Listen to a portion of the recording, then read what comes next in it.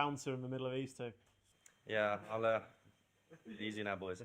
So, control practice complete. Elliott Boots, fastest top 3 consecutive laps. How does it feel coming out of that one? Yeah, it was. I mean, it's a bit surprising. We've had good pace yesterday, today, but not predominantly the fastest pace. We've been pretty good, but made a few changes for the last one, and yeah, it definitely helped, and we was able to find those few tenths a lap that we was looking for. And I think one of the deciders on the track is going to be the quad or triple single. What's your thoughts going into qualifying? I haven't done it since first practice. I tried it in the first practice yesterday, and then after that, I've just been doing triple single. Okay. And finally, as we go into qualifying, obviously now attention turns to kind of 5-minute runs, not fastest laps. Any changes you'll make for that, or are you quite happy where the car's at? No, I don't think so. Obviously, it'll come down to tyre compound and we have to see what the weather does, because that kind of affects the tracks, the grip on the track. But as set up on the car, I think it's good. It'll be fine for a 5-minute run is all we're going to have in quali, and then maximum 10 minutes in the final. So yeah, as we are, I'm just going to keep it the same. Okay, thank you. Good luck going into qualifying. Mikael, second overall. How are you feeling about Yeah, feeling good. It's been fun so far. I'm really relaxed after Sunday, so I'm having fun out there, and it's nice to see myself being quite fast. Okay, and obviously you mentioned last week, obviously winning the Touring Car Euros, transition from Touring Car to 8th e-Buggy. How's that? It was okay. I mean, the time between races was pretty short, so I had to find some energy within myself. But driving wise, I guess took me a few rounds to get used to it. But it's not too bad. I'm used to changing between classes, so it's been fun. Okay, and final question, same for you. Going into qualifying, attention turns to 5 minutes. Do you feel any changes for that, or are you quite happy where the car is for the longer runs?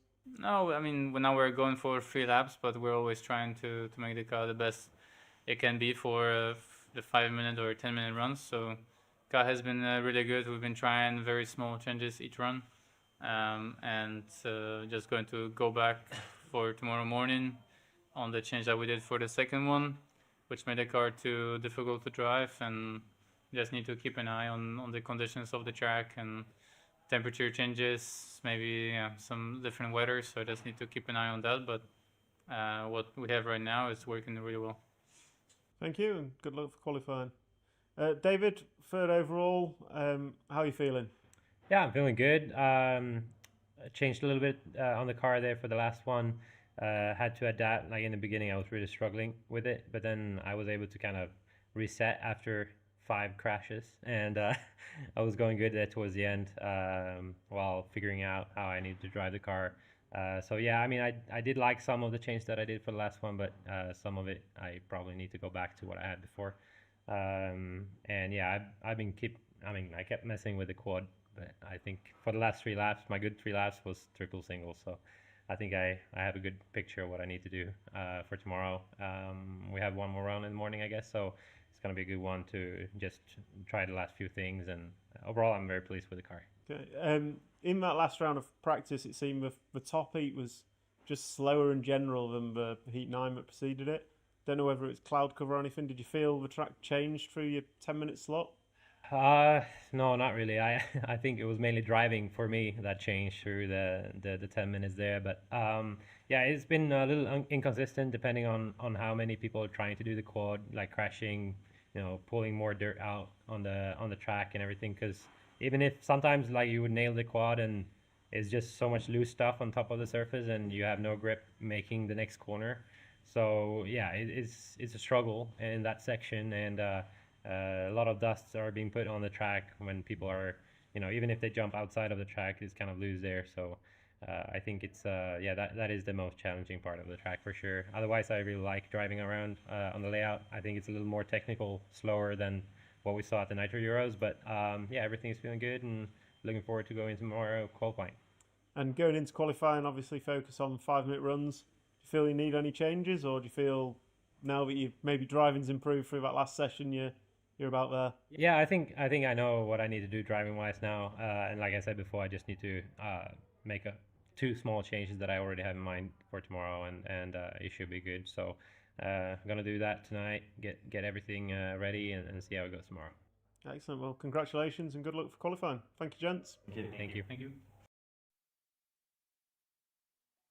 Morning and welcome to qualifying day number 1, live here from Barcelos, Portugal.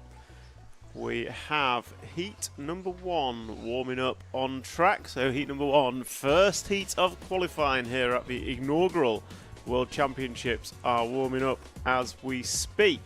Your drivers there on screen: Florian Durandin, Oliver Frost, Elliot De Hees, Rafa Albert, Marcus Heine, Henry Tomkinson, Paul Infant, Jan Disler, Ricardo Simao, Sergio Carvalho and Louis Magalhaes. Those are your drivers who will be opening up qualifying here at the Barcelos Buggy Arena. And we are in for a hot day of track action. So yesterday we concluded our practice with seeded practice. Elliot Boots laying down the quickest 3 consecutive laps from Miko Olowski and David Ronifolk. Marcus Keirup laid down the fastest single lap with a 33.5. And it's fair to say the track action was hot and there was lots of accidents, the quad being a feature of the track. Quad or triple single, take your pick. Most drivers going safe with triple single, knowing that the quad is quicker. So what's the format for today, I hear you all ask? We will open up with round number 1 of qualifying. Drivers are warming up as we speak. They get a 3-minute warm-up session and then they go into a timed 5-minute session. And there are 10 heats overall, so 10 heats per round. So Q1 gets underway at 10:50, Q2 will get underway at 2 p.m. and Q3 will start at 4:15 p.m. There is heat rotation, so Q3 will start with heat number 5, and then tomorrow again we will have 3 more rounds of qualifying and some heat rotation. So Q1 is about to start. These drivers' warm-up is finished and the clock has started. So as they cross the line now, they will be starting their qualifying round. And I'd like to take a minute to thank our sponsors for making this live stream possible. Those sponsors are Hobbywing, J Concepts, Mybo Sport, XC, ESC, S-Works, Elsaram, Euro RC and X-Ray. Big thank you to all our sponsors enabling us to be out here live trackside, getting all the info from the drivers. And a big thank you to all you that have joined us online and joined us through the day. We are here to bring you all the live action. So if you want to get involved, feel free to drop your comments and questions in the chat on the YouTube stream. I will do my best to pick them up and answer them. Where I don't have answers, I will use drivers in the pits to go and find out those answers. So some questions we've got. What's Orlowski running? Orlowski is running the Schumacher prototype. Is a Lossy 8 XE okay for beginner? Any car's okay for a beginner. It's great to have all new entrants to our great hobby. Good morning from Michigan, USA. Good morning to you. Fix for track. Yep, the track crew Miguelo has been out there doing some track work. Certainly can see the patches on the quad jump. But yeah, the track was patched last night. They've already run a quick round of practice this morning. Track's holding up great. So that's good. Jan Eichhorn, good morning to you. Thank you for joining us. We've got a request to follow Henry Tomkinson. So let's do that. Car number 6 should be crossing the line shortly, if I'm not mistaken. Just look out for the 6 car. It's the Agama. So it's got no shocks on it, although it looks like Henry has retired. Not seen him come round. So it looks like we've unfortunately already lost Henry. Bruno and Angaro camera today. Yep, we'll get those guys when we come to the top heats. So let's zoom in and focus on Oliver Frost, the young British driver. He should just be coming into the back section now, I think, the 2 car. So the 2 car of Ollie Frost was leading.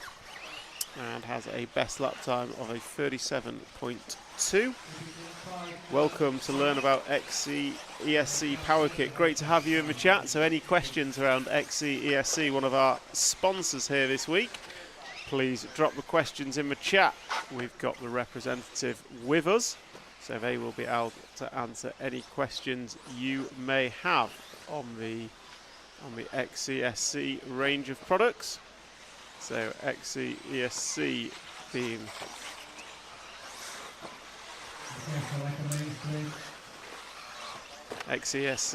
a manufacturer of ESCs for over 15 years. So specialised R&D production and sales of speed controllers for RC products. So we've got drones, we've got cars, we've got boats, the whole range of RC. So whose picks for the main? Oh, we had this conversation yesterday. I think the honest answer is nobody knows, but I've nailed my pick to the flag. So I went with Marcus Kayrup, Miko Olowski and Davide Ongaro as the top three, and I made that pick after free practice. So that's my view, uneducated view on life, but yeah, let's get some picks in the chat. Let's hear who you think is going to take home the inaugural World Championship here for eBuggy. So we're following Oliver Frost on track as he comes over the double. He's going to go through the switchbacks, cross the stripe and down the straightaway. That time by was a 37.7 for Oliver Frost. 37.2 is his best, and he is estimated to go 8 laps in 5.03. So he is leading this one, and he has a lead of about 3 seconds, 3.2 seconds over Elliot De Hees. Elliot, a young French racer. So we'll try and pick up the free car as well. He should be coming out with double section, first one, and then he'll go through the switchback into the triple single. So that is the free car of Elliot De Hees. So he's on the back section now. We'll try and pick him up as he comes into the step up. Cameraman, we established yesterday, has much better eyes than me, and he has already picked up the car, which comes past my media hut now. You can just see us in the background, and down the straight he goes. So that's Elliot De Hees, young French racer. That time by was a 38.9 for Elliot, so he is about 4 seconds off the lead, and he is estimated to go 8 laps in 5.08. So this will be his final lap as the master clock counts down, and these guys are all on the final lap now. So we'll close out watching Elliot as he comes through the back section, drops down. He's going to come into the step up. You can kind of get an appreciation for some of the elevation change there, but it truly doesn't come across on camera as much as it is as you walk the track. As he comes by the last switchback and crosses a line, and Elliot De Hees closes out with a 38.1 for a time of 8 laps in 5 minutes and 8 seconds. Oliver Frost is going to take it though, so he closes out with a 5.02.8. So he's going to go top of the timesheets as it stands with 1 qualifying heat done. So just 1 qualifying heat done. This is the first, and we're just waiting for Jan Disler to finish his lap. So Jan Disler is coming around the switchbacks now and will cross the line. Down the straightaway he goes, and that is a wrap of heat number 1 of qualifying. Oliver Frost going to take that one from Elliot De Hees and Rafa Albar.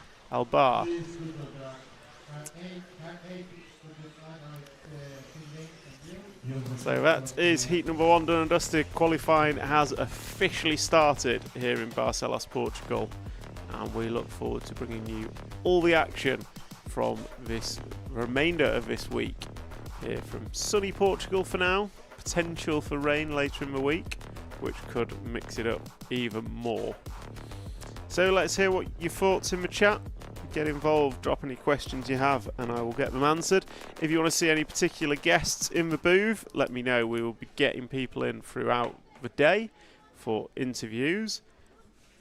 We had some requests for Mayfield yesterday, so we will we'll get him in best we can. So yeah, any questions or anyone you want to see in here, let me know, and we will organise what we can. Elevated cameras cannot give a good indication of elevation or speed. Absolutely agree with that. It's very difficult to portray the elevation that we get.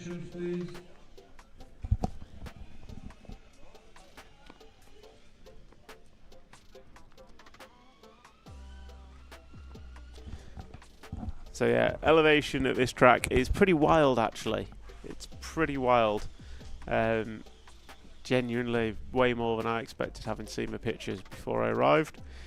Ryan Mayfield, please grill him why he's so slow on high grip. I wouldn't say slow. He's maybe not the fastest in the world on high grip, but he's certainly got his talent. And you never count Mayfield out. He's one of those that you've always got his name in the top 10. So yeah, we'll get Mayfield in. Fan favourite, I think we can say, for Mayfield. And we'll try and get some others in. We're also going to host we're going to have a press conference. Going to have a press conference after each round of qualifying with the top 3, so that'll be good. Find out when the Schumacher 8th car will be for sale. I can certainly ask the question. As far as I'm aware, well, I'm not aware, so I'm going to use the usual one and say Christmas, because every car's out for Christmas. I just don't know which Christmas. So there you go, David. The Schumacher car will be out for Christmas. I'm just not confident which year. Mayfield is the only one who doesn't have a 2x2 flat laydown battery. Maybe that's making a difference. Maybe it's not. Who knows? But we can certainly ask him a question when he gets here. So track opens up for group number 2. And you'll see them start to phase round as they start their 3-minute warm-up. So 3-minute warm-up starts. Jan, there isn't a production Schumacher car until the end of next year. Well, that's still Christmas. It's just Christmas 2026. Kaiser, if you click the link that I asked Matt to pin, but he's not. Damn it, Matt. Let me just copy.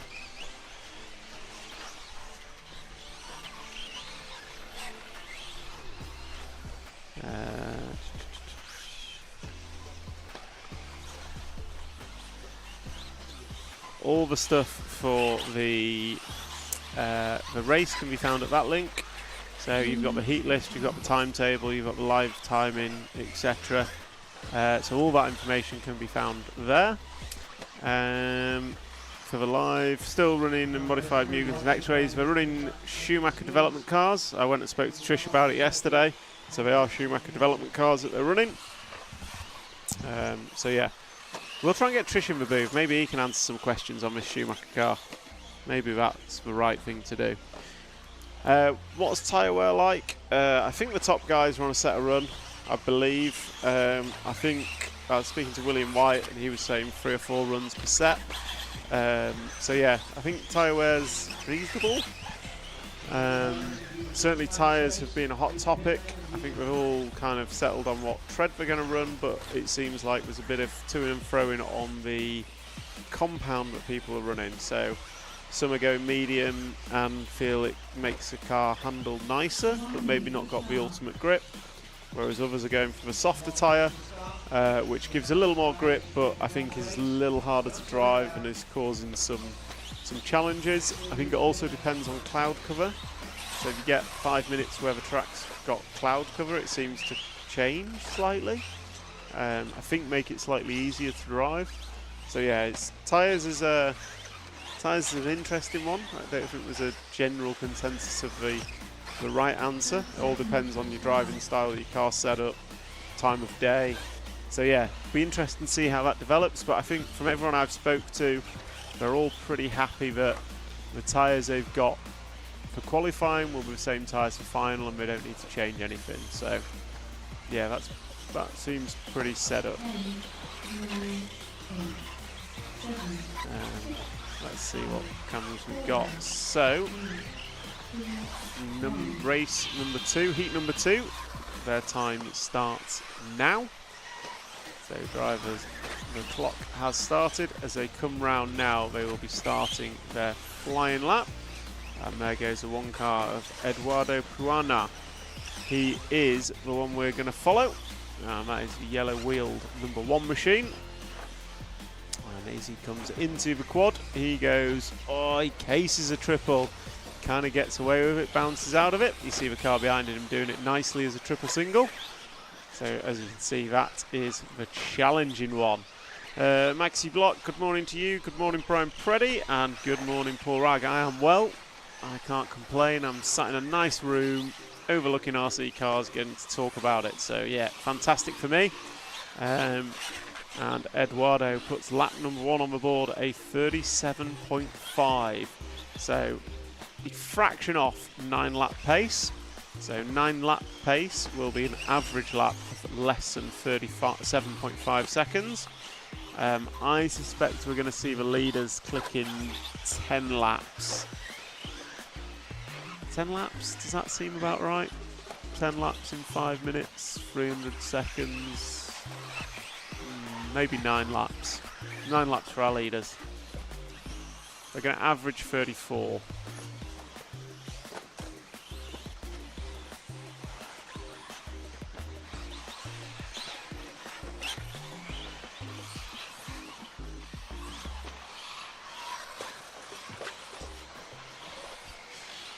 So Eduardo is leading after 2. Second time by was a 36.3. So he's put himself onto 9 lap pace.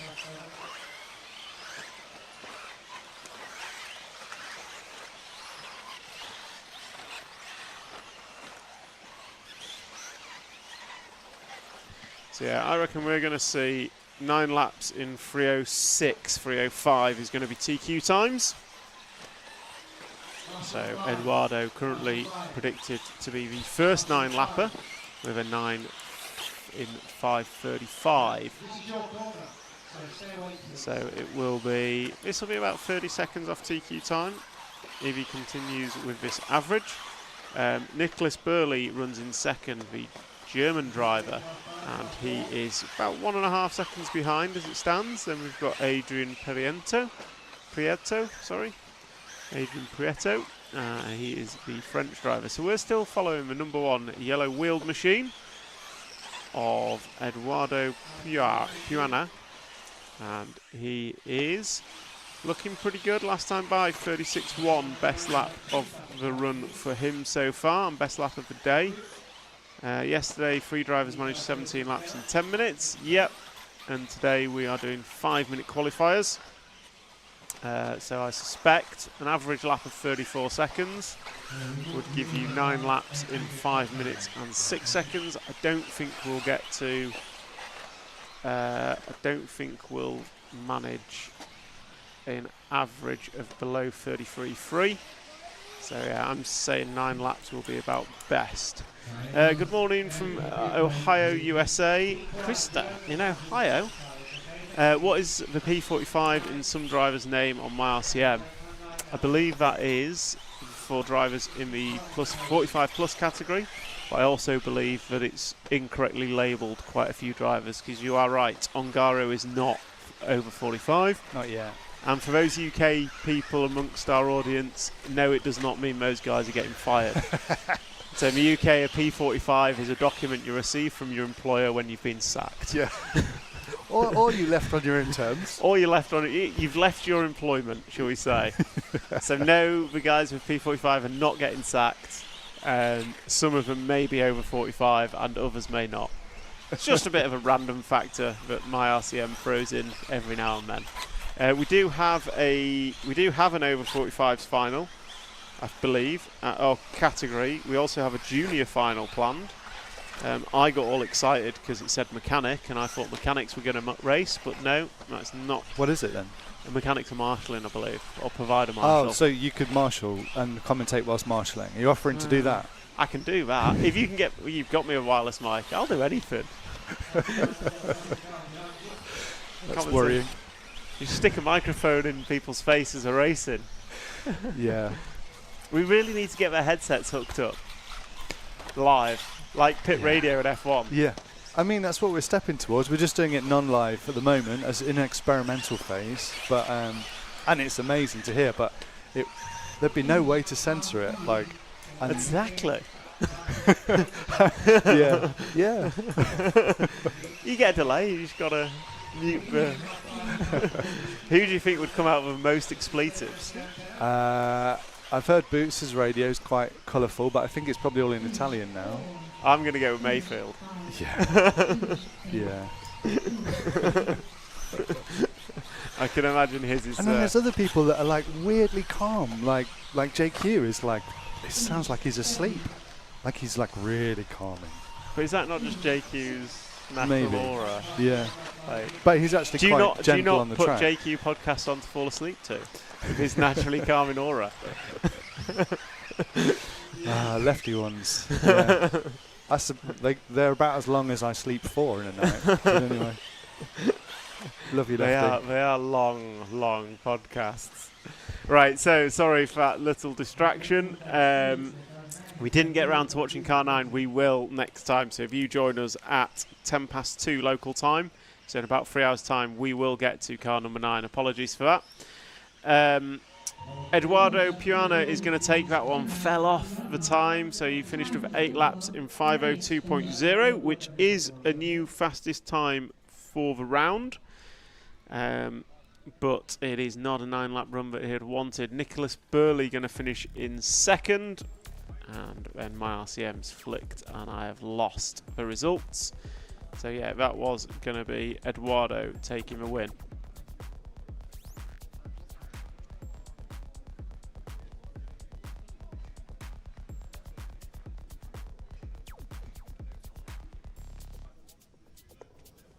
So that is a wrap of heat number 2. Some stuff I've heard on the roster I'm pretty sure you won't be able to broadcast. I absolutely agree with that. But then again, races in the moment of, well, the pressure of a race, yeah, stuff's going to get said. Doesn't necessarily mean it's like said with intent, but yeah. I know I've said some interesting things when I've been on the rostrum before. Have you? Absolutely. But you would never be wearing a headset on the rostrum. No.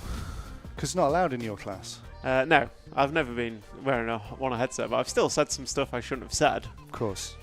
But I think, I don't know, I do understand that. It's passionate, isn't it? Exactly. It's raw passion. Motorsport is passionate, and if people haven't got the passion, then it kind of dulls the whole thing. So, yeah. We don't want robotic drivers. It's bad enough where drivers dominate and they're just like, afterwards, my car was good, everything was good, and that's it. Yeah. We want people to be like, yeah! And then the equal opposite of no. I agree. So, what have we got? Please follow Trish. So we've got 2 requests to follow Car Free. So if we can follow Car Free, Mr. Cameraman, when he gets there. Go Fonseca. We'll try and follow Carlos Fonseca as well for a little bit. I pitted directly behind Mayfield once and he's surprisingly hilarious. That I can confirm. So I was pitting next to Mayfield when he won his double World Championship win in China. And one of my favourite weeks in the pits. And I kindly reminded Mayfield that after he'd won two-wheel drive, that he'd described his car in unfavourable terms after the first round of practice, and he never wanted to race it again. So yeah, I can confirm Mayfield is a good laugh in the pits, as I'm sure every racer is. You get them at the right time. We're all here for the same reasons. Morning again. Who's got momentum going into qualifying after runs this morning? I don't really think this morning did much, if I'm honest, Hunter. It was quite a short practice. Timing was, I don't think anyone's really put anything into it. I think most drivers just kind of getting in the groove again. So I don't think that's changed the momentum. I think certainly after yesterday, your momentum lies with the top 5, I think. You've got Boots had a stellar last round. Ronnefolk was feeling good. Orlowski, his first round of control practice was really good. Dakota Fenn's looking pretty hot. And then I'm going to mention Marcus because he's my pick for a win. Marcus is looking fast, but maybe needs to just calm it down a notch. So yeah, I think those 5 are where I'd say the momentum is, and I'll probably get shown up and it'll be someone else at TQ's round 1. Maybe Ongaro. Ongaro's not slowly, but Ongaro, I think he said he was P45 after free practice, after day one. His worst ever. Worst ever day of practice. He said to us. So yeah, Ongaro, I'd say, is certainly going in the right direction. If you get a chance, there is a live stream yesterday from the opening ceremony when I kind of grabbed whoever was walking past and shoved a microphone in my face. It's a good watch. We had Ongaro and Matt. Are you guys going to broadcast the Euro B in 2 weeks? No. Well, no. It's been handled by the Italian broadcaster, but I think we may add some English commentary to their coverage because they'll be doing it in Italian. We're not going there. Now, Italians have passion for coverage. Yes, yes. You might not know what's going on, but it'll be exciting. Is drone view down the straight on the track as an additional angle not permitted? I don't think it's not permitted. I think it'd be better to do it on a wire camera. We're going to do some drone cam at some point. We had it for the opening ceremony. We did, yeah. So we're going to do some drone cam at some point. Probably a lot close to the track action because we don't want to screw up a World Championships, but we are going to get drone cam involved. So yeah, absolutely. Pecco and Marco is certainly a dark horse. That is a very good point. Pecco, I think 7th after control practice. He's certainly one to watch. I think if he gets a clean first run, momentum will be with him. You see, I have this theory now that Marco got Cavalieri, right? And he's obviously at the stage in his career that he's at. He's a bit of a legend, but we're not expecting him to win here, right? But he's a bit of a legend. Yeah. And they got him. And I have this theory that actually he's there helping Pecco, giving him some imp. Now, we don't expect Cav to be on the podium or take the win, but we know he's going to, he's great. He's a great racer, but there's things he knows that will be helping Pecco. So I think this is Team Pecco now. Yeah, potentially. I mean, and Cav's part of helping Pecco do as best as Pecco can. That's where all the hopes lie. I don't disagree with that. You can say similar for Hara in the S-Works team. These guys have the experience of winning a world. They know how to do it. S-Works have a slightly more uncomfortable top step with Boots and Canas, don't they? And they do get in each other's way sometimes. I don't think S-Works mind who wins, but they'd like to see one of them on the top step. I think Canas and Boots mind. S-Works' first World Championship? Or maybe they've won one in GT8? No, they didn't, because that was the Hong Nor, I think. That. No, you're right, actually. I think they did the GT8 because it wasn't the Hong Nor. No, it was. Bjorn drove that. Yeah, was it S-Works Australia? Or Serpent? Yeah, S-Works. Yeah. But yeah, I'm sure S-Works I don't think they really count that one, but not to take anything away from them. So, yes, I totally agree with you. Cav will be adding knowledge into that team. Like Robert Battle in S-Works as well. Yeah, that only an experienced world champion can. Yes, exactly. It's more than just for 5 minutes on the track or the 60 minutes or 10 minutes. It's for everything that goes before it, the prep, the mental, all that. Cav's been there, done it more than once. Yeah. And I totally agree with that. And he's probably one of the handful of people you could pick to give that experience. Questions in the chat. Do we use top 2 runs of the 6 qualifiers? No reseeding between rounds, and it's free from 6 to count. So 3 qualifiers from 6 rounds. We've got 3 qualifying rounds today and 3 tomorrow. So yeah, it'll be the top 3 to count, which I think is going to be open it up a bit more. So no one can TQ today. It will go to tomorrow because someone could come along and TQ all 3 rounds of qualifying tomorrow, and that would put them pole for the A mains.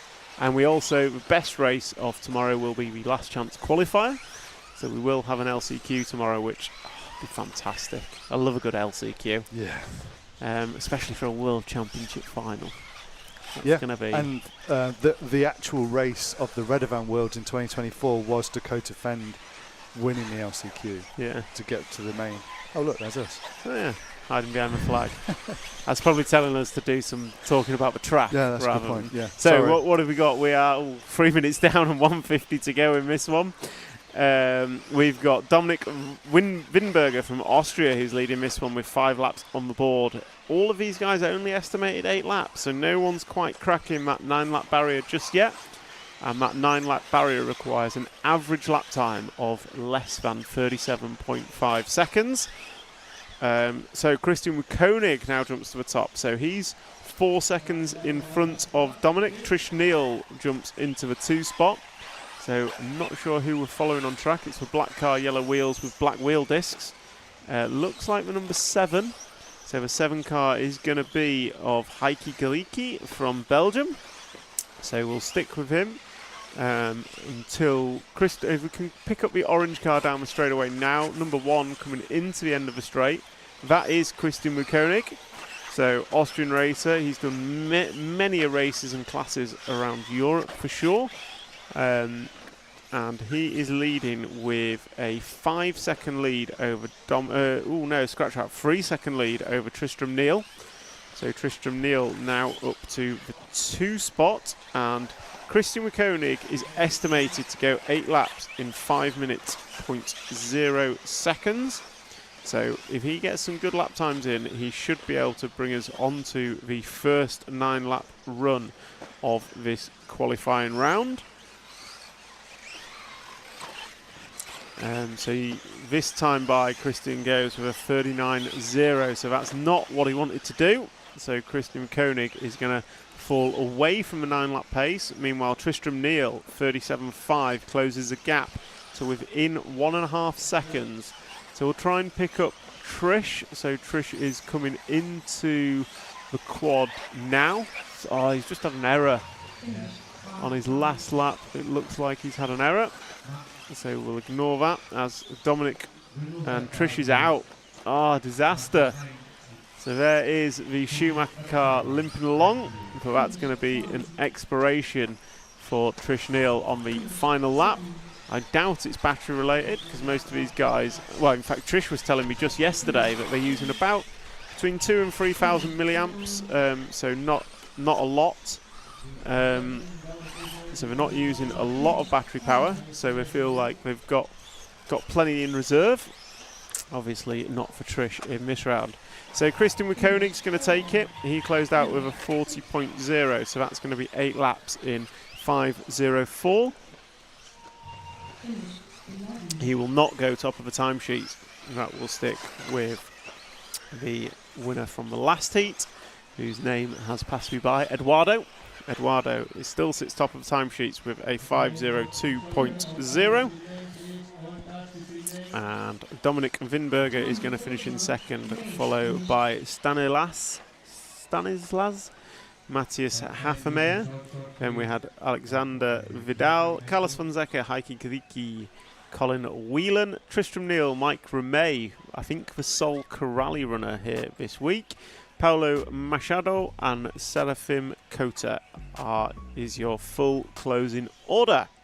So that is group number 3 done and dusted. Group number 4, you are going to be next, and we're just going to cut to a short VT whilst I take a quick break.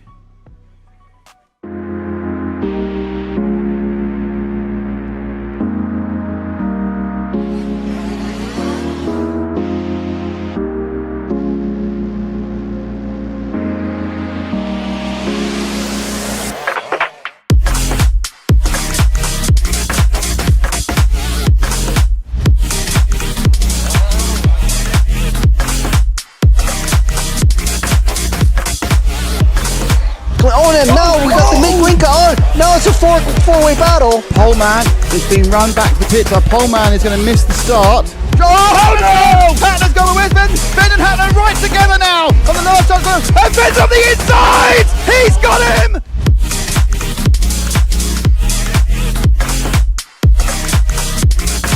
Fantastic display of driving from these 2 drivers who have pretty much carved up the touring car world between them this year. Kovacic made an error, so Kovacic makes an error. Marcus Karup is through.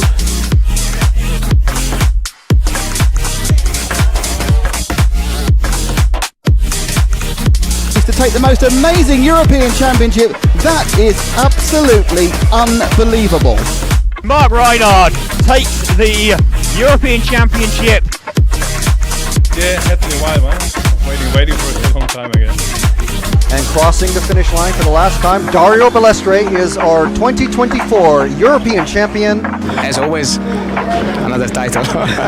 Dario Balestre got to stop and go in the penultimate lap. Still hang on to the lead there and take the win. The four-wheel drive European champion for large scale, Van Helmen. And the winner, your European champion, is Juan Carlos Canas. Davide Ongaro, associated European champion, and didn't he deserve it? Bruno Coelho is your champion. Michael Olowski then comes across the line to win the European Championship.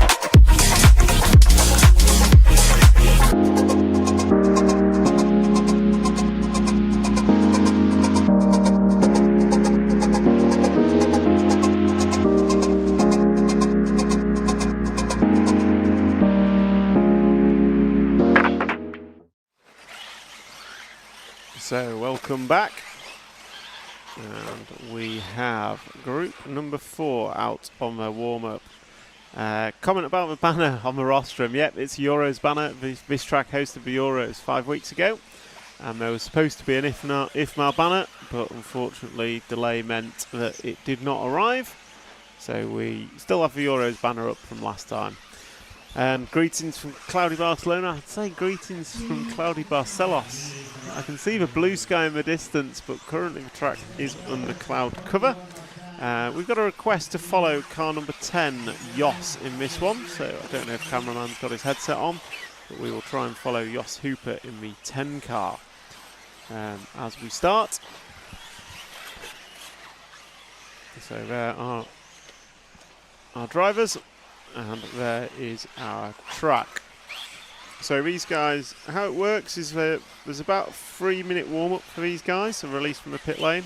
They have 3 minutes to warm up, and get into the groove, do what they want, and then they have a timed 5-minute session. They start their own 5-minute clock as they cross the line, and then they do the most laps they can in 5 minutes.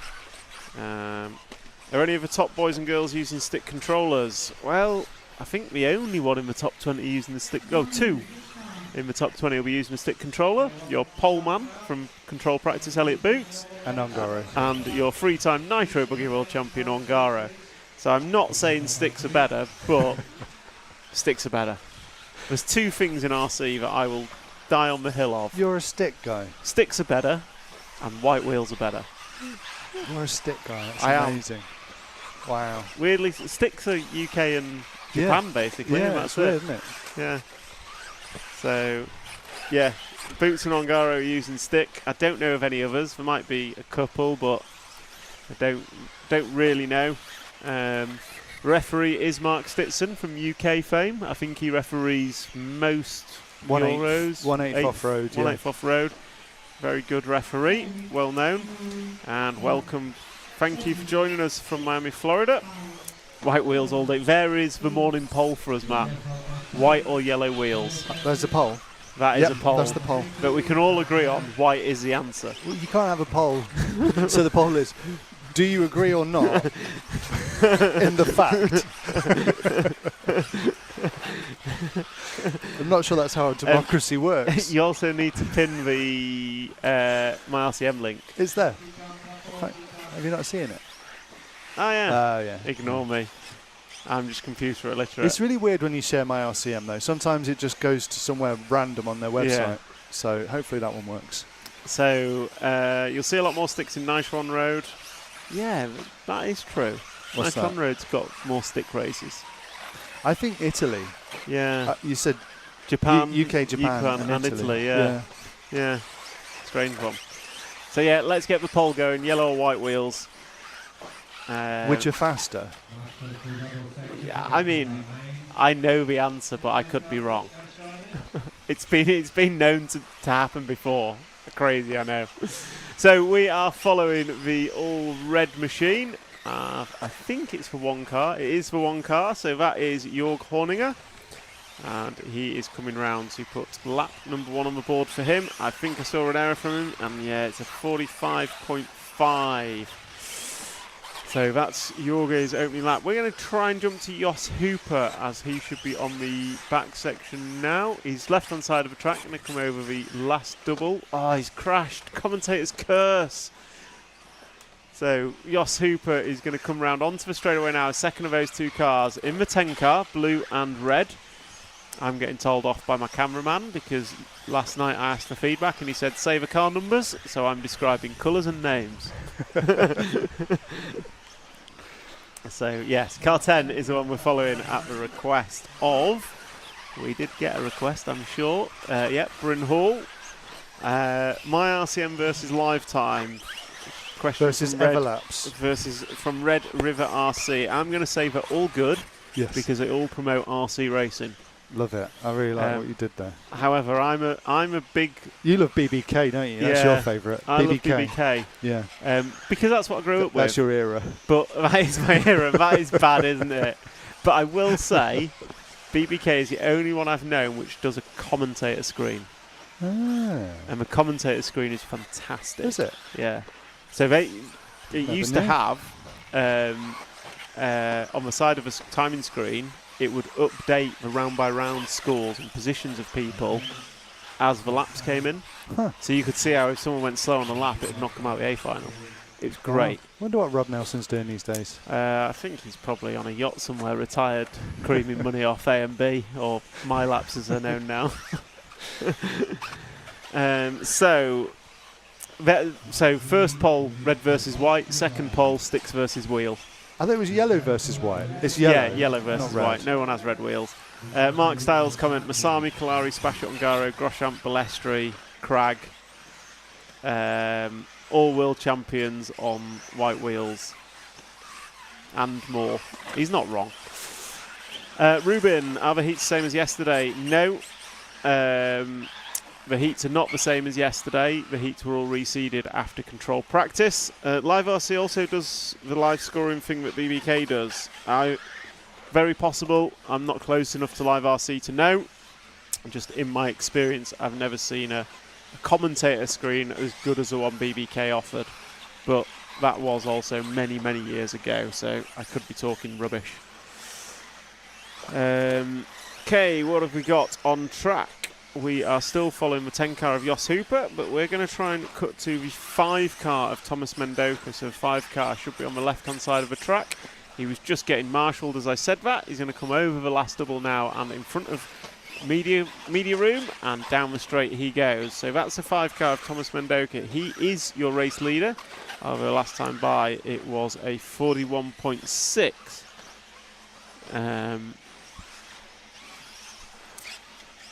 I believe Elliot Boots is using the Sanwa radio, as does Ungaro. I don't know about any other stick racers. I'm a KO guy myself, but I don't think KO have released a radio in the last 5 years. So I think Sanwa is basically the stick option.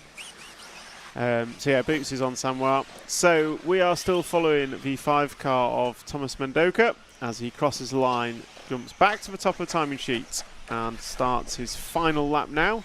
So these guys, as the master clock counts down to 0, Silver Pietraboni is done, and we will follow Thomas for the remainder of his 8th and final lap of this round 1 of qualifying.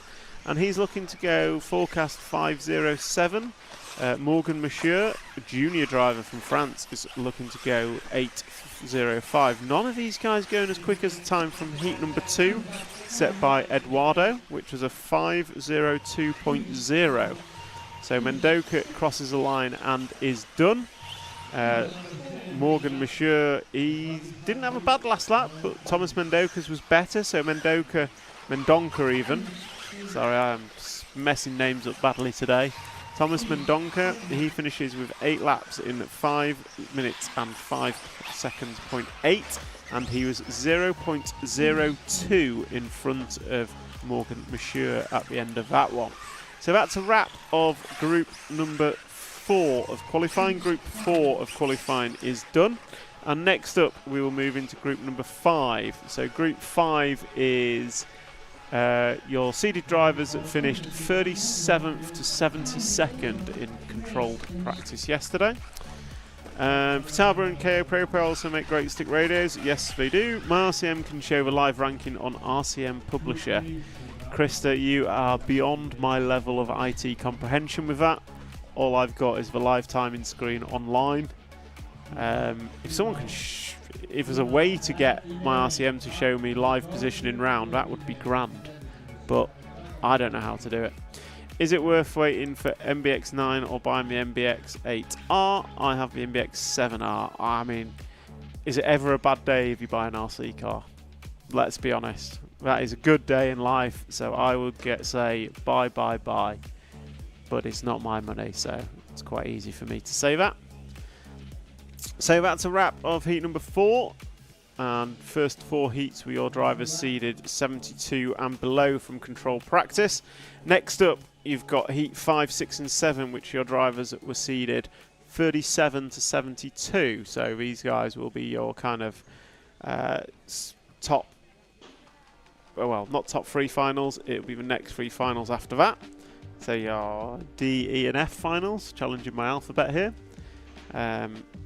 From controlled practice, so not to say these guys are fast or slow, just on their fastest 3 consecutive laps in the first 2 rounds of qualifying yesterday. And we're just going to cut to a quick VT whilst these guys are waiting for their warm-up to start.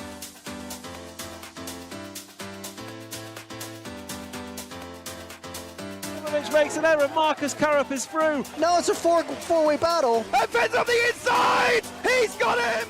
I love RCTV news. There's RC in the background. We're here. Hi, everybody. This is mine. Okay, fantastic. Yeah. So we are here at ETS round number 3 of season 17. Davide Ongaro, associated European champion, and didn't he deserve it? Bruno Coelho is your champion. Today, mamma mia, super happy. It's like a real now. It's like a real.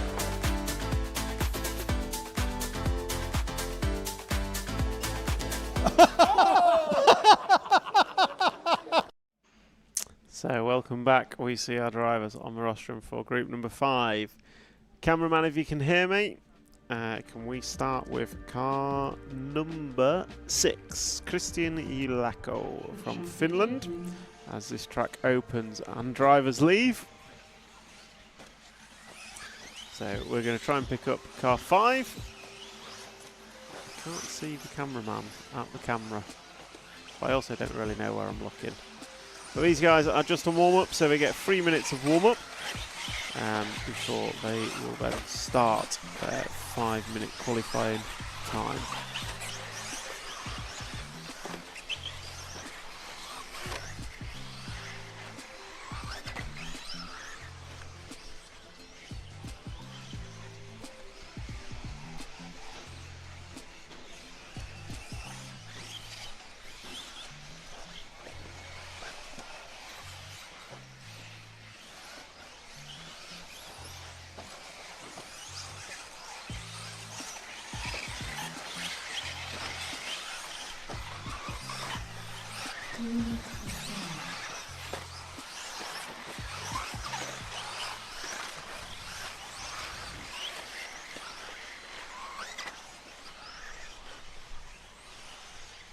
Sorry about the, I was pressing all the wrong buttons to get the camera angle, so apologies for that. What have we got in the stream? Speedworks, great stream, guys. Thank you very much. Really appreciate the kind comments. Don't forget to like, share and subscribe, as if you can get this stream further, we can promote RC racing even further, which is what we're all here to do. And if you're really loving the stream, feel free to join up as an RC TV hero. What do you get for being a hero, I hear you ask? You get early access to the RC TV news, RC Autopsy and other shows that the RC Racing TV crew put out. You get your name in bold and a nice little flag after your name in the chat, and you also get a free sticker pack courtesy of Mal Graphics, who Matt told me yesterday need to make more stickers because there are so many RC TV heroes in the world. What have we got? So I know cameraman's got his headphones on now, so we're going to try and follow car number 6. Start with car 6 when we start. So follow cam is only operating during the 5-minute qualifying run, not through the warm-up, because unfortunately cameraman is not robotic and does need brakes, which I think we can all accept. And he doesn't have VT buttons to press to have a brake like me. So we will follow the 6 car. I'll try and pick him up on track so we know where he is. And then there's also some love for JQ, who's in this one. So JQ is going to be rocking this one. As we come into final 10 seconds, the 6 car goes down the straightaway now, the green and purple Mayako car. So he comes into the first double-double now as the klaxon goes for the start of qualifying. That means that the master clock has started, but each driver will start their clock as they cross the loop or the line. So the 2 strips of AstroTurf at the start of the straight denote the start-finish line. And crossing that will start Christian's clock. So Christian is the young Finnish driver that we're watching. In yesterday's opening ceremony video, which you can catch on the RC Racing TV YouTube channel, we had a interview with Team Finland as a whole. So we've got Christian, we've got JQ, we've got Pekko, and we've got Joona Häkkinen. Was the Team Finland. So we'll follow Christian. He's now started his first lap of qualifying.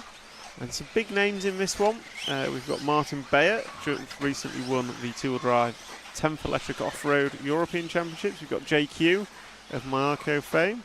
We've got Christian, who we're watching now, young junior driver from Finland, and he's going to cross the line and put lap number 1 on the board, and it's a good opening lap from Christian, 35.5, the second quickest opening lap we've seen, and it was Joseph Quagrain who was third quickest with a 35.7, but quickest driver on track is Julius Ciclodi, the Austrian driver. So we'll stick with Christian for now, as he takes some big air over the back double. He's going to come into the step up, lands it, gets a little bit sideways, gets away with it, drives away from the rostrum, up and down the corner tabletop, and then through a pair of double jumps, through the switchback, and cross the line to put 2 laps on the board.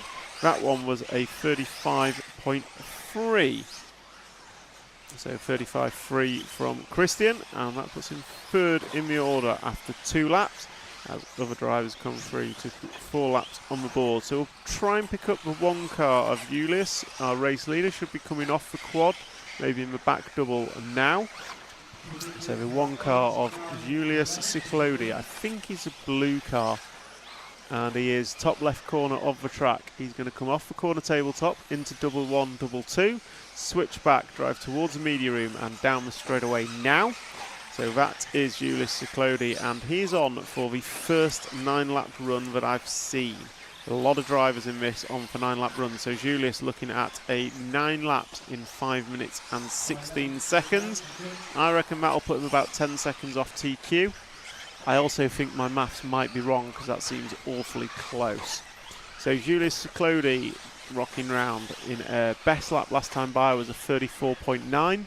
I hope I don't give him a commentator's curse, and he manages to keep it rubber side down as he comes across the line once again. 5 laps on the board. That was a 35.2 from Julius, and he is rocking 3 minutes down, 2 to go, and looking at a 9-lap run. Mr. Chili, can we see Like before the run is over?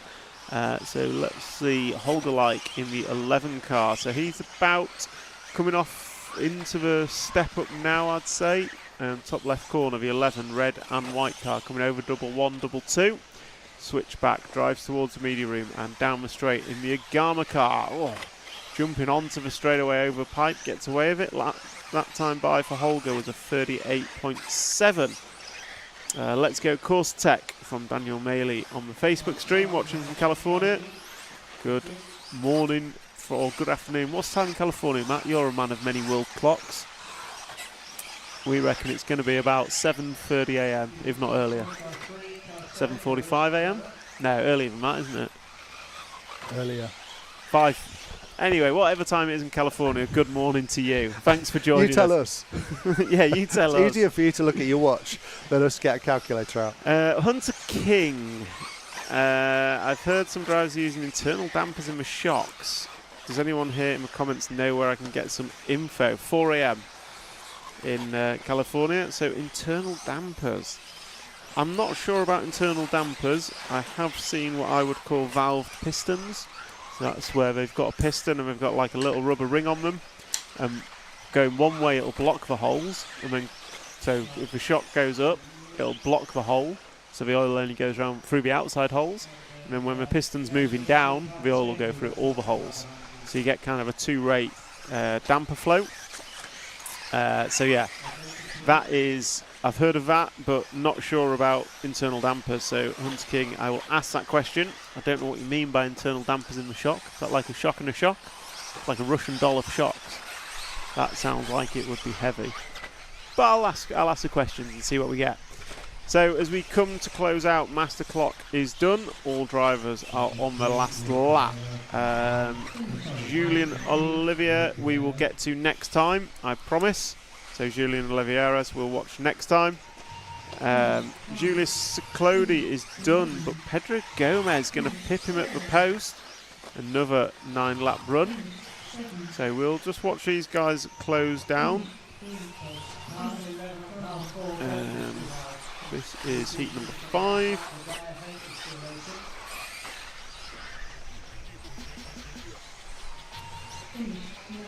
So 8:15 p.m. in Australia. Good evening, Billy Dowling. Thank you for joining us. That's interesting transmitter technique. It is, isn't it? I mean, that's neither stick nor wheel, really. Yeah. It's like yeah. It's old school. Old school or new school? Different way of doing it. But that's the joy of RC. We accept all the different ways of doing things. So that's a wrap, and it is Pedro Gomez going to take that one. New hot time, a 5:18.9. And then Julius Ciclodi, Ricardo Monteiro, Patrick Bremsteller and Christian Yulako, your top 5. Martin Bayer and JQ, I'd say the old guard of this heat. Then Carl-Eric Walter, Adrian Batin, Julian Olivieras and Casuel Ribeiro, and then like rounding out that heat. So heat number 6 is up next. Group number 6, you are next.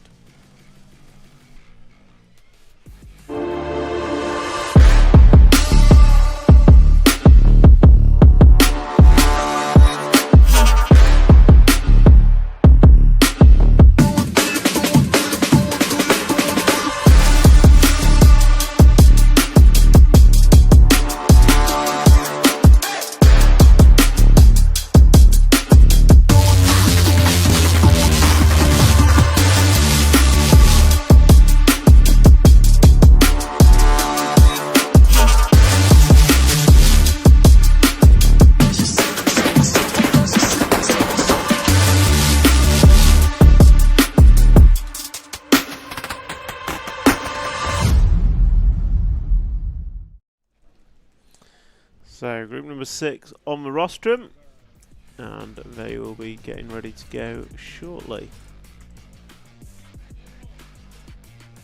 Jared Wiggins doing an almighty yawn there.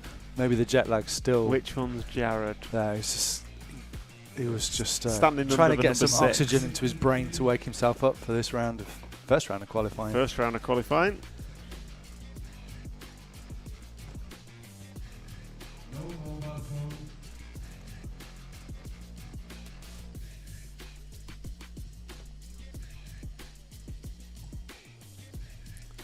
So these guys are waiting to go out, and these guys are. The volume of the adverts is very high. Oh yeah. I didn't turn it down after the press conference, which was very quiet. Thank you for that feedback. Yes, thanks. Feedback is helpful for us because I don't think we can actually. I can't hear anything, but my ears aren't very good. Pardon? Pardon? Pardon?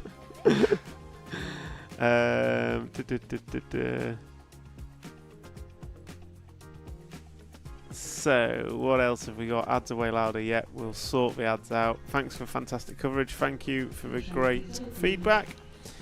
Yeah, turn the adverts down, Matt. What volume of adverts would make you most likely to purchase from our sponsors? That is a good question. So we have conclusive proof that white wheels are faster. 52%. Hang on a minute, that's not conclusive. Yesterday we were moaning that we weren't getting clear answers. Look, if Brexit can be done on 52%, we can conclusively confirm that white wheels are faster. And you put like a sit on the fence option in. Yeah, because it was requested. It's a democracy. What I don't understand is 37 plus 52 plus 12 is not 100%. Hey. So that's odd. Anyway, the poll says white wheels are faster. Next question. What will win, white or yellow wheels? I don't know. Oh, I'll ask them. Yeah. I'm saying white wheels. Okay, what have we got on track? Renault Savoia, French team manager this week. I'm very proud of the young French team that we have. So yeah, it seems like a resurgence. We've got a young French team, very big French team, which is great to see the youth coming through in RC today. Well, if you look at Noah Ben Mohamed, he's Clement Boda. There you go. Two very young French riders. He also manages two cheeky Italians as well. Yeah. The shape of Marco Baruffalo and Ricky Berton. Do they race under the French flag? No, but in his position with Vin Kyosho. Okay, yeah. Swarthy Italians that he has to manage, as well as the French I nation. bet Italian radio comms, pit radio, pit to driver radio would be fantastic. Incredibile. Why only 5 minute qual with such a long warm up? Surely we could easily do full 8-10 minutes at quali pace. Yeah, good question, Joseph Fisher. No idea. I unfortunately don't make the rules. If I did, they'd be different. For me, it might not be any better, but the rules would be different. There would be no practice, and every round would count. But as we say, I don't make the rules, luckily. Just sounds stressful. I just get to talk about them. Yeah. So I don't know why it's 3 minutes warm-up and 5 minutes quali. It does feel like a lot of warm-up. Doesn't make sense to me, but life. At the end of the day, we're going to crown a world champion who will be deserving of it, because this track is hard, the field is stacked, and it's mega.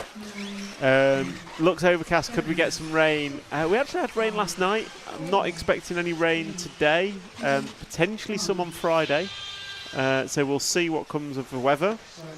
White wheels always win the worlds, except Ryan Cavallari. He's a yellow wheel man, so not always. But be interesting. Cameraman.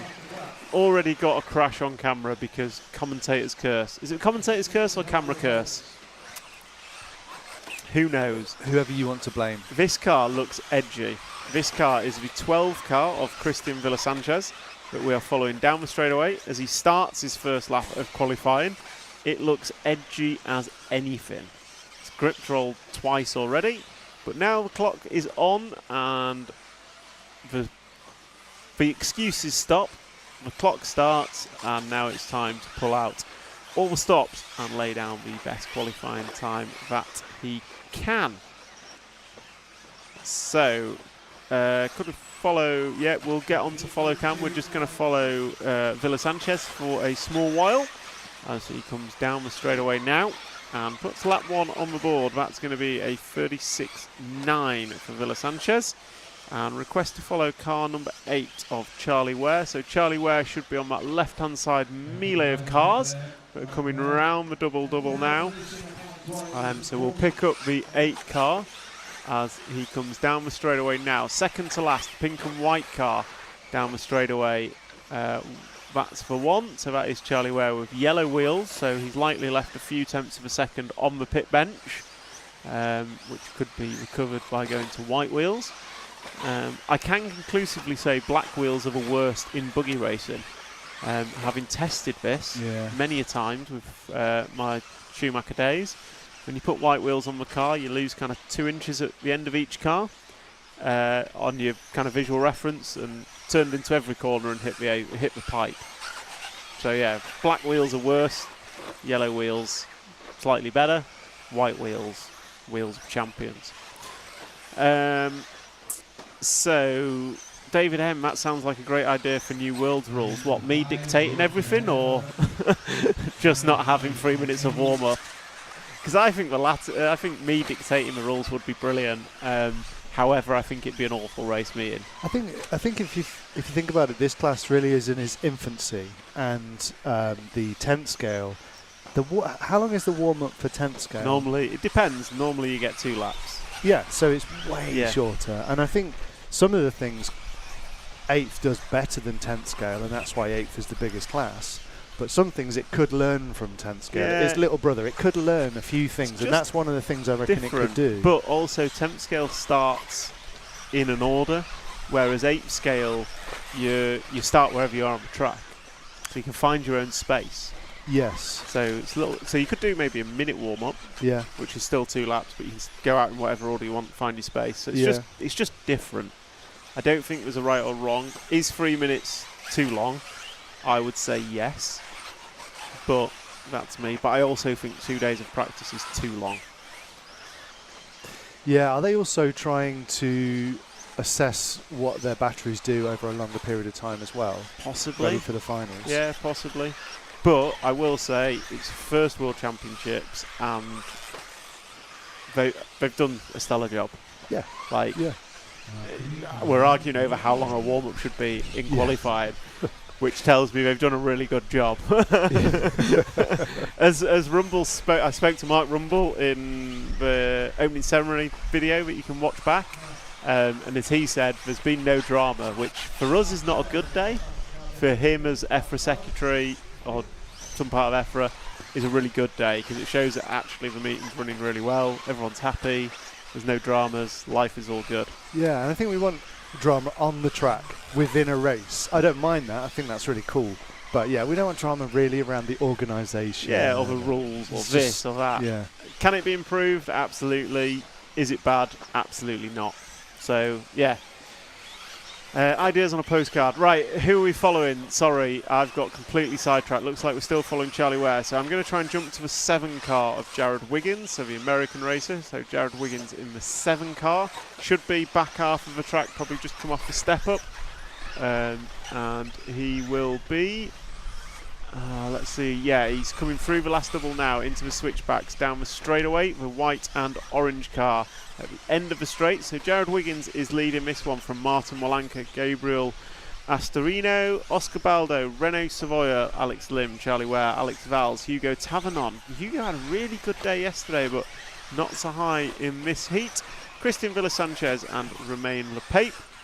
So Jared Wiggins, one of the, I say few American drivers. I think we've got a team of 6 or 8, but a very strong team nonetheless. Absolutely.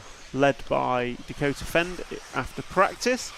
So we'll close out with Jared Wiggins as he goes big down the straightaway and finishes his last lap. And he goes through in a 9 laps in 5 minutes 22.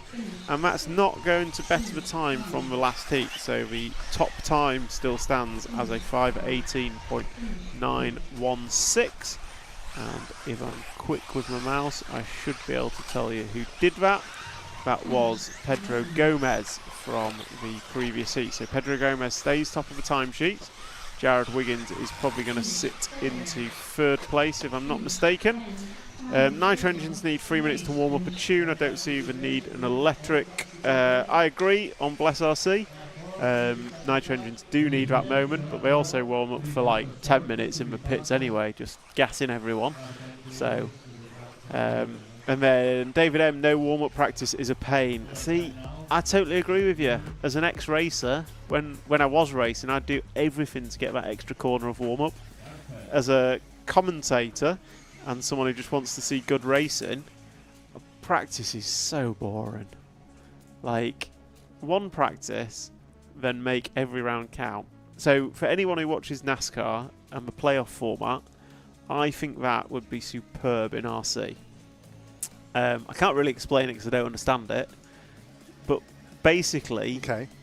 let's say you had no practice and 8-10 rounds of qualifying. Yeah. Uh-huh. And if you win a round of qualifying, you're in the main. How does this compare to Reedy Race? Because Reedy Race can be won before the last race. Which you don't want. Which you Yes, don't want. Of course. And then you free. So you go into the main with your top 10 drivers who might have all won a round of qualifying. Uh-huh. And then you've got your three-legged A finals and your top 6 in leg 1 go through, then your top 4. So the last race is like, there's 4 drivers that can win it, and whoever finishes highest out of those 4 wins. I don't That's know. quite good. I'm making I it like up as I go along, but my view on racing, there shouldn't be any practice. It should just be racing, and the race should be decided in the last race of the day. But the first step of anything is that the racers want to actually show up and do it, isn't it? Yeah, well, that's So the point. So you've got to do what the racers want as well. Well, yeah, I think it's often driven too much by the racers, but Possibly. They don't know what they don't know. Yeah. So, and as I say, as a I don't know what's good for them. as a racer, I always wanted practice. So we're looking at the drivers for heat number 7. See Stu Shihara, who smashed up our onboard camera this morning in cheers practice. at Sushi. So he promised not to crash and crashed on lap 1, 2 and 3. It was great footage until then. Yeah, but we will get that footage posted at some He point. managed to film his own rear suspension as well as the front With a of the car. forward-facing camera. Yeah, he managed to flip the camera around and point it down at suspension. Unfortunately, it was filming through the cracks and the shards of broken glass. Yeah, but he has promised me he's going to win. The world's... The Sushi Hara is going to be... Something he tells says, me he's making promises he can't keep. He says he's going to be world champion on Saturday. He'll be my world champion. So lots of requests for following car 2. So Jessica Palson. So we don't follow the first 3 minutes of warm up, but we will get on to that.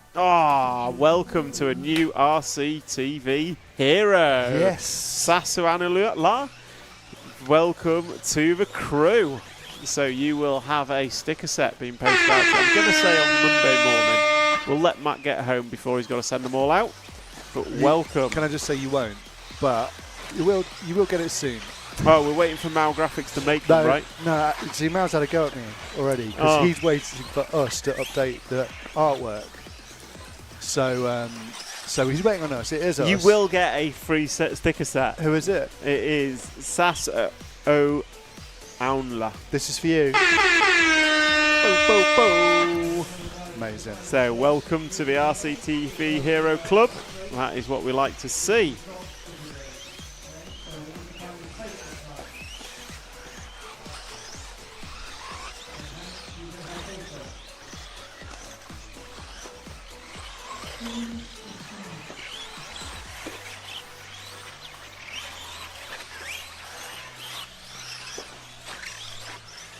So Hara can be the 40 plus champion.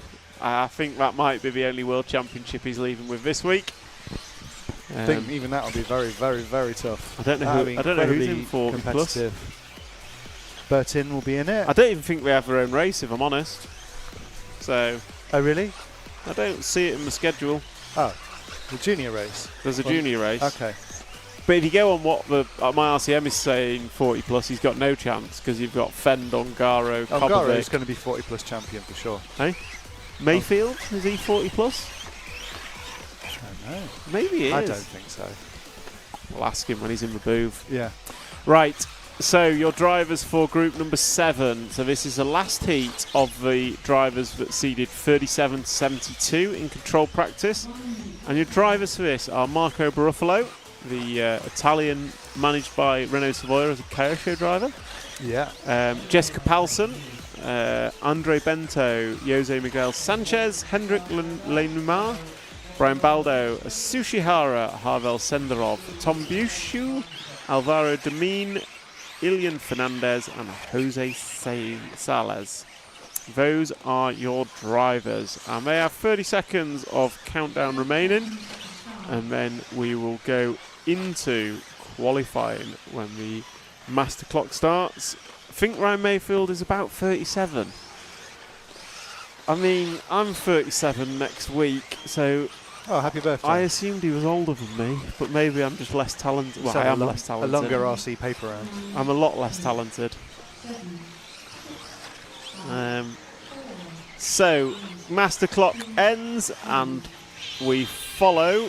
Did they catch it? Yes. It looks like Brian Baldo was the one we're watching. Or is that Jessica?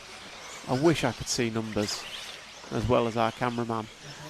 It is Jessica. All white shell yesterday. She heard the rumours about one cans being banned, and she's pulled out the race shell. So let's see what that does for Jessica Palson. Alan O'Brien, RCTV hero in the chat. Mayfield is 38.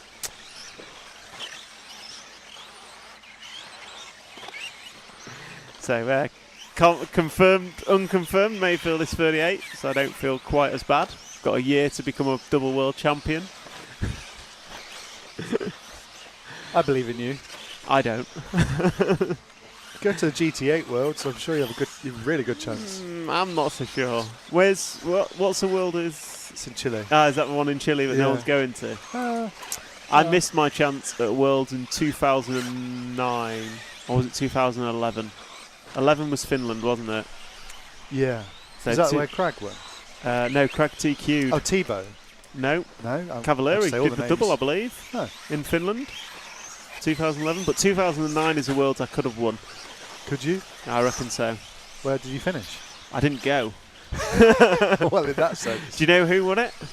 Double world champion? 2009. 2009 double world champion for Team Durango.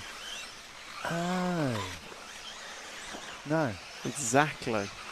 Oh, Martin Actor. Yeah, bingo. Yeah, Austrian driver. I think it was German, wasn't he? Or was he Austrian? I think Speaks there was German. 16 there. Wow. So yeah, you could have won that so one.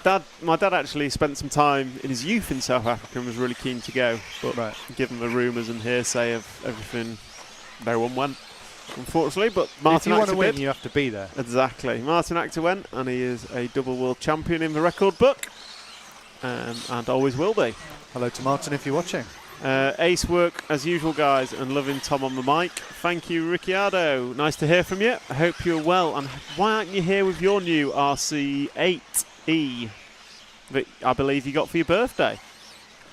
So yeah, good to hear from you. Blast from the past. Tony Evdoka, even I could have won that. Oh, now Tony, come on, let's be fair. I tell you what. So Tony Evdoka was quick back in the day. I'll give him that. Very quick back in the day.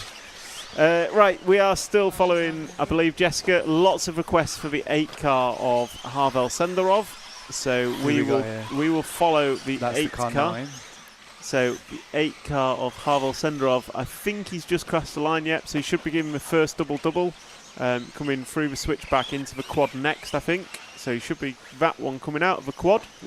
I might be wrong, and cameraman's usually right. So cameraman's picked the blue and yellow machine as we are looking for the 8 car of Harvel. Unfortunately, I can only see them when we come round to complete the lap. It's a blue and red car coming down the straightaway now with bright yellow wing, white wheels. So that man at least gets his wheel colour right. And that is Harvel Senderov with 1 minute and 30 to go. So Jose Miguel Sanchez is leading this one, and he is on for a new fastest time, estimated to go 5 minutes and 14 for 9 laps.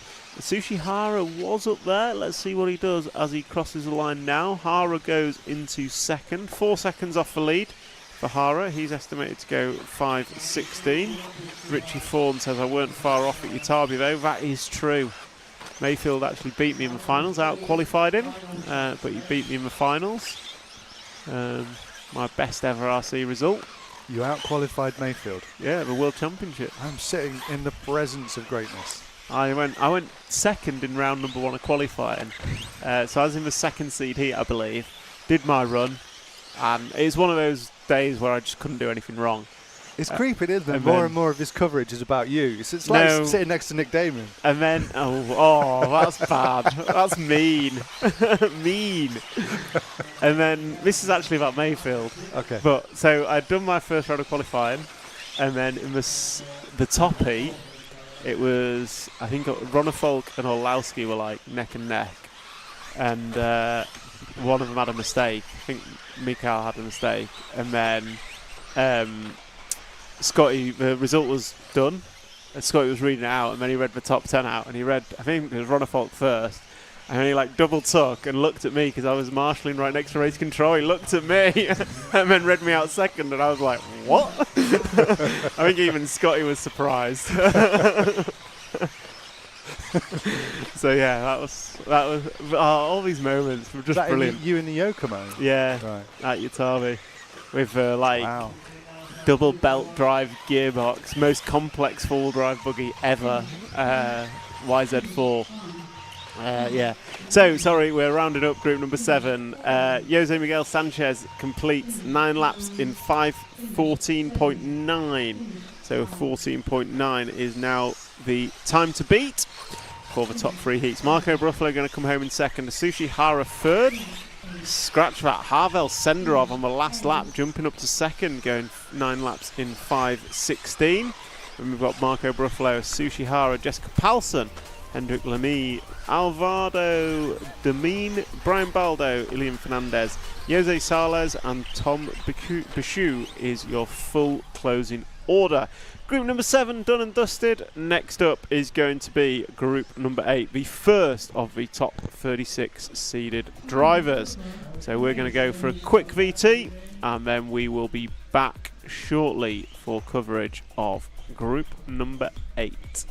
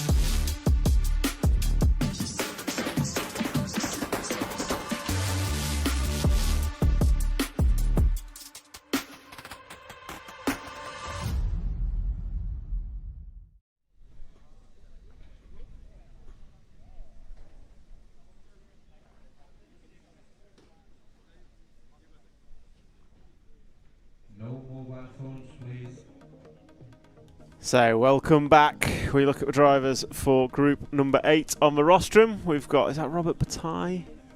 From right to left, Robert Bataille, Ryan Cavalieri, Jorn Neumann, Mika Widmeyer, Noah Ben Mohammed, Max Goetzel, and is that Canas? It is. Juan Carlos Canas are the ones we can see. We've got David Ronnefolk somewhere on there. There we go. There's next to the referee. David. Is that Max Goetzel or there's Bartek. Bartek Zaluski, Brandon Rose, Kyosho driver. Is that Ricardo Berton? It is. And then just one X-ray that I don't recognise. That RC is Americas. Mr. Lemieux. So that's Chase Lemieux, who says P45, but I'm going to guess it's not. No. Maybe we got my mistaken with Paul. Yeah, he's possibly 45. Paul Lemieux, but yeah. So those are your drivers for Group 8. We're just waiting for countdown. Ad volume is now equal to your commentary. Yes. Thank you. That's not what we were trying to achieve. Winning the world for me. So what we're trying to achieve is the ad volume that made you purchase from our sponsors. Yeah. And on that, if you're looking to purchase anything this weekend, you could go over to eurorc.com and buy something if you want 10% discount. I think it will end to Sunday, so you need to do it this weekend. Anything you want to buy from there, get 10% discount on us. Just put EuroRC10 in the discount field when you check out, and you'll get a nice IFMAR World discount. Thanks, EuroRC. Or, if your preferred supplier is MyBoSport, head over to mybosport.com And with the code IFMAR8, you can get an 8% discount There you whilst go. this event is rocking and rolling. There you go. So, what have we got in the chat? 1,100 viewers and not even 100 likes. That is right, I should probably like this as well. If you can like, share and subscribe, that is absolutely brilliant. Really helps us promote RC racing to a wider community. Ad volume spot on. Excellent. Right, we are warming up for group number 8. The first of the seeded drivers. So David Ronnefolk was your 3rd seed. Juan Carlos Canas, your 6th seed, Clement Boda 9th, Bartek Zaluski 12th, and so on to Robert Bataille, who was in 36th. So we're going to start following David Ronnefolk when the time ticks down. So 1 minute 30 to go. Still a Jornstan after all these years. He was so close to that WC in 11. Jorn should have won in 2011 actually. We talk about Finland. Jorn Neumann had a motor unsolder whilst he had like a 5-second lead. And genuinely heartbreaking for him. Fully deserved that Worlds. I don't think anyone would take that away with him. Away from him even. But to win, you've finished first you've got to finish. So we are what? 56 seconds away. Can we follow Baton for a couple laps? We will get to it. Has Matt recovered from his journey to the airport from Venables? You right, briefcase? Yeah, we've all recovered. It wasn't the best journey. We missed the first day because a motorway closure in the UK, which meant we sat on the motorway for 3 hours and then Stansted Airport for 12. So yeah, we will follow who we can, but we are going to start with David Ronnefolk when we get the follow cam going, with 20 seconds to go before the start of this qualifying session. David being 3rd seed and one of the quickest out there. 10-second countdown comes on. We pick up the 1 car of David Ronnefolk. I'm going to assume green and yellow colours in the middle of the track. So he's got about half a lap, 3/4 of a lap to go before he will start his clock. The 5-minute master clock has started. We will follow David for the first minute or so, see how he gets on. Got Elliot Boots in front of my commentary booth, standing at the fence, watching intently to see how his competitors open up with qualifying. So David Ronnefolk down the straight for the first time, coming into the first double-double. Goes big air out of the second one, going to come into the quad. Let's see what he's going to do. He's going to take it nice and easy with a triple single, just landing in the middle of the last 2 peaks. Through the corner tabletop, nicely done, and into the back double. Slides it round as he drops down into the step up, and nicely landed. Double one, ooh, close to the pipe, gets away with it, over the corner tabletop. And then he comes round through the switchbacks and he's going to cross the stripe now. Lap number 1 on the board is a 34.3 from David Ronnefolk. Noah Ben Mohammed going to open up with a 34.1. Juan Carlos Canas expecting to cross the line shortly.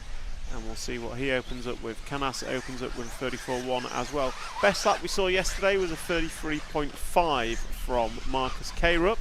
So a couple of attempts away from the fastest lap yesterday. And we'll stick with David Ronnefolk as he closes out lap number 2. And he's catching up with the 7 car on track. The 7 car of Brandon Rose lets him go. And Ronnefolk goes down the straight. That time by a 34.5. So he's a 10th of a second behind Clement Boda, who leads this heat. Followed by Noah Ben Mohammed. Scratch at Juan Carlos Canas, 34.6. Jumps top of the tree by 1/10 of a second. So it's Canas from Boda from Ronnefolk. And that is your 1, 2, 3 after 3 laps. So we're going to see what happens here with David Ronnefolk as he crosses the line to put lap number 3 on the board. And there he goes down the straightaway. That time by for Ronnefolk, 33.9. First man into the 33s, and he's going to jump to top of the timesheet. Will he stay there as Canas comes through? Yes, he will. Canas 34.2. So Ronnefolk leads with a 10th of a second separating Boda, Ronnefolk and Canas. So absolutely nothing split these with Noah Ben Mohammed 2 tenths behind that. So we're going to try and jump to, I'm going to say Clement Boda. I think he runs pretty much the same colours as David Ronnefolk. So he is coming off the back double now, dropping down and coming into the step up. So Clement Boda in the free car, the green, white and yellow machine, following Ryan Cavalieri as they come in front of media room now and down the straightaway. Cavalieri rocking the white wheels on his machine, obviously wanting to go that little bit faster this week. So Clement Boda into the double-double. Oh, just getting a little bit shaky through the first one, gets away with it. So Clement Boda is on for a 9-lap run in 5 minutes and 9 seconds. And it looks like we've had a mistake from Ronnefolk. No, we haven't. Scratch that. But we have had a mistake from Noah Ben Mohammed. Ronnefolk goes through and is top of the timesheets by less than a tenth of a second, separating Ronnefolk and Clement Boda. Juan Carlos Canas is about 0.3 of a second behind that. So Clement Boda and David Ronnefolk are your leaders. And last time by was a 34.6 from Boda. Fastest lap we've seen is still that 33.9 from David Ronnefolk. The only 33.9 we have seen so far. So we are following the French driver Clement Boda. I believe he's associated. Looking at Matt for confirmation. Yes. Yep, so Clement Boda in the associated machine. I think Sebastian Muir actually saw him earlier in the pit lane. Just had a quick chat with him, is helping him out. So Boda across the line, 7 laps on the board, 34.3 last time by, a best lap of a 34.1. So he is estimated to go 9 laps in 5 minutes and 10 seconds. He's got a 3-second lead over Bartosz Saluski, Ben-Jorn Neumann and Mika Vidmar. Now Ben Mohammed runs 5th. Let's wait for Ronnefolk to cross the line. There he goes, and Ronnefolk does indeed jump to the top of the timesheets by 1.1 seconds with another 33.9. So we're going to jump back to... No, we're going to stay on Clement Boda for a little bit longer as he catches up to Ryan Cavalieri. Boda goes through 34.4 last time by for him. Ryan Cavalieri, he's looking to go 9 laps in 5 minutes and 12 hours. Boda's over, he's on his roof. That is going to be the end of his run.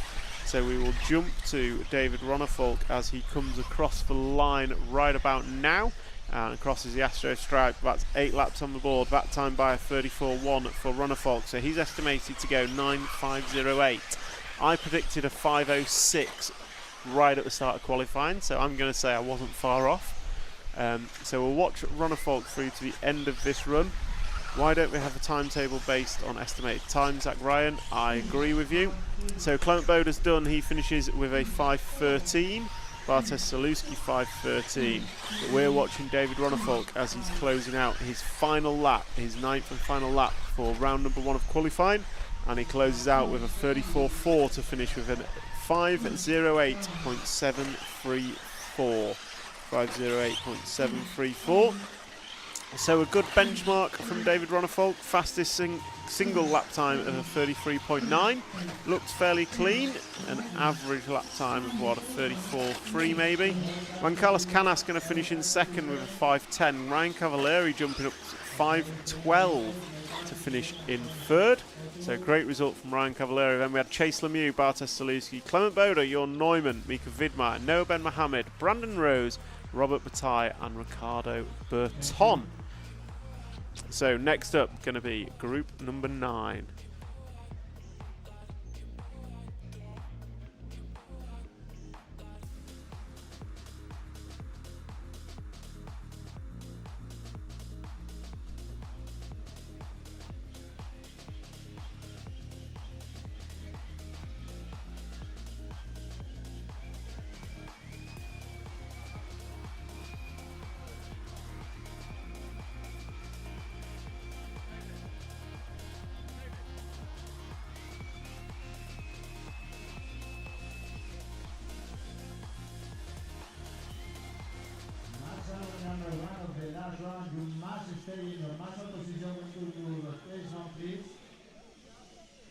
There, one on the last lap. It didn't really cost me that much time, I don't think. We'll see what the other guys do, but it was overall a pretty decent run, being the first run for me. So it's all about getting the points early on so that you can have some room for improvement towards the end and maybe even change the car a little bit out of the box. So overall, it feels very good. Good. And how do you feel the track was compared to yesterday? Overall, fastest lap seemed a little slower?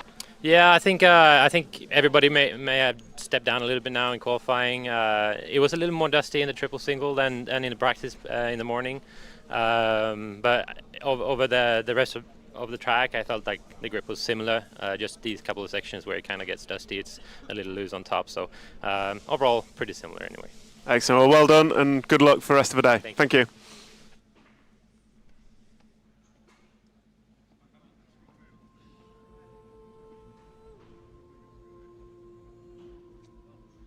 Marshals for your positions. So, we are back. Group number 9 of qualifying. So we saw David Ronnefolk go there. No footage of Canassi in that one because we're following David and Clement, who were our 2 leaders. We will get round them all, I'm sure. Drivers for group number 9. So Mikael Olowski was your second quickest yesterday, or second seeded. Marcus Carup quickest over an individual lap yesterday. Davide Ongaro, worst day of practice he's ever had on Tuesday even. So he's on the way up. We've got Birkin Kilic, Bruno Coelho, Daniel Kobovic, Ryan Mayfield, Kuki Kato, David Todd, Daniel Pariente, Hampersberg and Eric Leik are your drivers for group number 9. There's Bruno and Marcus. And go on, who's the techno driver, Matt? Is that David? It's Pariente. Pariente. It's Daniel Pariente. As the track opens, these guys and girls, it would be great to have more sensors and do sectional timing. I wholeheartedly agree with that. Yes. Unfortunately, it's not within our control. It is within my control to make up times, but it's not within my control to actually have accurate lap times.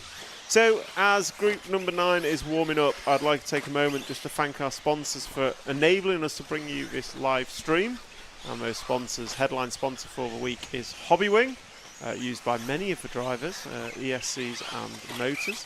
And then our sponsors of J Concept, Mybo Sports, XC, ESC, S-Works, El Saram, Euro RC and X-Ray.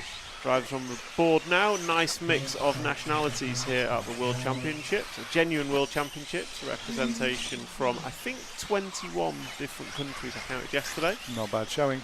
So we've got 2 minutes of warm-up remaining. Like, subscribe, support Live RC. The more viewers, the more we can do. Absolutely. And if you really, really like it, become an RC TV hero. Hit that join button. Become an RC TV hero, and the more we can do, the more we will absolutely do. So we just see Marcus Carup, I think, into the pit lane. Marcus yesterday pitted in every practice, I think. And then when he did, he came out and he was rapid. So I don't know what American Dad BT does to his car. So I say American Dad, so Brent Fielke is mechanicking for Marcus this week, because Jonas, fortunately, is at home. I think he's a teacher and it's his first week of school. He's not learning, he teaches. Right.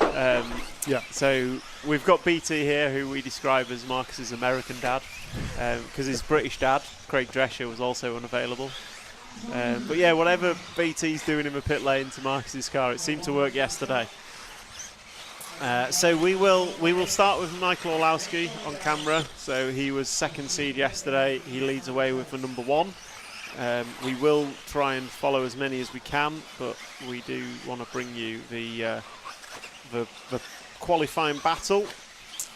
So we'll start with Mikael Olowski with 30 seconds to go in the warm-up. You just see him case for double on the warm-up. Not going to make a difference.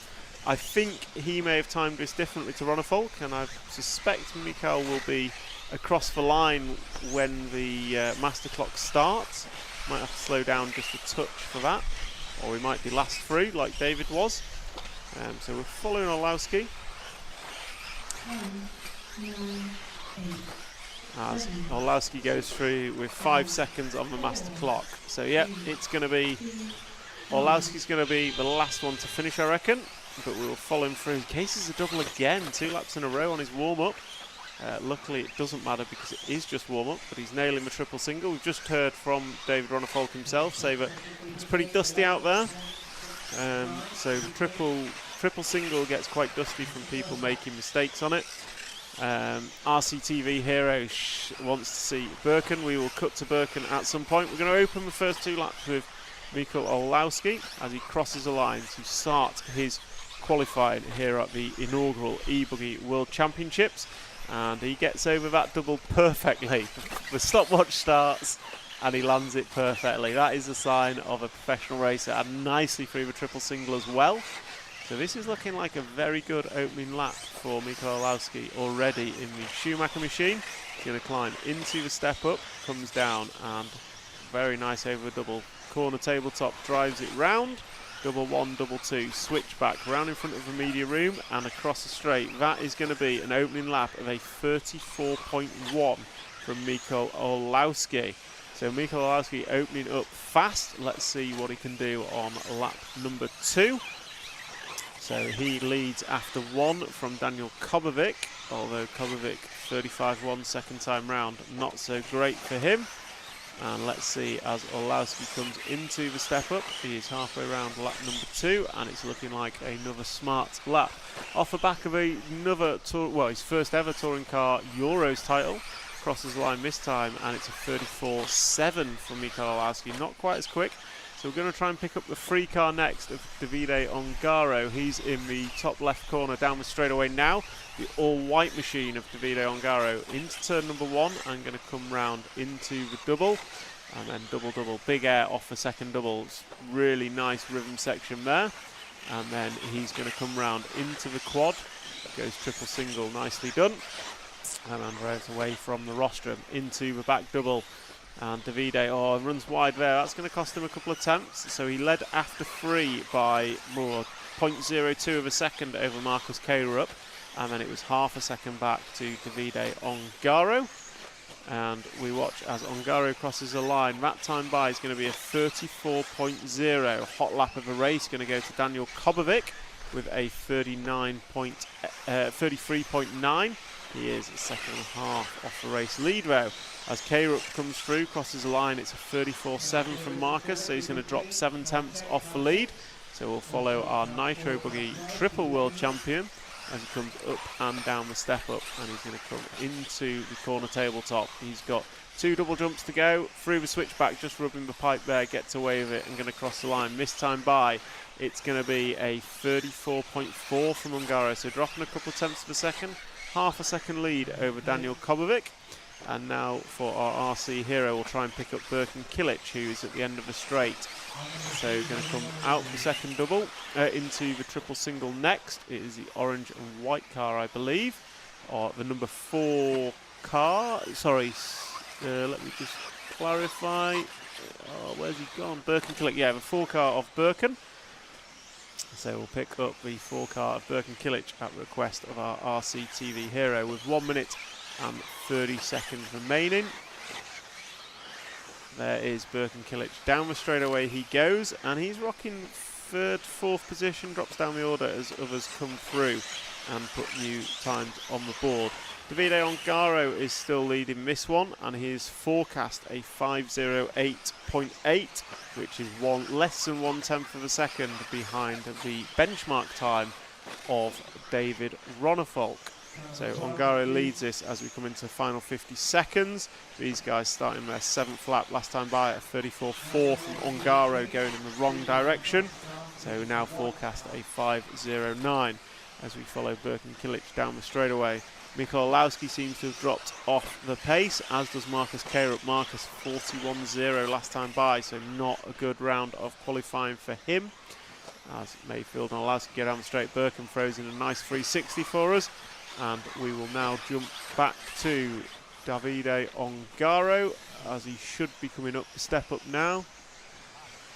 Sorry, down the straight, end of the straight for Davide Ongaro, the all-white machine coming into the first double, hits the second one, goes big. Last time by was a 34.5 from Ongaro, so he's going to need a couple of stellar laps if he wants to challenge David Ronifolk at the front of the field. And this is his final lap for Davide Ongaro.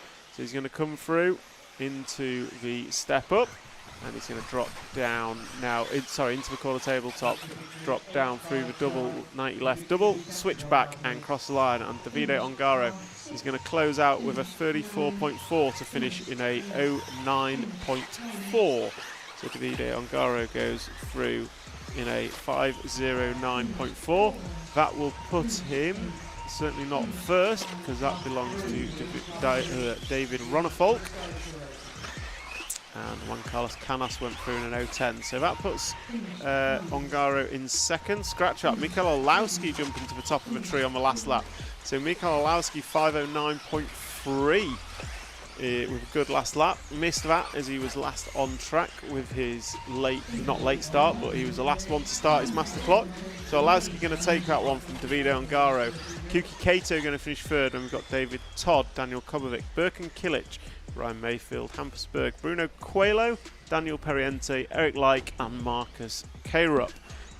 We're just going to take a quick break while I go and grab Mikael Olowski for a quick word.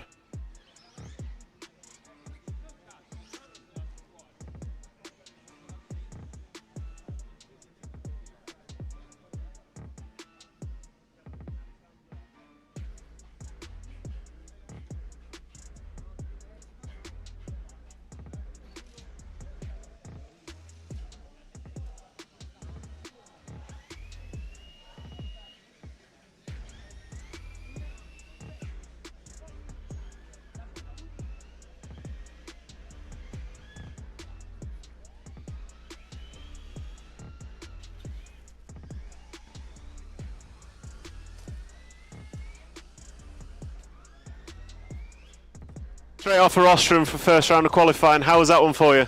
I don't know. I have no idea. I don't know my time, my position. I don't know anything. Let me tell you, David did an 08.7, you did an 09.3, so 6 tenths off. Yeah, slower than the practice. I think got a little nervous a few times, but it's okay. Well, let's see what this heat does. It looked better than the last control practice yesterday. Have you got your car back to a place you're happy with it? Yeah, it's good. It's easy to drive. Good. Yeah, everything I need I have. It's just a few small bubbles here and there, but it's all good. Okay, perfect. Well, good luck for the rest of qualifying. Thank you very much.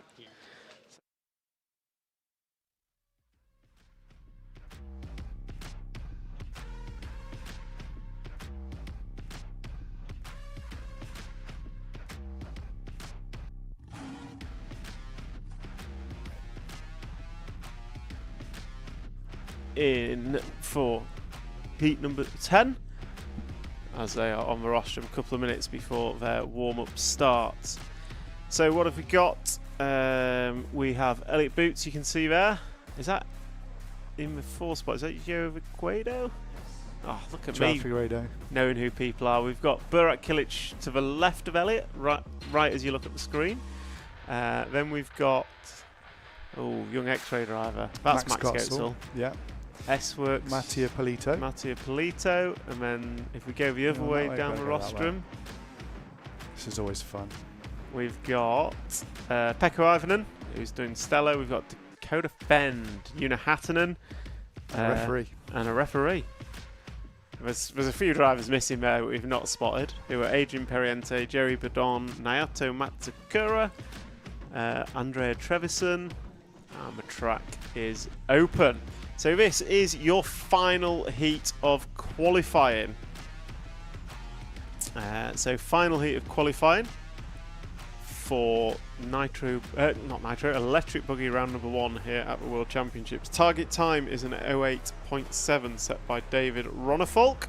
I didn't see what Olowski's last lap was in the last round. Let's see if I can find it. I heard it was pretty stellar, judging by the comments in the chat. 34.0, so not quite as good as Ronnefolk's 33.9. So we've got a hot lap of a 33.9, although Marcus Krupp may have done better than that. And we've got a target time of an 08.7.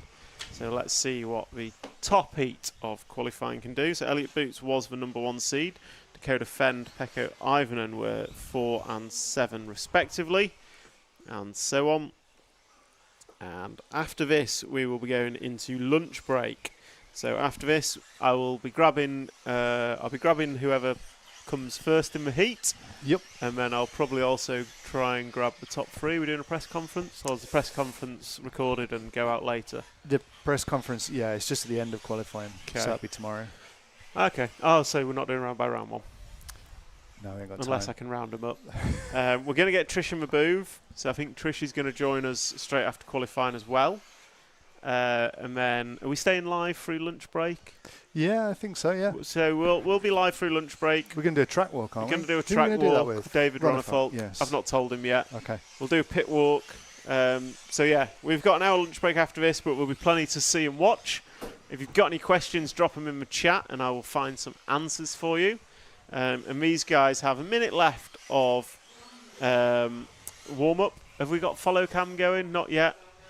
We'll follow Burak at the request whilst he's on warm-up, and then we will open up with Elliott Boots for qualifying. There's drivers on the rostrum. So it looks like cameraman's there. We can pick up Burak in the 6 car on the moving cam when you get ready. He's pointing at something as we come into the final 30 odd seconds. I think that's Burak. There we go. There is Burak Kilic, your number 6 car. Can you guys talk with Harald Senderov? We absolutely can. What's that? Harald Senderov.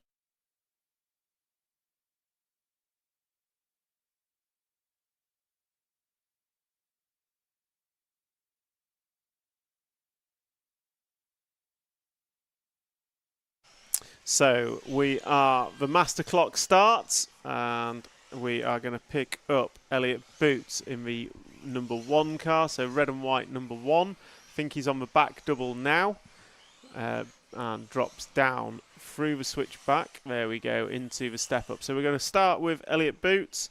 Comments in the chat. Go and see the Schumacher cars. We're going to get Trish in to talk about the Schumacher cars. Quite a lot of follow requests in this. I will do what we can, but we are going to sit with the leaders. So we are opening up with Elliott Boots. Look at that cute little picture of him in the corner. Yeah, I think that was from a while back. I was going to say, I'll tell you what you should do. You should get like the vintage pictures. Yeah. Like Elliott Boots in his Sirio days and Lee Martin. When he was driving for Durango? Yeah, no, pre-Durango. Oh, okay. His like Team Associated stint when he was like 12. Wow. So we're watching Boots. He's one of the last to start. Mikael Alowski got me last time with that, jumping to the front. So there goes Boots. Opens up 34.0. Absolute stellar opening lap there for Elliott Boots. Dakota Fenn goes 34.1. Yo Figueredo 34.1. So some quick opening laps here. 34.5 for Kilic. So very, very fast opening laps from heat number 10. Let's see who's going to be first to break the 33 barrier in this heat. And can they go quicker than Ronnefolk's 33.9? Elliott Boots going to come across the stripe. Lap number 2 on the board. It's another 34.1. He leads 7 tenths in front of Pekko Ivonen. Last lap for Pekko, 34.1. So quite a few of them in the low 34s. Bad luck for Dakota, 35.0. He can't afford any more than that. So Boots going big over the triple. Gets it down. Looked like the wind caught it then a little bit. As he drops down, comes down the hill, and then rises back up through the step up. Going to go over a double, drives away from the rostrum, corner tabletop, and then double, 90 left double. He's got 2 switchbacks to go, and he will cross the line to put lap 3 on the board. It was a 35.0 last time by for Pekko and a 34.6 for Elliott. That drops him down into an estimated 5.08. So we're going to now to pick up Dakota, end of the straight, to drop back 1 car. It should be the blue and orange machine. I think he's behind Elliott on track. So the 2 car of Dakota Fend is who we're going to pick up next.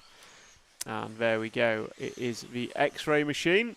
So teammate of David Ronnefolk. And he's running pretty good. He was a couple of tenths behind, 7 tenths behind Elliott Boots. But knowing Dakota, he can always pull out a fast lap when required. No one's quite got into 33s yet, so best lap still the 34.0 from Elliott Boots. Last time by from Boots was a 34.3. As I say that, Yo Figueredo goes through 33.9, jumping up 4 tenths behind Elliott Boots, now sitting in the 2nd spot. Pavel Boots is racing with S-Works, long-time S-Works racer now, I believe. And we follow Dakota Fend on the screen with 5 laps on the board and 4 to go.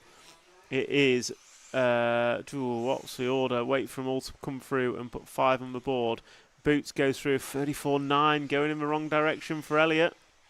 Dakota Fend 34.5. Yoa Figueiredo going to jump to the point with a 33.9 again. So let's pick up the Figueiredo car. The 8 machine should be a couple of cars behind Dakota on track. So we are looking for the 8 car of Yoa Figueiredo, I believe running the Techno machine. Matt gives me a look that doesn't confirm it, but then a voice that does, thankfully. So as we are following Yoa Figueiredo, Boots goes through with a 33.9. He's on 09 pace. Let's see what Fend and Figueiredo does across. Fend goes 34.4. It's another 33.9 from Figueiredo. That's 3 in a row. And he is on for 07.8 pace. So Yoa Figueiredo is looking to set TQ in round number 1. 2 laps to go. That's about 65 seconds. 68 seconds. So can Figueiredo hold this for the remaining lap and a half now as he comes up the step up, and he's going to come through over double, drives away from the rostrum, corner tabletop, double, 90 left double. Oh, he's got it all wrong. He's going to end up on his roof. That's it all over for Yoa Figueiredo. Commentator's curse nails him. So Elliot Boots now going to go to a point 35.4 last time by from Boots.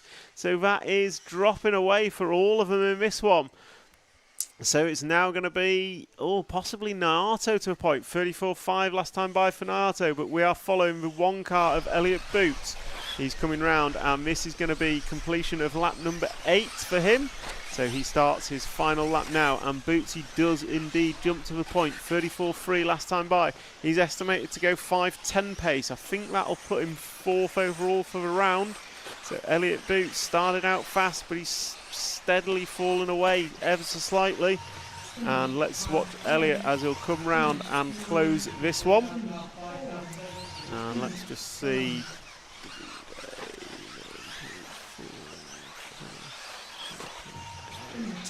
So as they're all coming across to finish now, Elliot Boots, 2 corners to go, going to cross the line. I think he's going to take this heat, and he does with a 5.10.1, closing out with a 34.3. And just waiting for Dakota goes by. He's going to finish 1.3 seconds behind. And then Yoa Figueiredo unfortunately dropping right down the order. Andrea Trevisan going to finish in 3rd, Naoto Matsukura 4, Burak Kilic 5, Adrian Periente, Una Hattinen, Pekko Ivanen, Mattia Polito, and then the heat rounded out by Mats Goetzel and Joey Badon. Just going to go and have a quick word with Mr. Boots as he comes off the rostrum.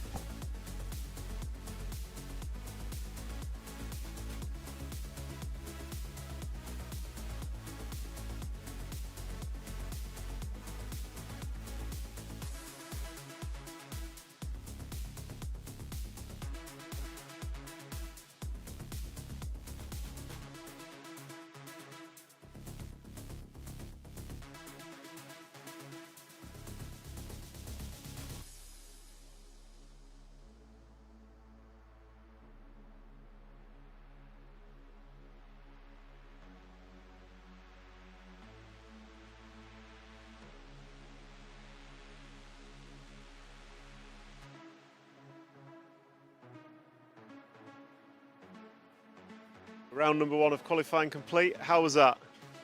Could be better. That's one way to put it. Do you know the result? I think I'm 3rd in that round. 4th. So David did an 07.8. You ended on a 10.1. Yeah, I lost a few seconds with a bit of back markers there, but I was just going for a banker, and I did a few scruffy laps where I was just overthinking a bit too much.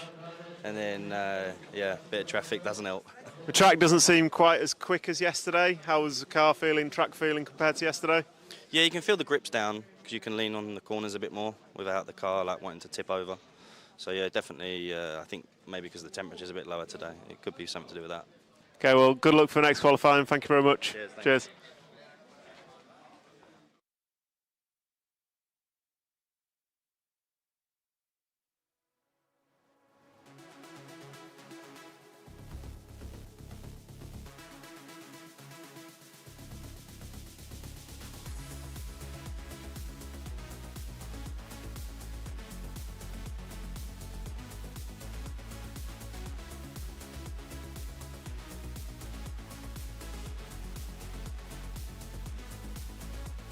Qualifying round number 1.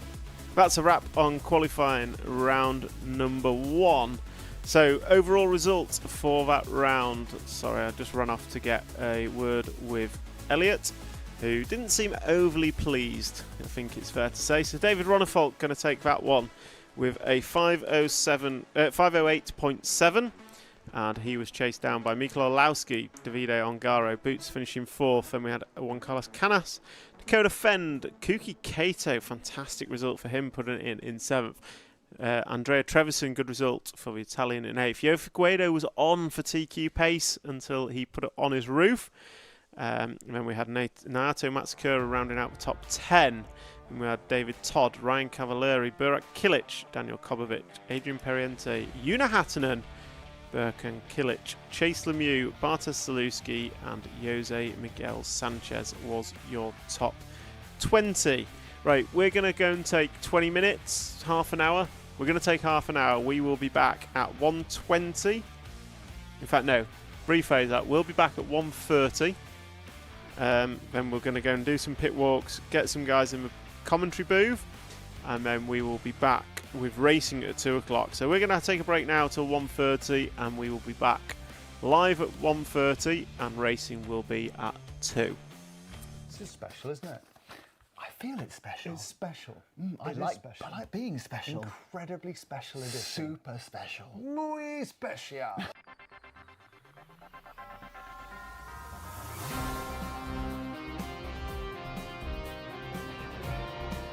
Hello and welcome to this special RC Racing TV News edition. It's the IFMAR 1/8 e-Buggy Worlds from Barcelos, and we are so excited.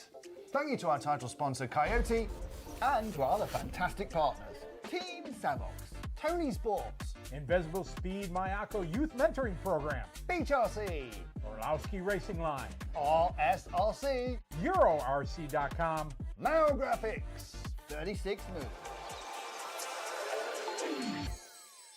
I'm Matt McCallum. And I'm Nick Damon. And there's only one headline this week. It's the world! So here we are in Barcelos, a track we've been to many times now across the IBC races that it's very well known for. And twice the European Championships. 2 European Championships. Including 4 weeks ago. 4 weeks ago we were here watching David Ronnefalk romp away for his second European Championship at this very track. But, Matt, go on. In that short period of time, the track's been completely changed again. Again. The track is being changed again by Buggy Miguelo, which is going to be fantastic. He came right over from China where he was building the track for that facility. Ferk. Redo the track that he'd made for Barcelos. So we have a brand new track that people have been practicing on yesterday, and there's more rounds of practice today. And of course, Barcelos is one of the most impressive facilities in Europe, from the 3 tenors at the opening ceremony to the Wall of Champions underneath the rostrum. But the track offers unique opportunities and kind of a strange, hard, mixed surface. The track takes a lot to master, and it has really caught out some of the favourites in the past. And really, what we're looking for here is a form book. What is the form book, Matt? Because we've never had an e-Buggy World Championship before. Well, let's look at the corresponding international and national events. Yes. Starting with the Euros. A few weeks to go at Valladolid, and what controversy we saw. We did. We saw a bit of a coming together between 2 of the, well, let's just say favourites. The triple world champion in Nitro of this class, and Juan Carlos Canas, who is very good. I don't think it's good, but I don't know. You have the referee, and you, like person, you can do what you want. Just, David apologised on camera. I just want to apologize with Juan Carlos for the first main, but it wasn't on purpose. He was on 2-wheel, and I tried to brake as soon as I can, and my car was like super fast into his car. Yeah, I lose 2 positions. I make 3rd, and I don't know. If you see the video, I think it was really fast. So strange there. Canas admitted he'd lost his way a bit in that second race, and that's resulted, of course, in Ongaro now being the double reigning European e-Buggy champion. Now, stateside, and Ryan Mayfield has to be the first name, as he's dominated for many, many years, with more raw wins than you can count on about 3 hands, as well as just about every major off-road event you can name. However, his biggest competition if the Thornhill Raw Nats is anything to go by, is Dakota Fend. As Scotty told us just 2 months ago. 3 classes he's won. He took the win in Nitro Truggy, Electric Buggy, and most recently tonight in Nitro Buggy. And it was a race, not a checked out gone. He went toe-to-toe with Mayfield in both Truggy and Nitro Buggy to stand on top of the box. It was a brilliant race that came down both of the Nitro classes to the final few laps, but it was Dakota Fend with the 2 big wins. So the only other indication, of course, was the World Cup, which well, Canas won. Yes. No one else really turned up. No, and then there was supposed to be a warm-up, but then the whole of Spain and Portugal electricity broke down and no one could come because they moved the date. So Canas won that as well. Beat it turn up. So so turning up award definitely goes to Juan Carlos Canas. It does. So we have a very open form book. We do. So that's 4 of the major contenders: Davide Ongaro, Juan Carlos Canas, Dakota Fend, and Ryan Mayfield. But there's one other name we have to throw into that top 5 most likely, which is, of course, you cannot look past David Ronnefalk. He's won on this track 2 European Championships already, albeit in the Nitro Buggy class. He's won another Euros this year, just a week or so ago, in 10th scale. 4-wheel drive, indicative. And he certainly seems to have got a handle now on his new X-Ray platform. So those are 5 drivers who you would say, yep, bang, no chance at all. There are many, many other big names, but a couple of them have a question mark against them. And the first one is multiple European and world champion Bruno Coelho. Yes, this is his home country. Yes, he's brilliant. But the question mark is, does the switch to Infinity dampen his chances? Does it? I don't know. He's got a lot to prove. He's going to be working hard. He did pretty well in the Euros in Valladolid, so I think he's got a good chance. A-main, for sure. Podium, maybe. So, who's your question mark driver? My question mark driver is Michael Olowski. And the question mark I have is, are we getting the guy who won the Euros in this class in Germany 2-3 years ago, or are we getting the guy who came to the Nitro Buggy Euros and was struggling a little bit, well, by his standards anyway, and the guy who turned up in Valladolid at the e-Buggy Euros, and again, he's been tired. He told us after the 10 scale Buggy Euros, he's been exhausted. A long week, straight after ETS, so I'm extremely exhausted now and happy. No, not happy, but I'm glad it's over. And he's gone from that, he's now been testing in Luxembourg for the ETS, he's then doing the Touring Car Euros, which he's just completed, and now he's here at the Worlds. And after that, he's going to the ETS in Luxembourg. He's going to get a tyre boy again. He is. And which version of the Schumacher Franken car will turn up? Now, I've got one more question mark for you. Okay. And it's friend of the show and RCGP and all-round great guy, Brandon Rose. Yep. Switched to Associated this year, it's immediately borne fruit with a victory in the Raw E-Truggy event. Yes. Can he translate that to the Barcelona circuit and e-Buggy? But I think a real outside chance for a major upset. Absolutely. Now, talking about outside chances, we have some wild cards. Yep. And my first wild card is Noah Ben Mohamed, the young Frenchman who was superb in e-Buggy at Valladolid. In fact, he could have won the championship if he had a good result in the final leg. Has looked that this e-Buggy environment really suits him a lot better than, for example, the Nitro does. I think he's absolutely an outside chance for podium. Absolutely. We could see massive things from the young man. Also, from Japan, Kuki Kato. He's been doing huge things over in Australia. He's already one of the favourites for the Australia Worlds in 1/10 Buggy. I think Kuki could put in a really big performance. Now I'm wildcarding 2 people now with the same name, and that's the Kilich brothers. And you're thinking, Nick, why? Well, I'll tell you why, because they just have dreadful luck. They have very So bad you luck. kind of think, well, even though they're the fastest to get to the final, they're probably not going to win because their luck just deserts them. Couple more wild cards to come. Who have we got? We have Chase Lemieux. Son of Paul. Yep. Do you want some Paul trivia? Go on. If you watched the first ever episode of RC Racing TV, all the way back in 2006, we explained touring cars. And the touring car I was explaining it with was Paul's. He lent it to me for that feature. Wow. Fantastic. History. So, yeah. 19 years ago. Bit of heritage there for Chase. Lot to live up to, and I'm sure he's going to do really well. Also, we have Polito. Athlete del Belio. Exactly. He has been there or thereabouts for a couple of years now. He did really well in the SIGP event in China. He does fantastically in the Italian Nationals. I think this could be potentially a breakthrough event for the young Italian. I have one more, Go for it. and it's the power of love. Jared Wiggins got married a couple of weeks ago. What a better way to celebrate your wedding than with a World Championship win. Fantastic. So it's all shaping up into a classic Europe versus USA battle, and don't forget, it's Europe 2-0 up at the moment, having won both the IFMAR Nitro events at Redovan over the last 3 years. But the only way you can find out how this battle of the continents, with a bit of Japan thrown in, is going to pan out is by watching RC Racing TV, well, all day today, Wednesday, Thursday, Friday and Saturday. Tell us what's coming up live, Matt. Okay, what's happening today is practice. Wednesday, we'll be giving you practice all day long. 3 rounds of qualifying on Thursday, another 3 rounds of qualifying on Friday, then a lunch break, then practice finals. So that's going to be boring. But it's all boiling up to a fantastic finals day, which is on Saturday. Don't get caught out. Sometimes finals days are on Sunday. This time, it's on Saturday. And remember, it's 3-legged finals. It's e-buggy, so 3 lots of 10 minutes. Also, the first final is off at about 12 Portuguese time. So all you American viewers, that's 7 in the Eastern time. Better get up. And you can set your alarms in California if you like for 4. And key thing being as well, everyone gets 3 finals. Yes, so you get your value for money. Yes, you do. Fantastic action all the rest of this week on RC Racing TV. Please stay tuned. Join us in the chat. We'll be talking to you right after this. So thank you for watching. Thank you to our title sponsor, Team Coyote.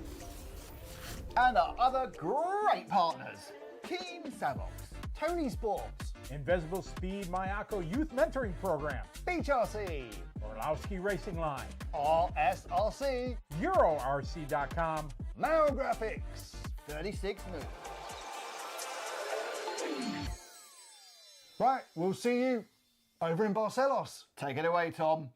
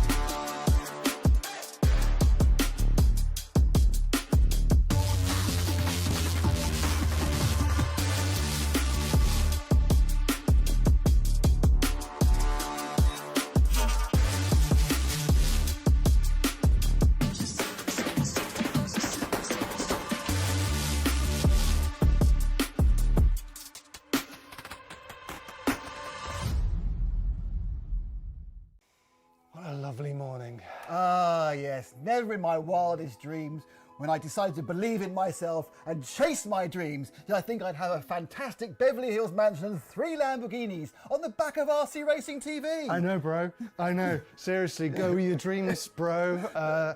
Back in 2006, we looked like this. And look at us now. Oh, passive income, bro. Passive. No, It's so passive aggressive. Passive aggressive. I'm trying to clean up here. We're talking to everyone. You're in my Lamborghini. We're trying to talk. You know what the truth is? We have no money. No money. No money. We've got issues. Our income is very passive. Very. It's past. It's passive for him bro. anyway. Yes, bro. completely. We need your help. Yes, please. That's right. It's an emergency. YouTube told us that 3/4 of you lovely people watching right now are not subscribed to this channel. If you hit subscribe, it helps us grow and create more content and live event coverage for you to watch. So please subscribe to the channel and interact with our videos, and maybe even give us a share.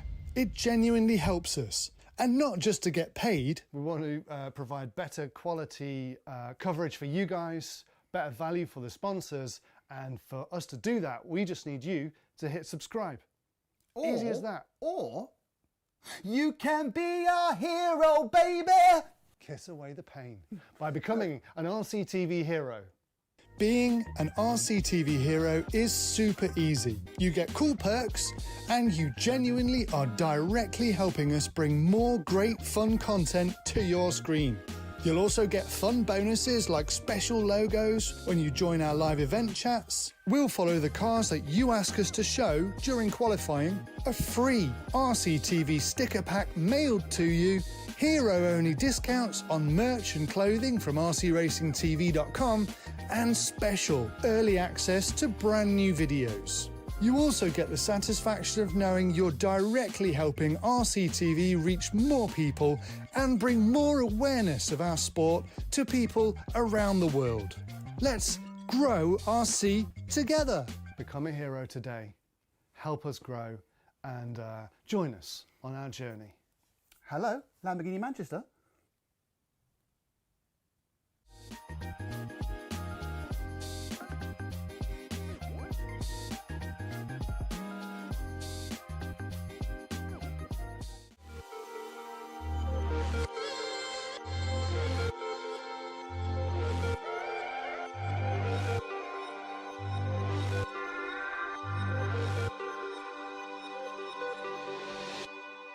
I love RCTV News.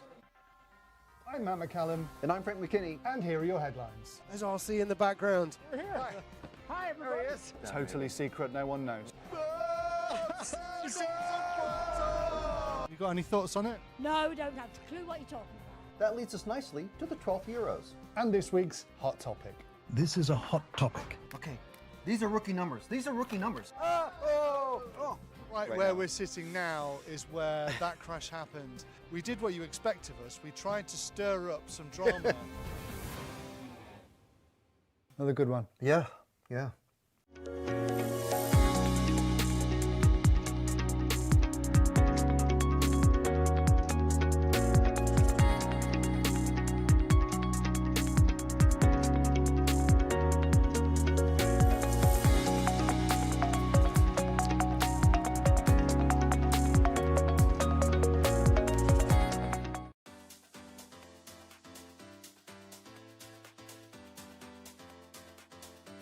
Makes an error. Marcus Carrup is through. No, it's a four-way battle. And Ben's on the inside.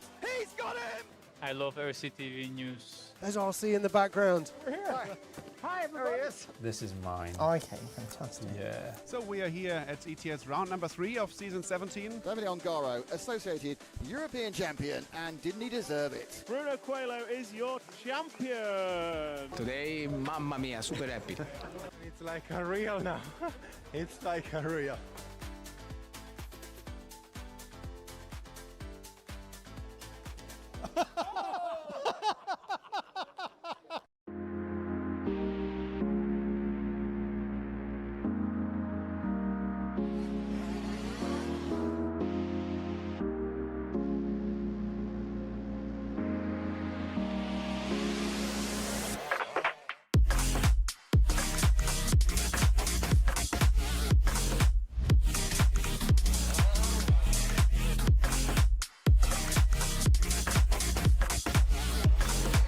On him now, we got the mid-green car on. Now it's a four-way battle. Pole man is being run back to the pit. The pole man is going to miss the start.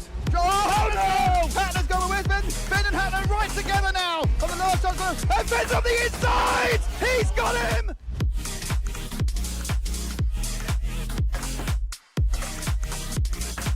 Fantastic display of riding from these two drivers who have pretty much carved up the touring car world between them this year. Komovic made an error. So Komovic makes an error. Marcus Carrup is through.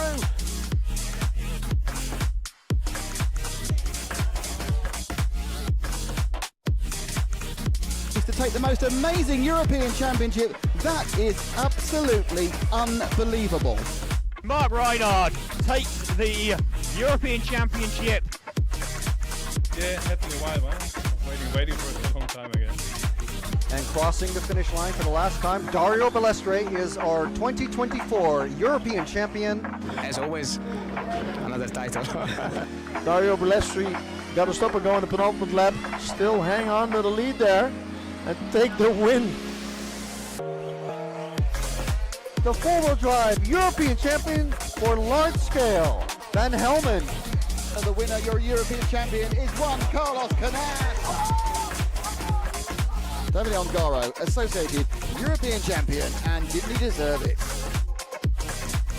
Bruno Coelho is your champion. Michael Olowski then comes across the line to win the European Championship.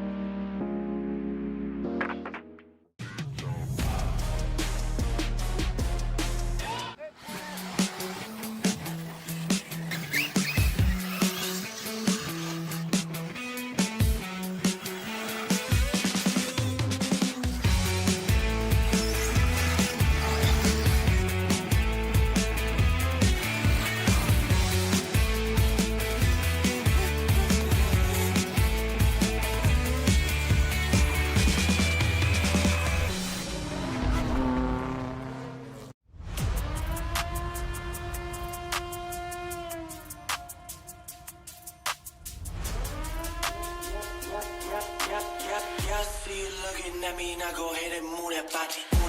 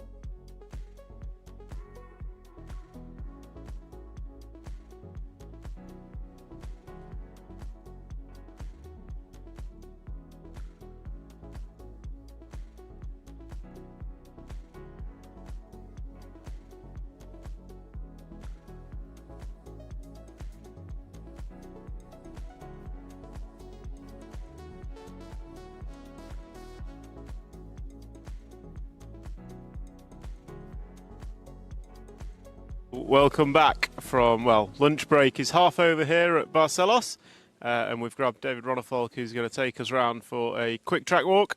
So we're in the break between rounds 1 and 2 of qualifying. David took round 1 of qualifying by about half a second, so no better man than to show us around this Barcelos track, and was going to decide our world champion this week. So over to you, David. Let's take a walk and let's hear what your thoughts are.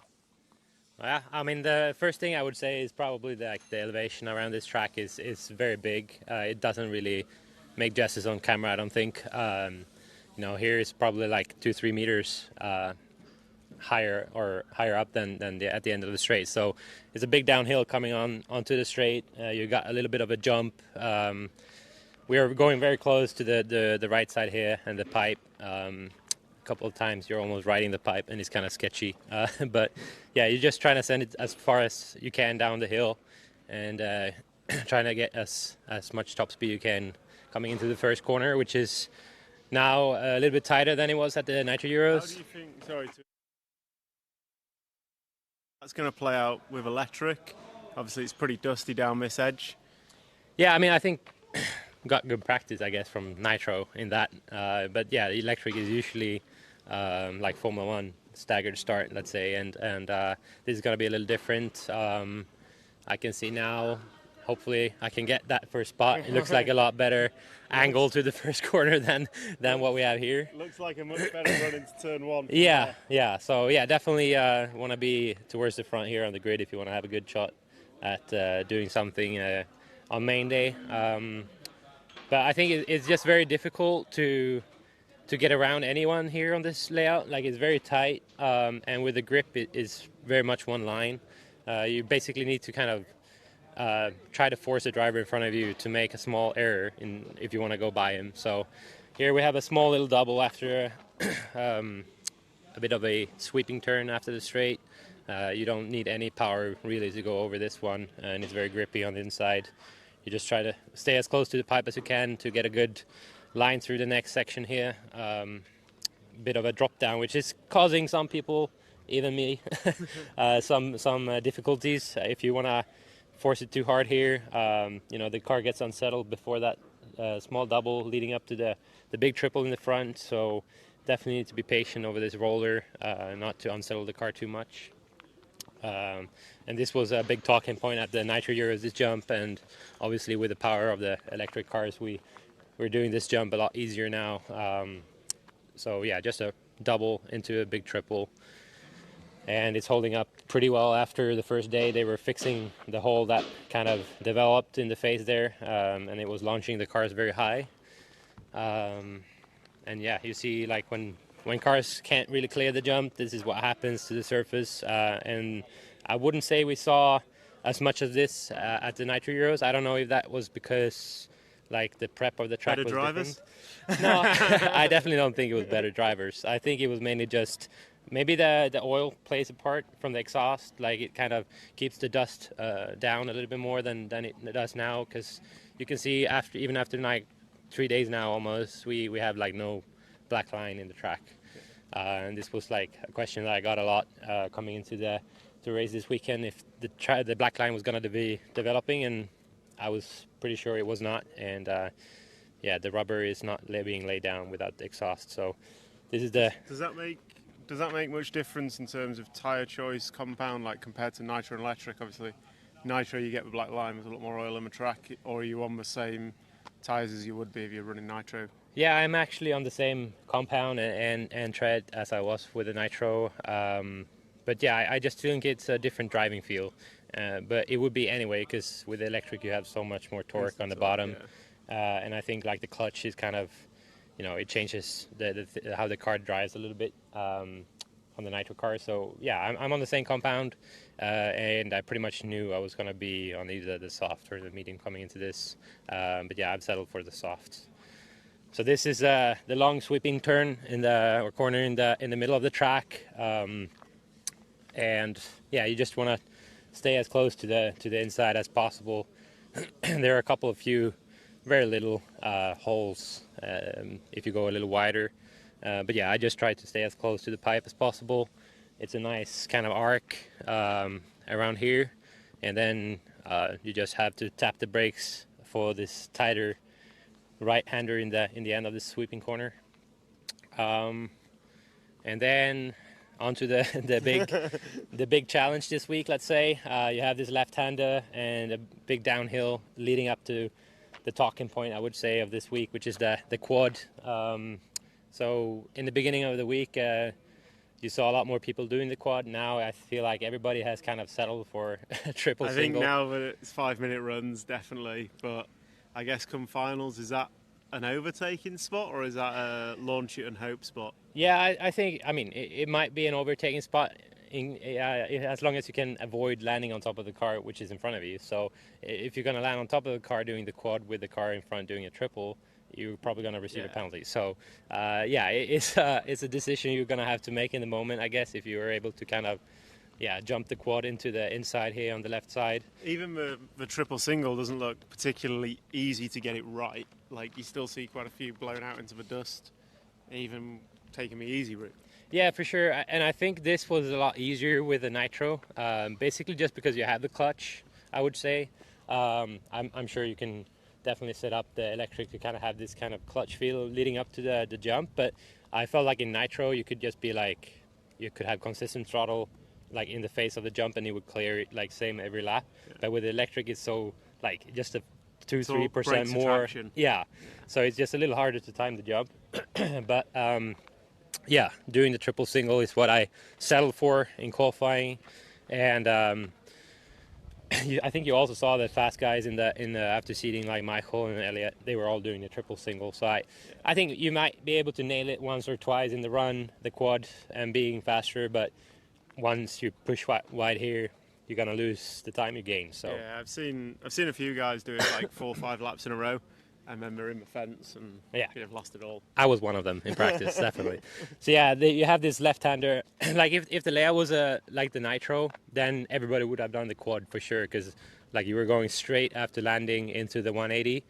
Now we have this corner like basically in the landing of the quad, as you can see. So this is what makes it difficult. If it was like same like nitro, it wouldn't be no problem, I think. So triple single. Do you think the dust is more of a problem with electric than it is with nitro because of the oil, or? Yeah, I do think that we see more dust just because there is no oil. Because if there was oil, I think that the dust would have stayed down a little bit more, and in the line it would always be kind of the same. But here is like, even if you're in the line and somebody jumped on the inside there, as you can see, there's a lot of dust coming onto the line, and then it's get very slippery. So after the quad you have this S section. It's very easy to kind of overdo this, I would say. Like, you want to force it a little too hard, and easy to tap the pipes, and you won't probably crash, but it will definitely lose you a half a second if you do. Feels like if you knock out into the dust, you're at the mercy of no grip. Got to almost clean the tires off and get back on it. Yeah, for sure. You just got to stay patient if you're in the dust and get back to the line, and maybe the next corner you just kind of be a little bit patient before the tires are clean again, and then you can go. But yeah, on the back here we have corner tail, like a stair, like coming up the left-handed there. There's like a stair section, let's say, into a corner table. We just basically roll it. I don't really know if anyone is jumping it. I'm rolling it. I've not seen many jumping it. Yeah, and then leading it into this big double here in the back, and this is where the wind was kind of a factor in the last one, I would say, more so than before. My voice is It breaking. feels more windy, like just stood here compared to when we were down at the end of the quad. It feels like, I guess, because of the elevation, you're kind of perched up in the wind here. Yeah, definitely, and I think it's a good thing that we have that triple at least going with the wind and not into it. So that would have been even more difficult, that section. So here at least it's not that difficult to make the jump. Now I could just feel my nose was a little bit higher up in the air compared to before. But not a big of a deal, I guess. And then, come into this landing of this big double and a bit of elevation change again into this next right-hander. And here you want to just stay as close to the right side, I would say, and follow the pipe without touching it, obviously. And then go into the next little tricky jump. They fixed it, but it definitely isn't perfect. couple of laps, the car is kind of unsettled with this step up here. And you definitely need to be a little bit patient when you go over it. I just So you can see, kind of, if you look at the face of a jump, the repair job that they've done. So you might have seen the track crew in the background. They're coming around and they're kind of patching the holes, and then it's like a PVA glue they put on it just to kind of hold the repair in. So they're doing that after pretty much every heat. They walk the track, and if they see a little hole developing, so they're trying to keep the track as consistent as possible. How is the track being consistent, or do you think there's going to be evolution before the finals? I think it's pretty consistent. I mean, the lap times has been pretty much the same from practice now. Like, we're doing a couple of 33s, I would say, in the runs, and then mostly like low 34s, and it's been pretty much like that for the last couple of rounds. So yeah, I would say pretty consistent. Then it depends. I've seen some weather in the forecast. Hopefully it won't arrive, but yeah, we're gonna have to wait and see for tomorrow and Saturday how it plays out with the weather. Yeah, there's been talk of a bit of rain on Saturday maybe, which could be interesting, what it means to the track conditions, racing, schedule, all that. But even without the rain, you can just feel the winds picking up a bit, the temperatures kind of fluctuating. Like, if you get, like, now the sun's out and it's super warm, and then you can have the sun disappear for 10-15 minutes, it seems to drop a few degrees, which I don't know if it's affecting it. It seemed to yesterday in practice. Yeah. It seemed to, like, the last practice yesterday, Heat 9 was rapid, and then Heat 10 just kind of slowed down by a couple of attempts a lap, it felt like, from, well, sat in my nice little air-conditioned media room. Yeah, I definitely think in the end of yesterday, the jump section was super blown out, and that whole next section was very dusty, and I think that's why the lap times kind of slowed down a little bit. Then after the next jump here, the step up that we talked about, you have a small little double. You don't need any power to clear this one either. The important part is to kind of jump towards the inside of this corner in order to have the grip. If you go a little bit wider, you're gonna lose grip a little bit and lose time definitely. So you want to stay close to this corner as well in order to have a good kind of line coming up to the next left hander here on top of the track. So again, we're going very much uphill ever since we were on the bottom right of the track, really. And this corner is pretty difficult because, like, on the inside you have a pretty good grip, and you just go outside here, it feels like the rear is kind of loose if you just stay like a meter out of the tube. So definitely want to be on the inside, and it kind of sets you up well for the next downhill and the next double here. I think the unique thing with this track is just the elevation, like I said before. Like, it's such a good flow when you get the laps right. It's very difficult to put everything together, but yeah, it's just super fun to drive on when everything is feeling good and you're one with the car and everything. How do you think that flow is going to be affected when come finals, when you've got someone right behind you? Because obviously you get into, my experience of a driver, you get into a flowing rhythm and everything's easier, but when you've got someone right behind you, they can disrupt that flow, and you just feels a bit biddy. Do you think that's going to be the case, or do you reckon once someone's out front, they'll be able to just manage it? Well, it depends. Like, if you're feeling good and you're good, like, under pressure and everything, obviously you want to start up front. Like, it's always easier, I feel like, being behind. You can always push the guy in front and try to have him make a mistake to be able to go by. But I think I had pretty good practice with Ongaro being on my rear end for 45 minutes at the European Championship. So I think I should be able to handle the pressure pretty well, and also coming off a good race in Hoodie Arena and the full drive there. So yeah, I'm not too worried about that stuff at the moment. Just trying to put a couple of good runs here in the next couple of rounds of qualifying. This last, I'd say, a relatively simple double compared to the rest, but I've seen a lot park it on the pipe and put it on the roof. Is it difficult, or is it just people trying to end the lap as best they can? Yeah, I think this section obviously changed since the Nitro Euros. It was much of a tighter corner before this double. So this double is new. We were going back a little bit before and then this way. So now it's a double into 180, and it's kind of off camber because we're on the highest point of the track. So I think it's it can be like you say, like maybe they have a good lap going, and the last 2 corners they want to do it a little bit extra. I've been one of them too, and you just tap the pipe here on the inside, which is super easy because you basically need like no power at all to clear this double. You basically just want to roll over it, just land, tap the brake ever so slightly, and stay as close as you can without touching the pipe, obviously. But it's a very difficult end. I'm standing all the way right on the driver's stand too, so this is the furthest away I will be. And I think this one is okay because you can kind of have a better view of this corner. This next one, the last one before the loop, is a little trickier for me because it's kind of hard to judge when to turn in. But yeah, in that one, I just made sure I was really out of the pipe and didn't get tangled on the pipe because obviously going to lose a couple of tenths, which would have been enough for missing out on TQ. So it's very close here this week. I didn't expect anything else, and it's going to be fun to do the next 2 here today, and then hopefully we'll have a good day tomorrow as well, and we'll see how it goes on Saturday. Perfect. Well, thank you very much, David. I'll let you get off and prep your car for Q2, which gets underway in 15 minutes. Cool. So obviously, I'm in a while for you. So that's track walk. Thank you very much, David. We're now going to go for a pit walk. So we will we'll jump back to the studio if Matt's listening. We'll go wander around into the pits and then find some people to chat to. See you in a moment.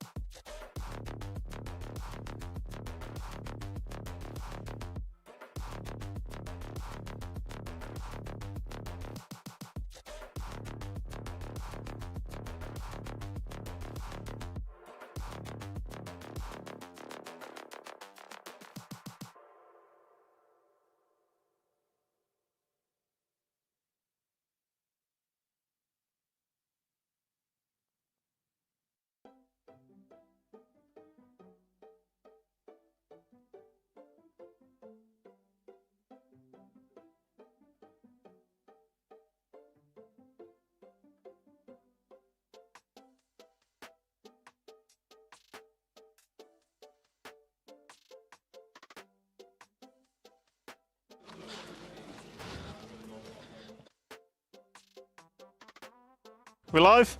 So we are live from the pits here in Barcelos.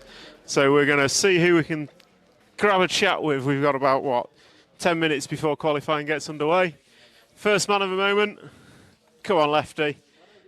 I know you love the camera. How's it going? It's going great. What are you loving about the World Championships this week? The weather. Yeah, come on, you've got better weather than this at home. I'm missing nitro sounds. It's going pretty good. The weather's absolutely awesome. They're actually doing a good job here, so it's going quite well. We're getting some racing now. Lots of practice. Now we're actually getting to something where it means something, so let's see what it does. And hopefully we'll get some kerfuffleage going on out here, on the track and off the track. So you'll see. And who do you reckon's going to win? Hard not to bet against Ronnefalk, but there are some guys there that can upset him.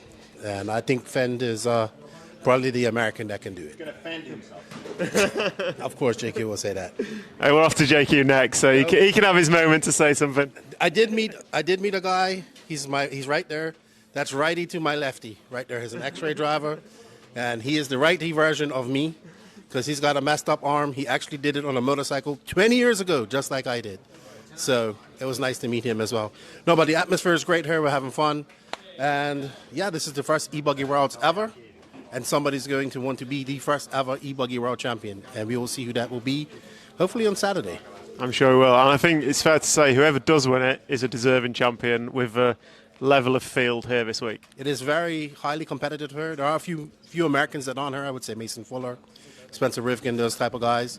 But, they ain't here. And these guys are. So somebody's going to win it. And it is a very high level of talent here. So it's very good. The people here at the B-Buggy Arena always do a great job. Shout out to the Figueiredo family and all the club here.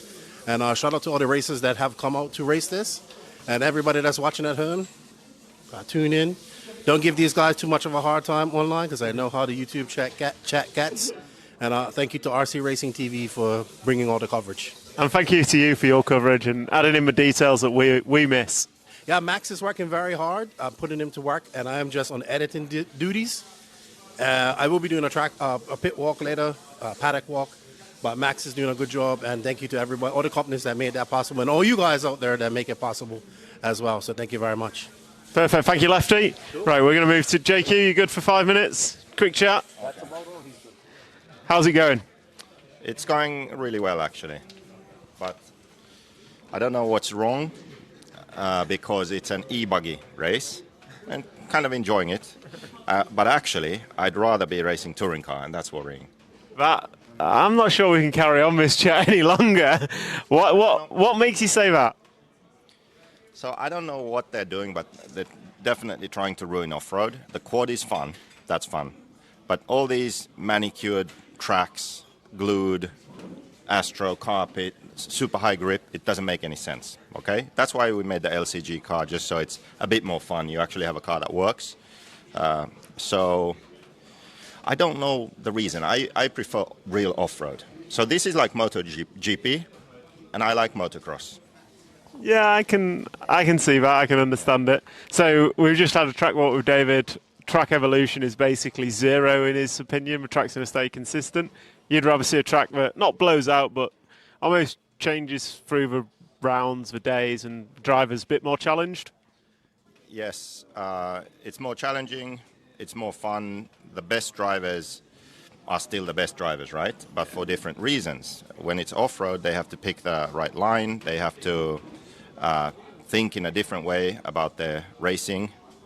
I think the racing is also more exciting and more fun because on a loose, bumpy track, it's really hard to stay on line. You can actually take more risks, catch someone, try to make a nice pass. Here, the only way someone is going to get by is if the car in front makes a mistake. Otherwise, it's just follow the leader, wait for a mistake. Oh, wow, someone made a mistake. Like, I don't like that. That's not fun. There's too much grip. The cars aren't made for these surfaces. We're doing something which is, closer to that, since this seems to be the direction we're going. But I'm not a fan. That's okay. But do you think the racing's going to be good? I think it's going to be exciting, but like I said, it's going to be like, oh, he made a mistake, someone got by. And that's why it's going to be exciting. But the off-road feature of the track, the quad, there you can actually make a good move. If you jump further to the inside, you can actually pass someone, legit pass someone without a real mistake by the other guy. And that's probably going to be the deciding feature of the finals, in my opinion. I think so. I think most drivers are still going to triple single, but quadding is faster. And if someone gets 3 good rounds in and then starts doing the last qualifiers, quadding it every time and is comfortable doing that, then I think they'll have an advantage in the main. I kind of agree with you. And you've got a relatively small Marco team around you. Who's going to be top Marco at the end of qualifying? Well, that's actually, if you had asked me just a short time ago, it would have been an easy answer. But now Pudge is showing up. I don't know what happened. He put his body shell on. What are those? Are those Ray-Bans? He put those on and he showed up. So now I actually don't know who's going to be top. Pressure's on Pecco. So we'll leave Marco team there. Thank you very much, JQ. Not too controversial for once, and we'll wander off and see who else we can find with remaining 5 minutes of a pit walk. Let's have a wander, and we'll try the Infinity team. Team Infinity are hiding away in a container. Nato-san. Quick word for RC Racing TV. You don't have to. You can sit down. How's it going? Today is pretty good. It's fun. Better than yesterday's practice for you? Yes, it's yesterday like 40 something. So I'm a little bit difficult to driving. Also in the first time like this traction, so a little bit confused. So, but I improved for the car today. So easy to drive, and now it's better for the average. Are you going to win? I won't, but I try. Will you? Yeah, I try. But like in the top driver is 0.4, 0.3 faster than that lap. Yeah. So I need to more improve that car. So. Okay, well, good luck and hope you get there. Kuki, how's it going? Yes, last time just safe to drive and also good result for me. Good. And are you enjoying your time here in Portugal? Yeah, for sure, because beautiful track, also good location, good temperature. Yeah, everything good. And are you going to beat your teammate, Naoto? Sorry? Are you going to beat Naoto? Yeah, sure. There we go. So you win, you can be second. Thank you, guys. So that's Team Infinity doing my thing, gluing my tyres. I'm sure Bruno's around somewhere as well, but not to be seen. Next, we'll head to the S-Works team. So obviously, Paddock, you've got kind of different teams dotted around in their different gazebos, all putting on kind of manufacturer team. And then there's also tyre teams, so you can see the 6-mic kind of containers over there. Robert, how's it going? First qualifying was not really as expected, but well, it is what it is. Is it going to get better? I hope so. I don't think it can be worse, so I hope it will be better, yeah. So, obviously, you've probably been to his track a few times, mainly Nitro. How are you finding it, e-buggy around here? I'm not really used to much to the e-buggy, so just running e-buggy is a bit strange for me. But yeah, I mean, the track, I like it so much. 1 month ago, it was awesome race. And I think we have a good speed, not really bad, but just I have to get used to me a bit more on the e-buggy side. Just the throttle and so on is quite different from the Nitro. Also, I'm quite old already, so it's just getting more difficult to get used to that thing. It's experience, not old. Yeah, let's say experience, but it doesn't help much to the trigger right now on the e-buggy. But yeah, I mean, everybody is super close. Like in 1 second, you have like 7 or 8 guys, so it will be tough. But hopefully it'll be fun. And I think it's fair to say whoever does win this week, it's going to be a fully deserved World Championship. Yeah, sure. The level is super high, and we are all super close. Like in 6-7 seconds, maybe you have like 25 guys. So, I mean, everybody is so fast, and for sure we are having fun. Here, of course, under this time, it's always fun. That's all that matters, really. So thank you, Robert. So I think that's going to wrap up the first pit walk. Apologies, I've not got particularly far, but we'll be back in the pits later on. Now, though, we're going to head back to the booth, and we will be getting underway with qualifying round number 2 very, very shortly. Back.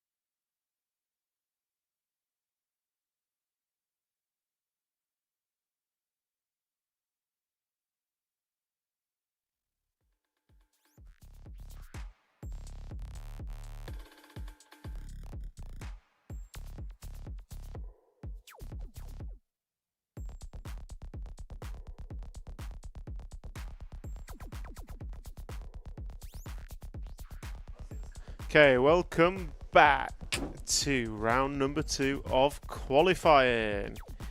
Okay, I'm just going to quickly check in on my comments. Qualifying round, heat number 1, round number 2 are going to get warming up very shortly. So comments, a lot of agreement with JQ. Can't really disagree with him. But also the track is mega, and actually a consistent track helps with qualifying. Might make the finals. I don't know. It's a different kind of talent that is at the front on a high grip track. Cav did come on strong in Q1. I mean, you never rule out Cav out of You never rule Cav out of a World's A main. Someone needs to build this layout without glue. It would be a blast, it would, but it might blow out and then drivers would moan, so you can never please everyone. I think we've got a pretty decent track. Can we speak to Jos, Hooper and Light Brothers? We will get round to the Nemo pit at some point. We had to get back for qualifying, so unfortunately couldn't get everyone in the pit walk, but we will for sure be doing another one shortly. Not really. So that's what makes racing fun. Yep. So okay, we are back. Cars are on track, warming up, and we will have group number 2 or heat number 2 of qualifying out very, very shortly. Your drivers: Florian Durandin, Oliver Frost, Elliot De Hees, Rafa Albar, Marcus Heine, Henry Tomkinson, Raul Infant, Jan Disler, Ricardo Simao, Sergio Carvalho, and Louis Magalhaes. Those are your drivers, and we're going to go for a quick VT just before we get into round number 2 of qualifying.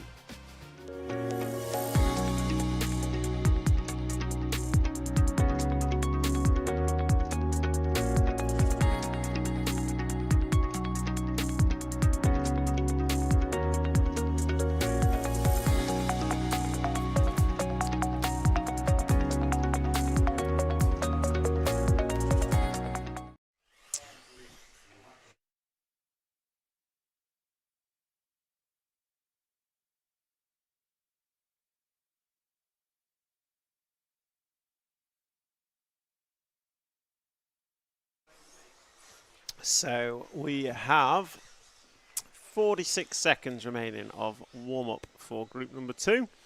So just a reminder of how it's all working out. We've got 6 rounds of qualifying with the best 3 rounds to count. And the way qualifying works is drivers are sent out. They've got roughly 3 minutes to do warm-up, find space on track, bed tyres in, warm diffs up, whatever they want, or they can sit in the pit lane. And then the master clock starts at 5-minute time. And as drivers cross the start-finish line, that starts their master clock, and then they will complete their 5-minute time, 8 or 9 laps usually. And that will then seed them for this round, and then they combine their round scores. The best 3 rounds out of 6, which will place them in their finals. 3-legged finals for all on Saturday, with a last chance qualifier, and we all love a last chance qualifier. So we'll pick up car 6 for front of these 2, coming over the double triple, forward 2 cars if we can. So for the 6 car coming over the quad now, it's one with no shock absorbers because it's an Agama.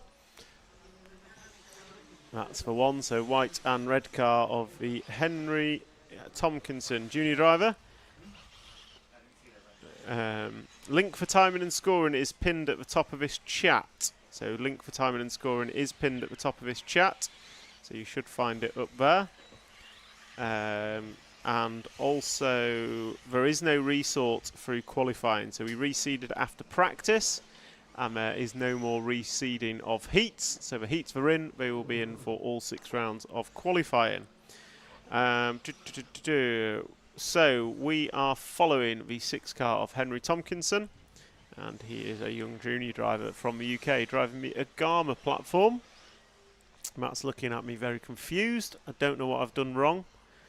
He's picked up a microphone and... I'm talking into several microphones at once. So, who do we have? We've got Oliver Frost, who leads after 2.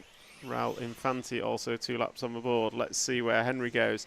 Henry last time by a 41.5. Not his best lap, not his worst.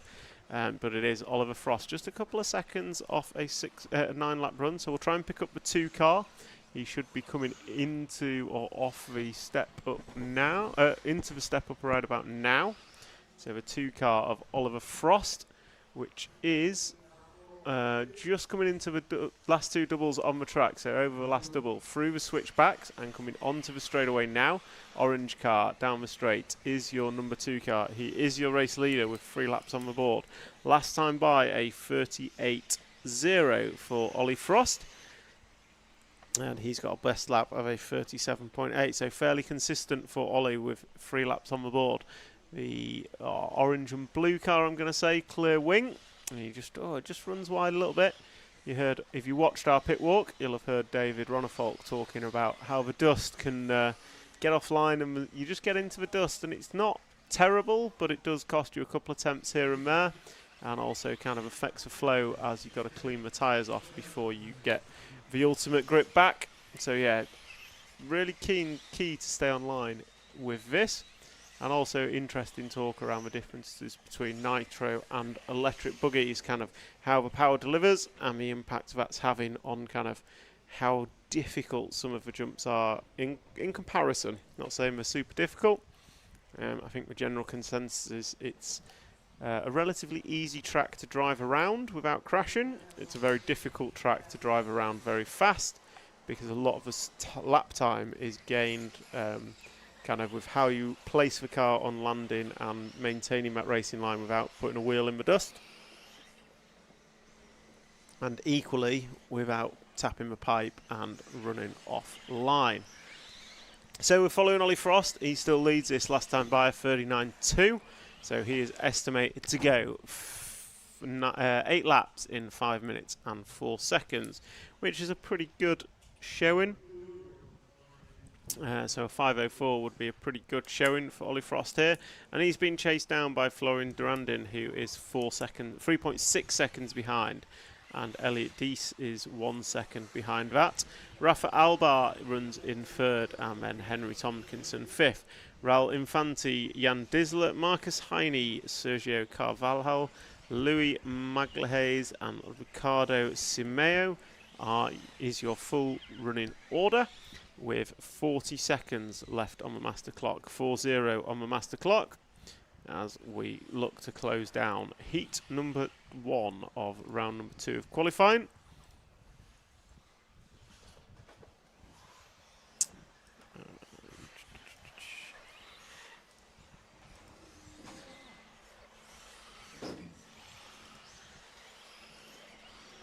So coming into the final 15, this is Ollie's 8th and final lap, so he will come into the quad for the last time. Triple single, nicely done.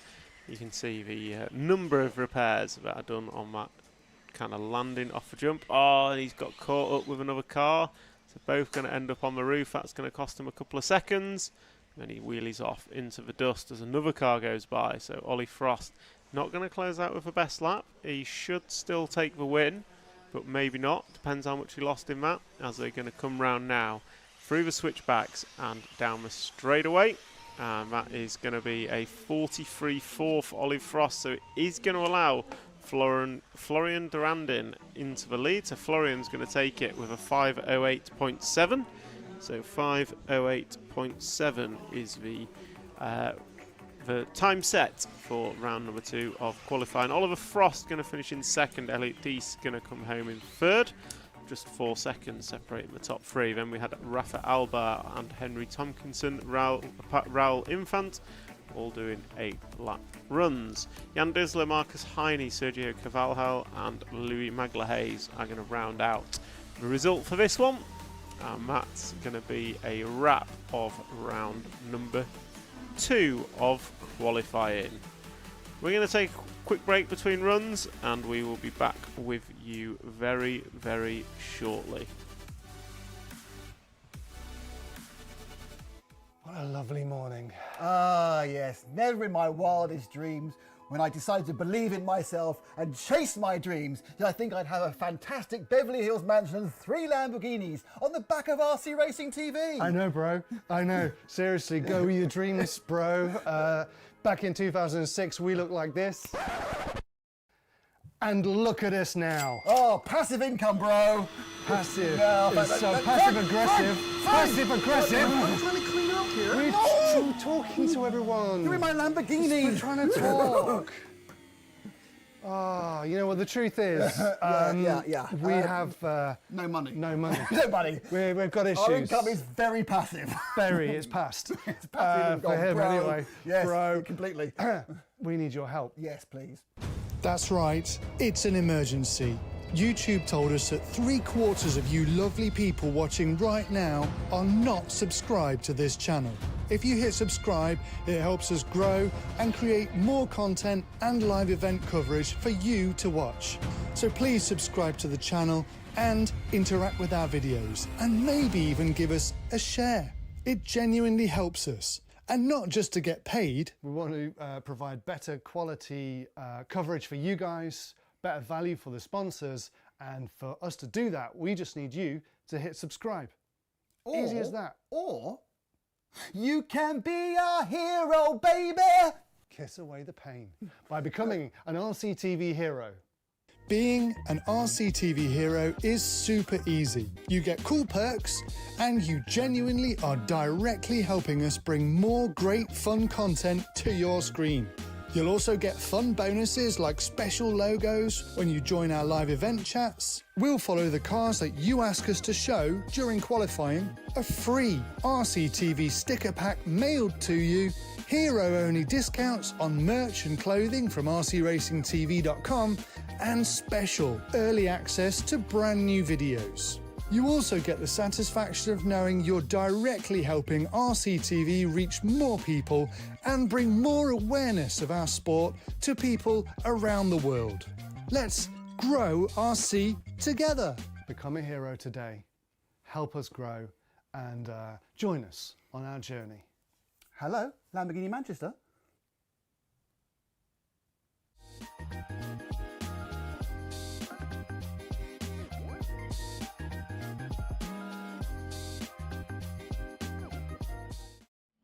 So welcome back, and for any of you watching online, if you become an RCTV hero, you will also get a special sound effect as you join today. And apologise about that, but in all seriousness, really makes me cringe. Becoming an RCTV hero helps us deliver a better product, which helps grow RC racing, which is what we're all here for. So if you can, please do join as an RCTV hero. If you can't do that, please like, share and subscribe, because that massively helps us get RC to a wider audience, and we all want a bigger pie. We don't want a bigger slice of the same pie, we want a bigger pie. We want more people in RC racing, and we want to grow our hobby. And to do that, we thank our sponsors. So for the live stream this week, our sponsors are Hobbywing, J Concepts, Mybo Sports, XC, ESC, S-Works, Elsaram, EuroRC.com and X-Ray. So group number 2 is lining up for round number 2 of qualifying. Your drivers for this one are Eduardo Piana, Adrian Prieto, Cyril Castaldo, Nicholas Early, William White, Giles Rigalou, Jando Atienza, Hugo Prata, Leonardo Bartolini, Fernando Marquez and Hugo Magalhaes. They are your drivers. And if there's any requests to follow people, get them in the chat. I will do what we can. Or if you've got any questions you want from drivers, let me know and we will get them answered as and when we can.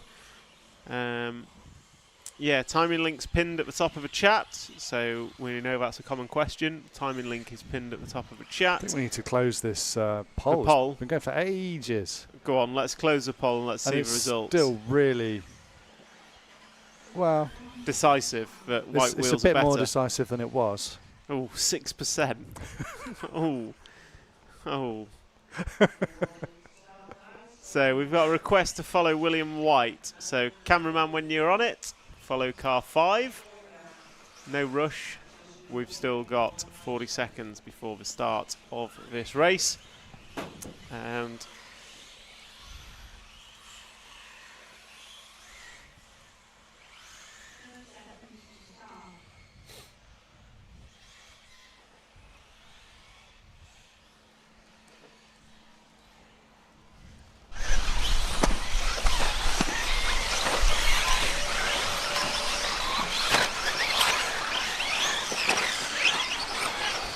from those yellow wheels scientifically proven to be 0.2 of a second faster. I'm not so sure on that one. So we've got Mr. White, I believe, on camera. William White of Raceway 1 fame, Irish racer, and a stalwart of European racing, I'd say now. So down the straight, William White has white wheels, obviously. It's clues in the name. He wouldn't dare race anything else, surely. Although knowing William White, he would absolutely race whatever was free. So, commentator's curse is on him. And, oh, Marshall. So Marshall's curse is on him as well. And then, like all good racers, in frustration, full pin, off into the dust, and loses a bit more time. So we're going to watch William White. This is his lap. He has started his master clock, unfortunately. Goes big over the small double. And then he's going to come round. Double one, double two, through the switchbacks and down the straight. So William White opens up with a disastrous 46.6. Let's see lap number 2 and hope it's better for him as he cases for triple. What I've been calling the double-double is actually a double-triple, as I found out on my track walk. Shows what I know. In fairness, from where I'm sat, you can only see one of the peaks. So Will White, he's hit the cone of, I'd say cone of justice, but really it's so far off the track, I don't think anyone should have been hitting that in the first place. So lap number 2's not going to be much better for William. We'll watch him as he crosses the line and see what it was. It was a 46.6 to open, and he's going to back that one up with a 39.8. But it's Cyril Castaldo who's taking up the lead of this, so French driver in the number 3 car will try and pick him up as he comes off the step up. 2 of them side by side. I don't think Cyril's made an error. Nope, so the orange and blue car coming onto the straightaway now is your race leader, and that is Cyril Castaldo. Cone of shame, Pavel, I agree with you. It is shameful to hit that cone, and I will make sure William is aware of that when I next speak to him. So Cyril Castaldo last time by was a 38.3, just dropping off the pace slightly. But we will follow him for a lap or 2 as him and the 1 car of Eduardo Puyana are your 2 quick cars in this heat, and it is Cyril that we are following in the orange and blue machine. And this time by, as he crosses the line, it's going to be a 37.7. His best lap is a 37.2, and he is on for 8 laps in 5.02. Pavel, I'm sure will remember you, and I will send your regards, absolutely. So, what are you up to these days, Pavel? Obviously RC's no longer your thing, but you're still following along. Where are you at in the world? Pavel, a 10th off-road racer, I believe. I've met him at the Euros a few times. So Cyril Castaldo, 4 laps on the board, down to the 2 spot now, as the 1 car of Eduardo Puyana takes it up. Eduardo was quickest in round number 1 with a miss heat, and is now looking to go 9 laps. So we'll pick up Eduardo. I think he's 2 cars ahead on track in the number 1 car. So I think that's him coming off the back double now. Blue and pink machine with yellow wheels. So yellow wheels are quicker in this heat. So this heat clearly not following the matrix where white wheels are better. But your race leader is coming down the straightaway now. Question in the chat, which e-buggy is the best to start racing with? I would say any of the mainstream manufacturers produce a more than capable e-buggy to start racing with. Do you think you go RTR, or do you think that's just? Do you think you should just learn to build a kit because then you know what it does? I think I would. If you're a kid, go RTR. Recommend logging on to my Arco and using the discount code which you're about to provide us. You can get not just a World Championship level buggy, but also World Championship level electronics to go with it. Yeah, you get the Coyote electronics in there, but yeah, that offer is starting very soon. It's not quite started yet. We're waiting for JQ to actually activate the code, activate it, release the. So there will be a Miyako discount code released at some point this week, which would allow you to buy a Miyako kit with Coyote electronics included. So that's good. So yeah, it is Eduardo who's leading this. We're still following round. I think he had a bad start to this and he's had a bad last lap. The camera is really not doing people nice this week. So Eduardo, a 40.1 last time by, still on for a 9-lap run. He was 2 seconds away from it in round number 1 as he comes round and starts his 9th and final lap. So 37.6 from Eduardo, and this is his 9th lap. He will be the only car to go 9 laps in this one as he goes big off for triple. He's going to come round into the quad section now. He takes it triple single, nicely done. Big air. Is the wind picking up? No, the flags are dropped. I was really amazed on the track walk how different the wind is in different places on the track, just due to the elevation and kind of the protection you get from the wind. So we're following Eduardo around. He's going to take this one home with a 9-lap run from Cyril Castaldo. Nicholas Burley, Adrian Prieto and William White is your top 5. And there goes Eduardo, closing out with a 37.4 to take the win here in group number 2, round number 2 of qualifying. So your full final result is Eduardo Piana, Cyril Castaldo, Nicholas Burley, Adrian Prieto, William White, Giles Rigolou, Jando Atienza, Leonardo Bartolini, Hugo Prata, Hugo Magla-Hayes and Fernando Marquez. That's a wrap of group number 4 and we will be back with you very, very shortly.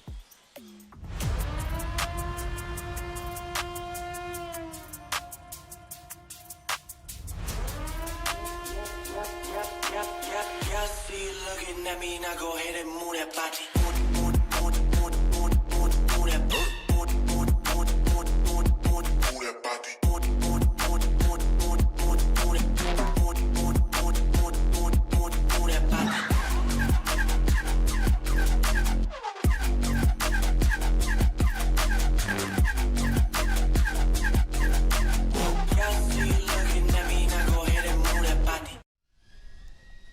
So welcome back as Q3 drivers get onto the rostrum. Let's have a look at the chat. Pavel, nice to hear you're still loving life. I'm not sure golf is a choice I would take as a ex-RC racer. But yeah, I don't know where the London-based RC tracks are. I'm sure there's a couple around. Hello from Japan. Hello, Edward Pickering. No, it is not spec tyres, so it's an open tyre choice. All brands represented, I'd say. Hot Race is the most popular in the top 20. I think most run in the Hot Race Sahara tyre, somewhere between soft and medium, depending what they prefer. Can get a hold of Lossi, Traxxas and Kyosho. I think Lossi and Kyosho are definitely good racing cars. Traxxas is probably more of a hobby grade. But yeah, what you can get local is always good, and what local drivers run. So group number 3, who have we got in group number 3? Christian Koenig, Alexander Vidal, Tristram Neal. We're going to get Trish in the booth after he's marshalled, I hope. So we're going to get a bit of an interview with Trish. So if you've got any questions for Trish, get them prepared. And when he's got the headset on, feel free to ask them. I'm sure there'll be many about the Schumacher platform. And I'm sure Trish will be able to give the best answer straight from the horse's mouth. We've got Carlos Fonseca in this, Dominic Vinberger, Colin Whelan, Heike Griki, Mike Remy, Paolo Machado, Stanislas Matthias Hafemir, and Serafim Kota. Sorry about the pronunciation of some of those names. Danny Clays, welcome back to the chat. Thank you for your kind words. I hope you are enjoying it. I wonder what you're up to these days. Last believe you were in Belgium. And I think you were in... last believe you were in football in some way, if I'm not mistaken, last I heard. So yeah, let us know what you're up to these days, Danny. And good to hear from you. So... Group number 3 are off and warming up, and you can just see them on the left hand side of the track. These guys have 2 and a bit minutes of warm up before their 5-minute time. Spy shots of a Schumacher. I'm not sure you're going to get any spy shots. Maybe No Name RC podcast might squeeze some out. I'm not sure. I doubt. I doubt it. But as far as I'm aware, there's no spy shots of a Schumacher floating round. And unless Trish is kind enough to rip the body shell off his car and crash right in front of our camera, we're going to really struggle to get any. But if he does do that, and we do catch it, we'll be sure to get that on TikTok for the 1 million views.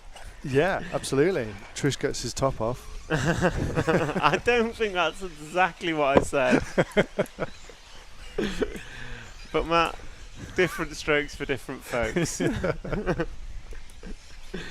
So yeah, this is group number 3 warming up, and we will start with Christian Koenig in the orange number 1 in a minute and a half. So we'll just take a look at the drivers as they're off on their warm-up. Little RC prefers temp style qualifying whether starting an order. I agree and I disagree on that one, Little RC. I think Nitro guys much prefer this way of doing it, and it gives them space. You don't have that 1 second stagger where you have to pull over and let people through. So again, different ways of doing it. Yeah. Different ways of doing it. There's no right or wrong. It's just different. Jonathan Wolf looking forward to Lefty squeezing out some pictures. So yeah, we'll set that. Well, Max Mort's their cameraman actually this week. Lefty's just editing, so I'm sure Max would love to go and get some pictures. Please follow Trish at some point. We did that last time, Pavel, and his car broke. So maybe we should at least let him get this qualifying run in. But we will pick up the main camera when our cameraman is there. We do have to give him a little break, unfortunately, between races. I know, we can't quite crack the whip that hard. So we're going to try and pick up the 2 cars that are on screen now. So we've got Christian Koenig in the 1, and we've got Tristram Neal in the 3 behind him. So Christian Koenig was the quickest last time, and Trish is behind him on track. They haven't started their master clock yet. Their clock will start as they cross the line now. So down the straightaway they go, and we've got Christian Koenig in shot as he comes into the double triple and goes big, nicely done, lands it well, and Trish follows through. So Trish running the Schumacher prototype. Little RC, yeah, I understand what you're saying. It's just it's just different. We all have our preferences. Edward Pickering, is there a difference in driving style between qualifying and racing? I think there will be. I think qualifying's going to be round 1 was quite subdued, I would say, in driving. I think everyone was just out to get a clean run. Some managed it, some didn't, and I think as we get into the later rounds of qualifying, you're going to see more intensity as the drivers just throw caution to the wind and put in the absolute best laps they can. And Christian Koenig's over, so we'll stick with Trish Neal. So Trish, after 1 lap, was your leader with a 37.7, and he's gone past the crashing Christian Koenig. So he will now take up the lead. Question in the chat: Yoa, stick or saddle? I'm going to go and check out the Techno cars on the next pit walk, because I've had a lot of questions about battery layouts and I don't know anything about it. So where was the link for my Arco plus Alex code? It's not there yet. It's coming. I will go and poke JQ for it shortly. We need to poke Will Venables, but yeah, it's coming. Will Venables was online earlier. Ah, okay. So Will Venables, if you're listening, turn off YouTube and do your job. Put simply. The job that you were given about half an hour ago. That's still 30 minutes when he could have done it rather than being sat. I appreciate watching RC Racing TV live is far better than doing your job. And I'm on another live stream that someone's just put in front of me. I have no idea where to. Alright, so Will, as you're sat there watching anything but doing your job, please do your job. We need that MyArco code, and we need it now. So what's happening? We're still following Trish Neal, and he's on a good run. He's 3 laps down. Last lap wasn't great. where he's done a 39.3 last time by, but the race time is slow in comparison to Eduardo, who busted out a 9-lap run in the last heat. Talking the chat about stick or saddle. Stick pack is one big battery down one side of the car, whereas a saddle pack is 2 smaller batteries on either side of a car, like a saddle on a horse, I guess, is the best description. How's the local cuisine? We had a lovely meal last night. Our cameraman got a beautiful dessert from said meal. So yeah, no, we actually went to this little restaurant last night, found it randomly, and it was beautiful. So local cuisine is superb. We'd give that a 10 out of 10, and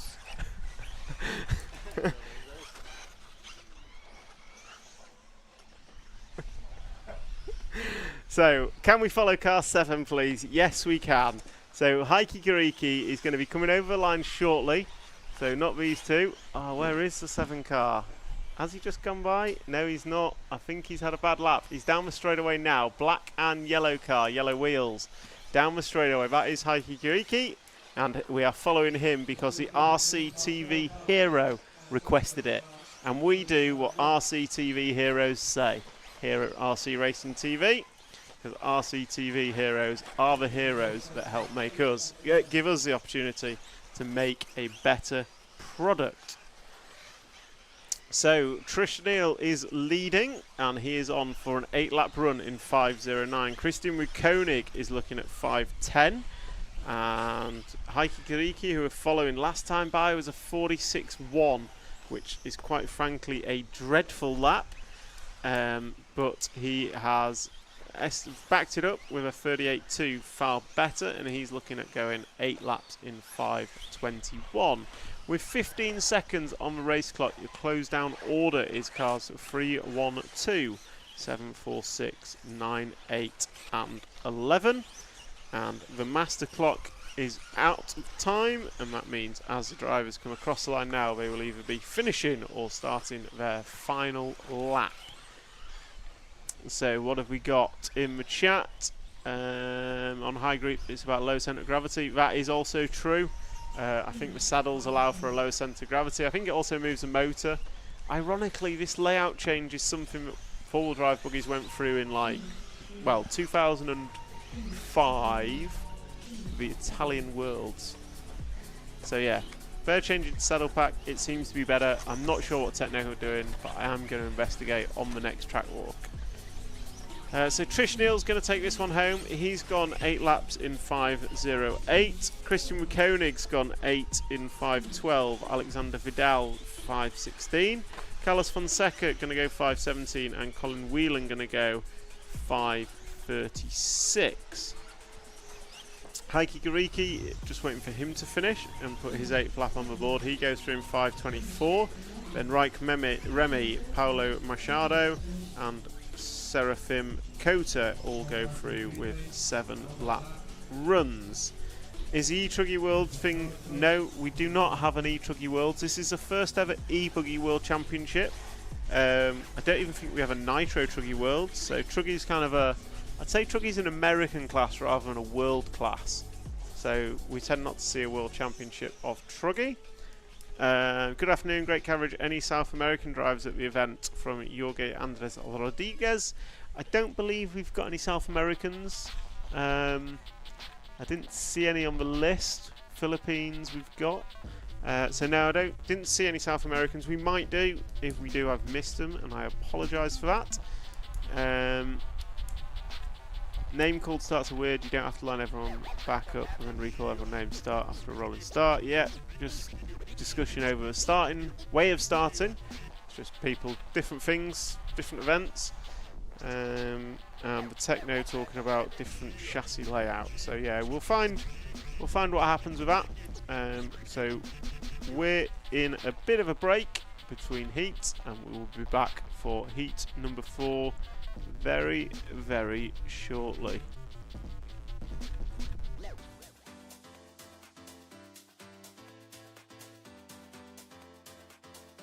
Domovic makes an error. Marcus Carrup is through. Now it's a four-way battle. And Finn's on the inside. He's got him. I love RCTV News. There's RC in the background. We're here. Hi, everybody. This is mine. Okay, fantastic. Yeah. So we are here at ETS round number 3 of season 17. Davide Ongaro, associated European champion, and didn't he deserve it? Bruno Coelho is your champion. Today, mamma mia, super happy. It's like a real now. It's like a real.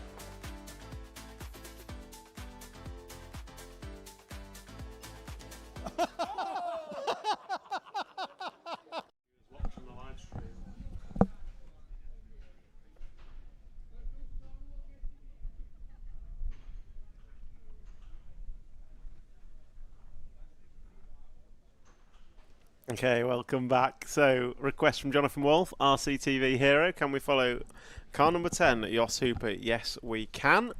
Hello from a beard, Viking.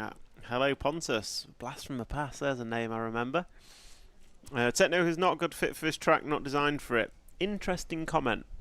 Yo Figueredo was on for TQ until 2 laps from the end, running a Techno, I believe. So, it might not be designed for it, but it's still fairly rapid round here, and I suspect they will get quick soon. So yeah, it's the Techno was certainly quick enough in round number 1. Yoa just unfortunately clipped the pipe and ended up on his roof. Have you tried touring cars? Don't know who you're talking to, but if you're talking to me, yes, I have. Can't remember what year it was. 2014, maybe 2013.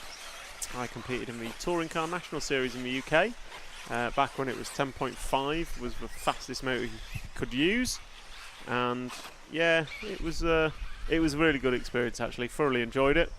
I wouldn't say I'm a touring car racer, but there we go.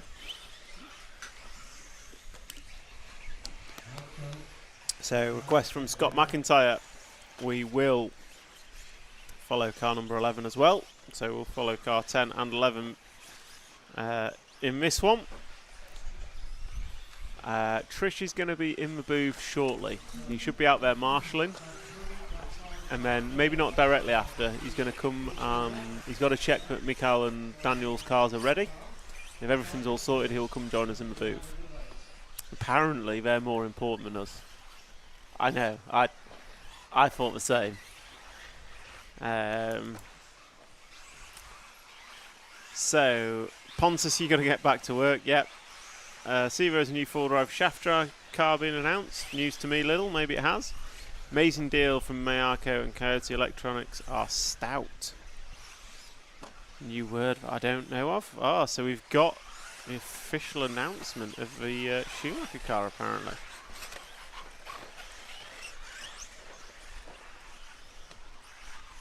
Breaking news.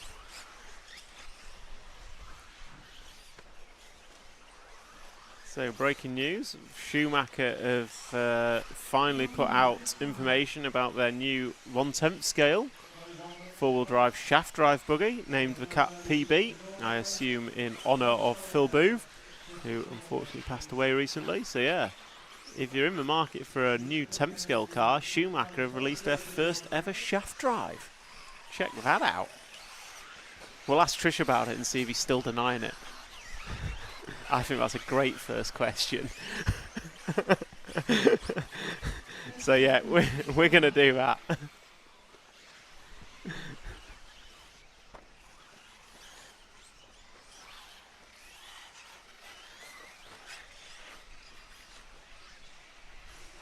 So this is group number 4 warming up as we look at Trish Neal, who are about to stitch up when we ask him questions about the new car.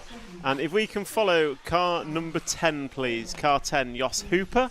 We're going to start with him and then we'll jump to the 11 car later on. So look at that, cameraman is on it with numbers.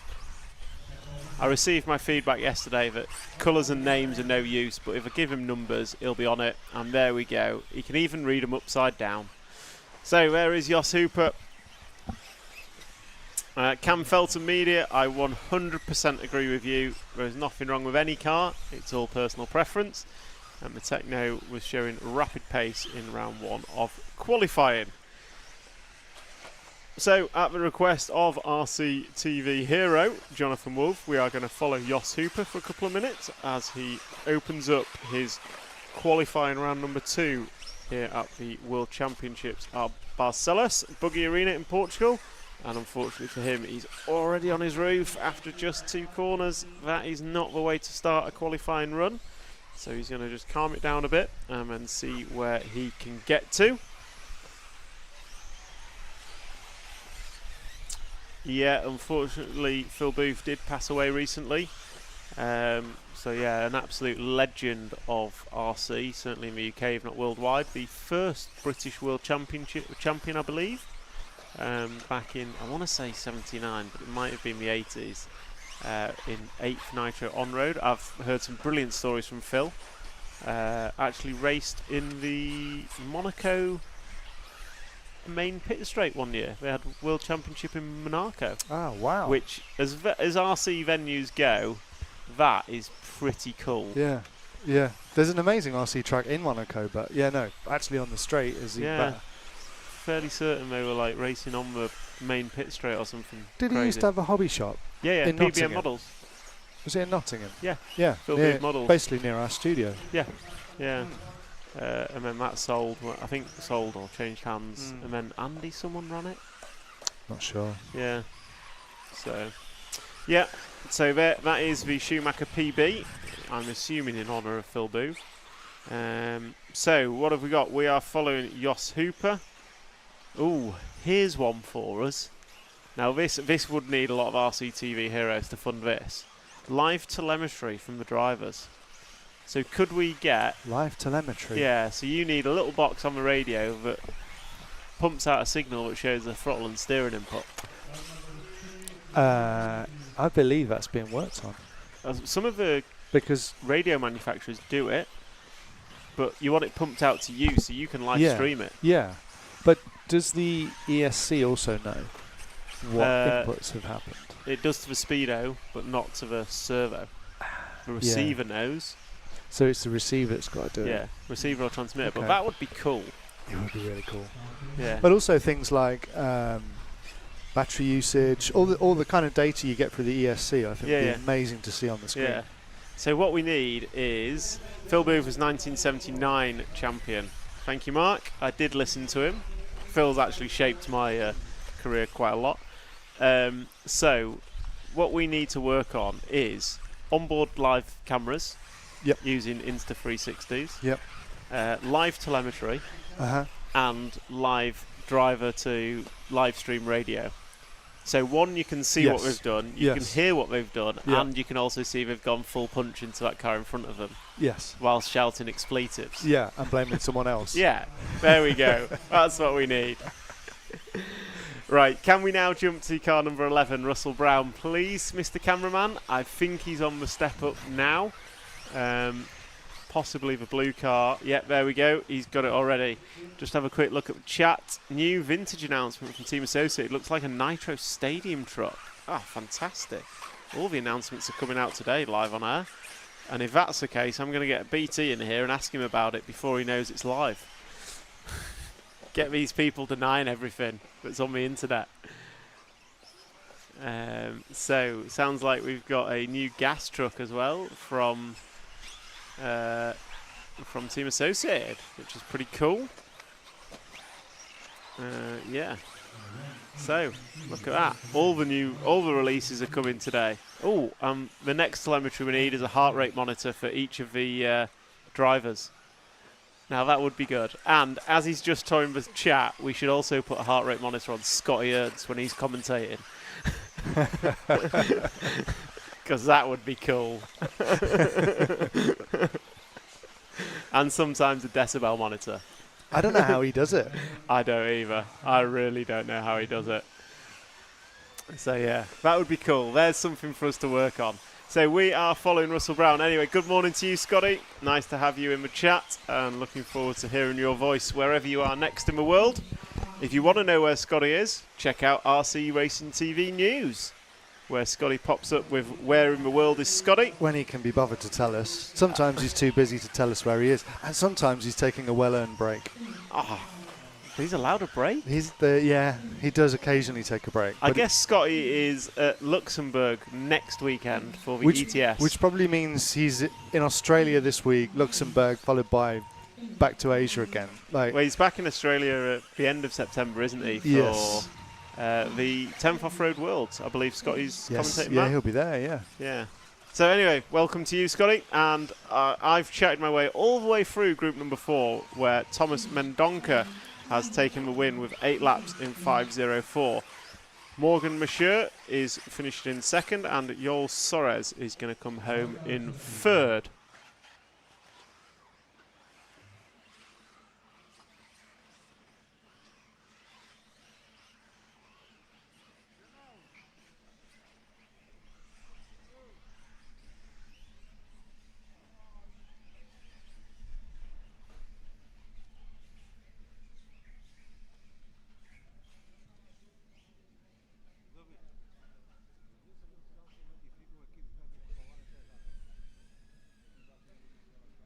Scotty's confirmed it's going to be Luxembourg to Jakarta. We were close. I think we said Asia. So, what have we got? Heat 4 done and dusted. So that is our 72 plus seeds done and dusted. The best time we have on the board at the minute is a 5:09.508. 8 laps in 9 laps. I'm really confused with myself now. Pretty sure we got a 9 lap run earlier from Eduardo. And next up is going to be group number 5. So these guys seeded from 37th to 72nd. And now you can see me on the screen. I don't know if that's live. It is live, so you can see me on the screen because we're going to try and get Tristram Neal in the booth before he escapes the track, assuming he's ready. Driver's point of view camera would be cool to put into perspective what they can see. We are going to try and get a camera on Hara by the end of the week. We actually had one on board his car in practice, and he smashed the camera up. But we are going to try and get a camera on board Hara's hat. So less chance of smashing it, but get the driver's view. So what have we got? Julius Ciclodi, Ricardo Montero, Martin Bayer, Pedro Gomez, Julian Oliveiras, Kristen Ulaco, Patrick Bremstella, Carl Eric Valter, Adrian Batin, Joseph Cograne, Holger Like, and Nuno Cazel Ribeiro.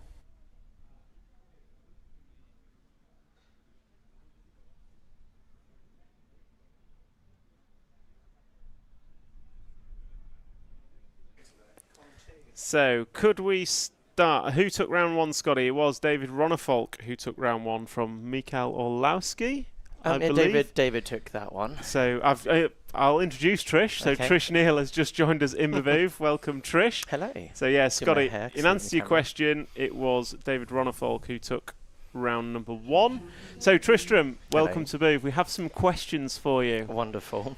Schumacher, Yes. 10th scale electric off-road buggy. Going shaft drive? There is a platform that we've been running which is a bit unconventional to us. Have we put it up already?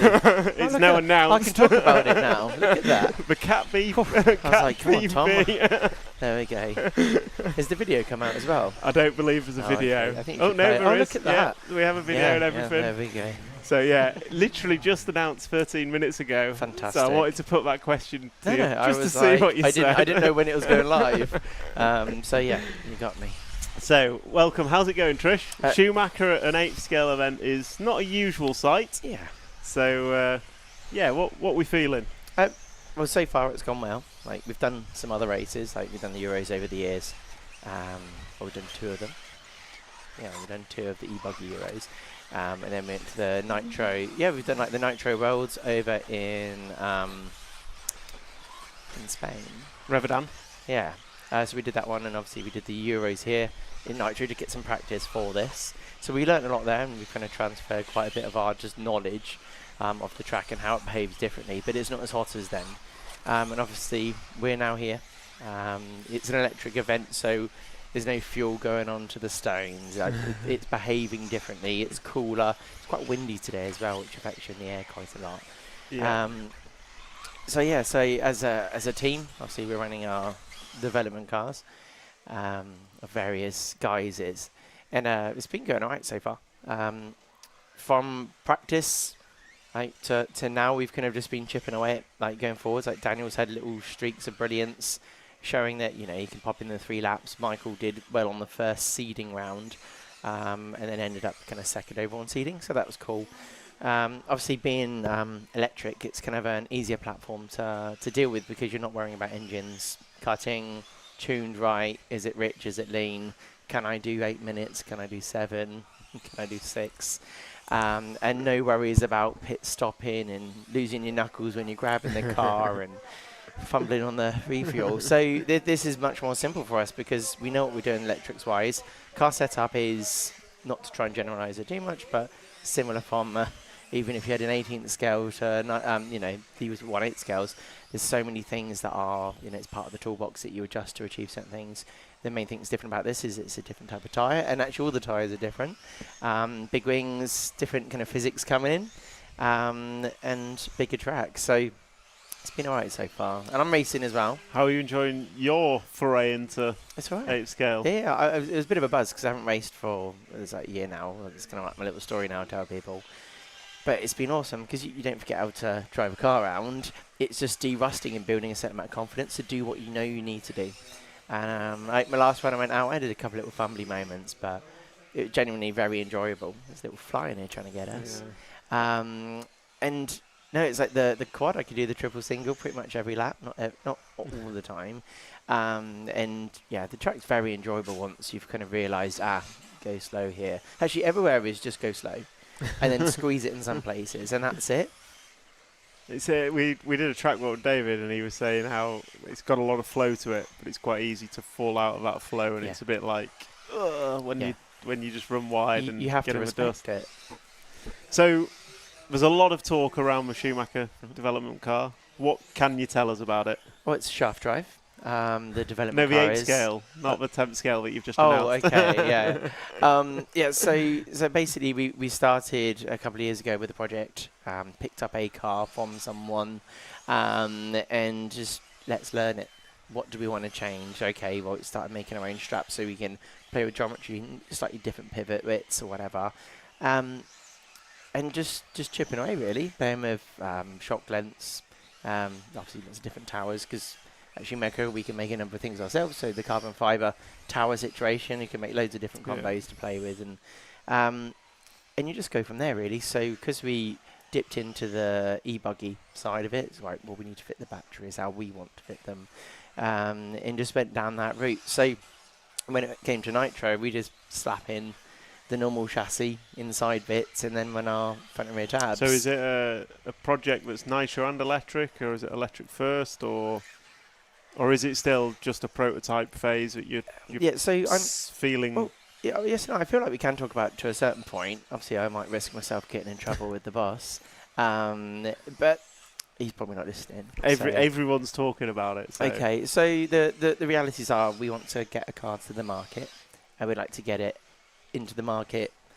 in the I've already told years. The world it's coming at Christmas. Okay, fine. I've not said which Christmas. Yeah, because it could be 2026. But it'll be available for Christmas. Yeah. A Christmas. Okay. So it's coming soon. I'm going to lead in the project, and as it is a project, it only means that then something's happening. We've done a lot of R&D over the past couple of years, so now we've been looking into drawing things up and getting certain things ordered to test. So, like in my car, I've got some prototype gears that actually fit the car it's meant for, just so we can find out, are the gears strong enough? Is the durability there? Actually, they haven't failed me yet. So you're very much at you're still testing phase. It's not a pre-production car. We're beyond the feasibility, so we're into the kind of not production sample running yet, but we're trying things. So you're still in we're trying lots of things. Yeah, and that's actually more me this meeting. Whereas Daniel and Michael, we did a lot of learning when we came here last time, and we thought we'd try out a different platform. And what's good about it? What the plastic's like? Because when we come to do the moulding, because we mould everything in house. Well, what plastics are we going to run through the machine? Yeah, okay. So you are very much in the learning phase of this is what the market is. and how do we find what's the best on the market, and how do we beat it? Yeah, that's right. So it's and there's very big differences between with the car that we've been playing with and the car that we've now got that we're running. But geometry-wise, nigh on the same. You know, obviously it might be a mill out here or whatever. But the plastics-wise, it's hugely different. So it's like, okay, right. Because it's more than just some engineering geometry that's... Yeah. It's finding the different bits that make the car perform. And I think with 8 scale, because the car's so big and you've got such spans between the wishbones, it's a massive difference when, well, every class is a massive difference. But when you grab a hub carrier, you can really twist them on some cars, and some cars you can't. And some cars feel a certain way, some don't, yet they're all really similar. So it's, for me, it's really exciting because we've been doing 10 scale for a while, not thinking that I know everything, but the path to learning that little bit more, it's always more and more narrow, whereas with this, we learn so much. You've got so much to learn, I guess. Yeah, and I'm not going to go in any way of arrogance thinking, oh, I know what I'm doing, but we're just going to keep tinkering away. Like with the cars that we've been running, we just keep doing small changes, listen to what everyone else is doing. Oh, try those pistons, try this tyre. And because Michael and Daniel are very proficient at setting cars up with me, we can kind of start getting some results. So we look like we're doing very, very well, and the combination of their driving, got the car just about right, and then a bit of luck, really. Yeah. Okay, so it's there's a car in development. You're still on the almost benchmarking, proving out, understanding phase of that cycle. And even when we get samples, for example, sample plastics and stuff like that, I might have a bit of sample plastic on my car from a mould that might have been made.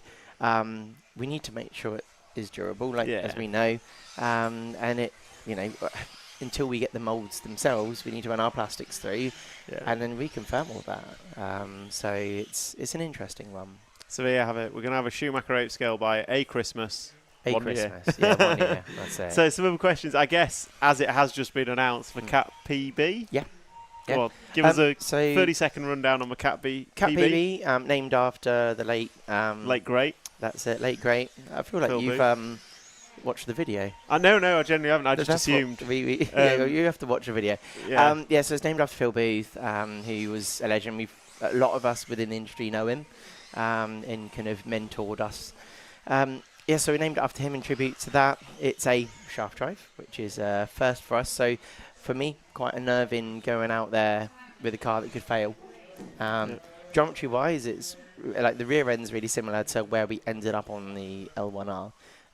Like with the team, like with the developments, front ends very similar. Question in the chat: is there any part changeover between the L1 and the PB? You got wing mounts. There's a few ball bearings, screws, front hub carriers, yokes. So not a lot. Velcro. It's an all new platform. There's a lot of new, and that's added a lot of. Let's call it it's fine words. There's been lots of things to sort out, so therefore the car wasn't out yesterday. The development time grows because... Oh, you get things. It's like, for example, like just the differentials, and you're moulding it and you get a slight bit of ovality just because you're feeding from an edge opposed to we need to feed more around the centre. And so therefore the oil's leaking out. Okay, right, we need to get that to the tool makers. And it's always these back and forths.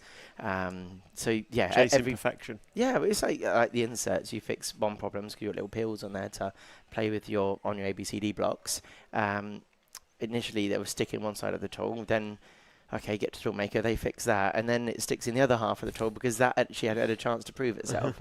So then it's back to the tool maker again. And it's like, oh, come on. So, yeah, obviously, engineering-wise, just getting the parts is one thing. It's just then making... Like, the mould tools is one of the bits that slows it down. So, quite excited we've actually announced it, which means that things have probably come back at base. Yeah, I'm not saying something I knew beforehand. Yeah. I knew it only just 20 minutes ago. No, thank you for telling me. I was thinking yesterday, I wonder if they're going to announce it. We're also going to get Brent Fielke because Associated have announced a gas truck re-release. Oh, cool. So I'm going to ask him about that when I get him in and see if he's open about it or not. I'd love that if we had. Oh, I see. Like, oh, we released it. So other questions. There's a lot of talk around what platform the guys are running. Yep. Obviously, I don't know if you can say that or not, but it's not a pre-production Schumacher car, but it's none of the things we've been running is pre-production. It's just a platform. You're and then we'll do benchmarking what the market is. And we've tried all sorts. So there was a time. Actually, I don't want to say all the brands because I don't advertise them. They do a good job themselves at that. But we've tried I know we're probably on our for like our 5th brand of so car things we've tried. You know, and there was a time when Michael just wanted to do some 8 scale, and we did some learning with that. And oh, I like this, I like that, and you can note it down for future things. Okay. A question here. Are you still doing your Model Train YouTube channel? I'm not doing much with it, no. Work keeping you a bit busy. It's just kind of like an interest point. I've moved on to some other things for now. Yeah. Ricciardo Acchiari says hi. Hello. You know Ricky. Scotty said he's out looking for Warhammer stuff this weekend. Oh, is he? Yeah. So Scotty just popped in just as you did. Is he? Well, so basically in his garage, he's told me, because he had a shop, he had loads of Warhammer in there. And he said, when I'm back, I'll go in my garage and have a look. That's a great American accent. Thank you. I don't want to be too rude, you know, when you do it and it's that bad. And then is that, Irish. Question, when can I get mine? I assume we're talking about the Cat PB. Cat PB, I guess there will be pre-orders going up. That's part of the launch it's... I don't know. You don't know? I don't know. Normally when we pop it up, it then gives the shops and things like a week or 2, or we're talking months We away? always say 2 weeks, don't we? You know. You're looking at me. It's 10 years no, since it's the classic, isn't it? You say 2 weeks. Yeah, I honestly know that there should be some information out there if it is available to be pre-ordered. I'm at the track here, so I have no idea what. But I'm guessing it's weeks, not months away. Yeah, we wouldn't give information if we didn't have things ready to box and stuff like that. Because, for example, like the manual, the box, they're normally the last things to be ordered, and so they're on their way and everything. So it's all happening, and that's all UK done. So you know, we have a lot more control on that. Question about pillow ball or C-hub for 8 scale. I guess that's something you've tried. We have. I don't actually know what they'll run at the minute. At the moment, everything's basically pillow ball, apart from like you see like I think Techno still. Yeah, so Car Show Techno, they have the classic C-hubs, but they still have the. I remember the JQ card built-in inclination, so it's quite nice machining to get that built into a C-hub. So they're all achieving the kind of similar things and similar scrubs. Yeah. It's just C-hub obviously behaves a bit differently to pillow ball. Yeah. So is there a decision made on the Schumacher car, or is There's a decision made, yeah. Can you tell us, or is it? No, I can't say anything. It's one less thing to tell people on the website when we release it. Fair enough. Website says 5th of September for new full drive. Well, if that's when it's coming, that'll be the second best thing to happen on the 5th of September. Is that when it's your also birthday? my birthday. Oh, yeah. Happy birthday when it comes. Hopefully, if Robin's listening, I can have a nice birthday present. I think it'd be a wonderful thing to turn up in the post. Yeah, there we go. Muzzy, if you're listening, I'll take a 6.5 in it. Yeah. Because I'm getting old and it needs to be slow. No, you need more power than that. Ben Smith's actually got my trans PT and receiver. Oh, okay. So, yeah. Ready to that would be a great birthday Probably present. need we've got a speed controller to go in. No. Aye. But I'm sure There's some Schumacher companies behind us. I'm sure Schumacher have some in stock. I've probably got an old Speed Passion we can drop in. I love Speed Passion. So, well, thank you for joining us. That's my pleasure. Thank you for explaining. Thank There's you a for lot having of me. interest in what Schumacher are running. I wish I could say more, but obviously it kind of shoots myself in the foot as well as the I guess it's other people that are involved. It's a long. I guess some people are saying, how many years have you been running prototypes? Well, it's a long program, but you're learning from literally zero. Yeah, and it's been a lower priority one for us because we've got our bread and butter that we've been working on for years. Scale. So I guess 10 scale World's coming up. Yeah, there's a lot of work gone into that. Yeah, well, we've kind of done our work now, I believe, with the warm up that we did, and made parts and tested things and everything, and we'd like to do well. We've got a really good team going. Yeah. So yeah, I'd like to hope we can compete, but we still have to keep the other things going. So normally I get back and checking some drawings and everything, so then we can sign them off and How about so obviously 8th Buggy dominated by Nitro generally. Yeah. Are we likely to see a Nitro driver join, or are you just going to work Mikael even harder? Until we have a platform, like it's I'd say that we'd get quite a few people naturally join because we've got a number of 10 scale drivers that do Nitro as well, and people that might be happy to switch now that we have all the platforms. Because one of the issues we've had over the years, I don't know if it's the right thing to call it an issue, but for example, you want a big driver to come on. Well, you don't have the full package. Yeah, so if they don't run, obviously Nitro for us and eBuggy, and they're limited on I guess Mugen used to be one, but they've now got 10 scale. A lot of companies have been more understanding, so we're seeing more and more of the kind of this cross because we solely did 10th, so that company would then be less offended and then let you run their other car. But once we have the full package, it'd be interesting what happens. Yeah, well, I for one look forward to it. I mean, I worked at Schumacher 10 years ago. You did. And it was always asked and rumoured, and I still remember Robin asking about, should we do an 8 scale? Yeah. Oh, he still does. He still does it now. Like Robin, we're a bit invested. A bit in further on in the I'm programme about now. to fly to Barcelona. Well, excellent to have you on board. Sorry to all those in the chat that haven't got all the questions answered, but I'm sure Trish has said We can what we always can. come back another time. Yeah, and excited to see the new temp scale as well. Being a temp scale person myself, it's finally out there. People can finally talk about it. Yeah. You don't have to deny it any longer. That's right. Yeah, the shaft drive. Who knew? So yeah, excellent. Well, thank you very much for joining us, Thank you very Trish. much, I'll Tom. let you get off because Mikael's on and Daniel are on shortly. Yeah, they're going to get mad at me Good if luck. I'm not there. Yeah, Right, see good you luck. later. Thank you. Cheers. Bye-bye. So that is Trish from Neil with the scoop on both the 10th scale and 8th scale buggies. So yeah, apparently a new 10th scale coming in September, and an 8th scale buggy will be here for Christmas one year. So back to the racing. Cheers, Trish. See you later. Group number 6 is on track, and Martin Valanka is leading after 4. I think we've got Martin on screen. So we are looking at the yellow and orange car coming over the backside double, white wheels, good man. And he has the number 3 on his car, so that is Martin Valanka. Best lap time of a 35.2. And he's been chased down by the American driver, Jared Wiggins, who last time by was a 36.1. Martin goes by 34.9. So that's 5 laps on the board for Martin. He is estimated to go 9 laps in 5 minutes and 16 seconds. Hugo Taveron jumps to the 2 spot. He is running 3 seconds behind Martin Valanka. Jordan Lott runs in 3rd. Ramon Lepape jumps up to a 3rd, followed by Charlie Ware in 4th. Those two both 7 seconds off the lead. And Jared Wiggins jumps up to a 2 spot. He's 2.4 off the lead. So Martin Valanka leads Jared Wiggins. 2.4 is the gap. We are 5 laps complete with 9 laps estimated for most of the drivers here. Full run order: Valanka, Tavernon, Wiggins, Astorini, Lepape, Ware, Lott, Savoya, Lim, Baldo, Villa Sanchez and Valls. Those are all your drivers. And this is group number 6 of 10. Martin Valanka, 6 laps on the board. Last time by a 35.7, so good lap from Martin. Best lap time, a 34.9. So it's about a second a lap off the quickest that we've seen.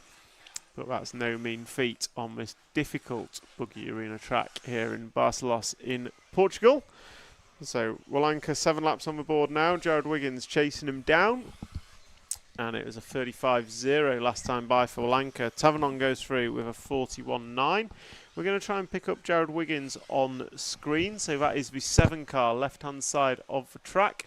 Coming onto the straightaway now, white and orange. Techno car, I believe. I just saw a sticker on his car. So that is Jared Wiggins. Last time by 35.4. He runs in 2nd position, 2.6 seconds off the lead. Lidl style. No, Skidmore is not here. Don't know why. Maybe a name we would have expected. Don't know if they do e-buggy or just nitro buggy.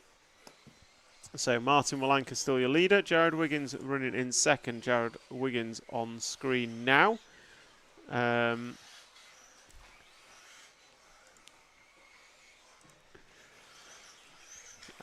then we have Romain Lepape in the 3rd spot. As these guys all on the final laps now. Master clock has run to 0. Martin Valanka is finished with a 5.17. So 5.17.4 for Martin Valanka.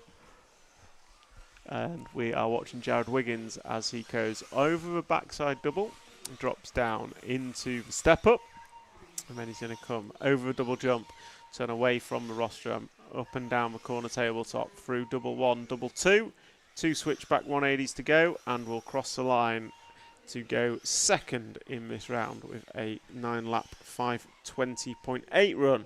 Romain Lepape going to finish in 3rd. Charlie Ware going to finish in 4th. Then we've got Gabriel Astorino, Rene Savoya, Jordan Lott, Hugo Tavernon, Alex Lim, Oscar Baldo, Christian Villa Sanchez and Alex Valls is going to round out your full finish order for group number 6.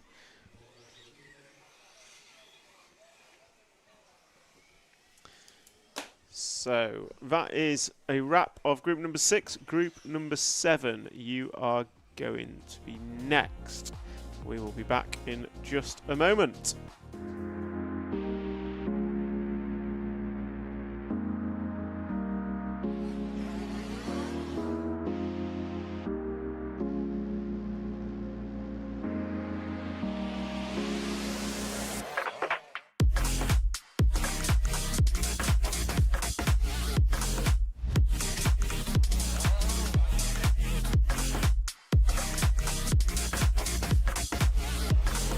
On him now, we got the mid-winker on. Now it's a four-way battle. Pole man is being run back to the pits. Our pole man is going to miss the start. Oh no! Hatler's going with Ben. Ben and Hatler right together now. On the last time, and Ben's on the inside. He's got him.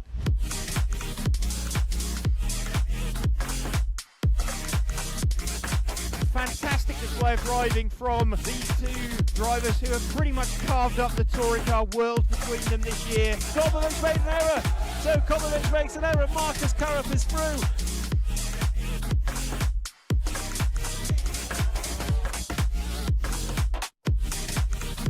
To take the most amazing European Championship. That is absolutely unbelievable. Mark Reinhard takes the European Championship. Yeah, it had to be a while, man. Waiting for it a long time again. And crossing the finish line for the last time, Dario Balestre is our 2024 European champion. As always, another title. Dario Balestre got to stop and go in the penultimate lap. Still hang on to the lead there and take the win. The four-wheel drive European champion for large scale, Van Helmen. And the winner, your European champion, is Juan Carlos Canas. Davide Ongaro, associated European champion, and didn't he deserve it? Bruno Coelho is your champion. Michael Olowski then comes across the line to win the European Championship.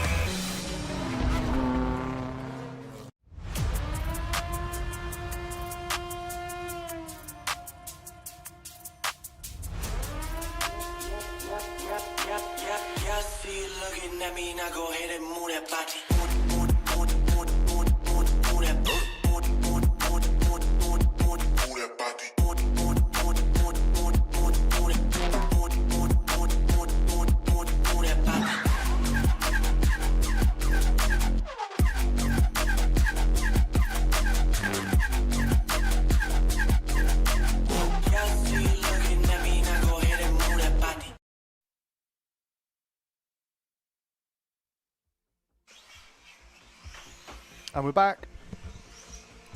That was fun talking to Trish. Welcome back. So we had a good chat with Trish Neal there, Schumacher engineer and all-round good guy. And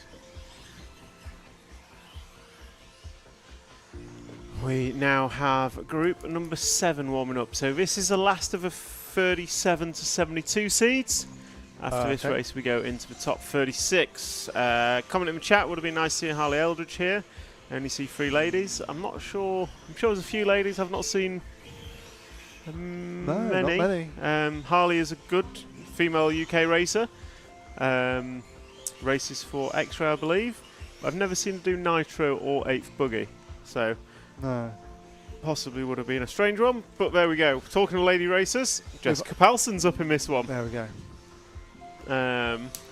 along with Marco Ruffalo, Andre Bento, Jose Miguel Sanchez, Hendrik Lemy, Brian Baldo, Asushi Hara, Harel Senderov, Tom Bichou, Alvaro Domine, Ilian Fernandez, and Jose Salez.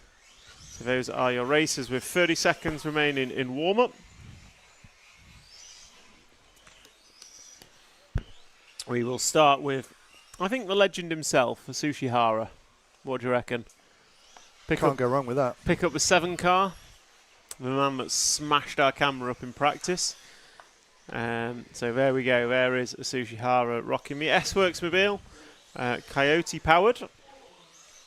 As he comes over the back section, Asushi, a stalwart legend of the RC community. First Worlds was 1993 in the UK. So that's what, 32 years of racing IFMAR World Championships for Asushi Hara this year. And Edward Pickering would like to see Jose Miguel Sanchez in the 4 car. So, count on here, it sounds like Asushi Hara. I mean, my pronunciation is never the best, so I apologise for any names that I have ruined. At Sushi. But Asushi Hara does sound great.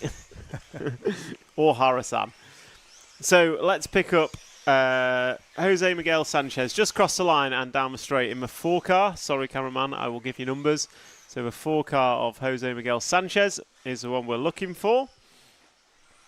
And we are following him at the request of Edward Pickering, our RCTV hero, because our RCTV heroes get priority on who we follow where possible, and thanks to them for their support over the years. So we are following Jose Miguel Sanchez, and he is coming round to put 2 laps on the board, and as he crosses the line, he goes top of the timing sheets, 34.9 last time by.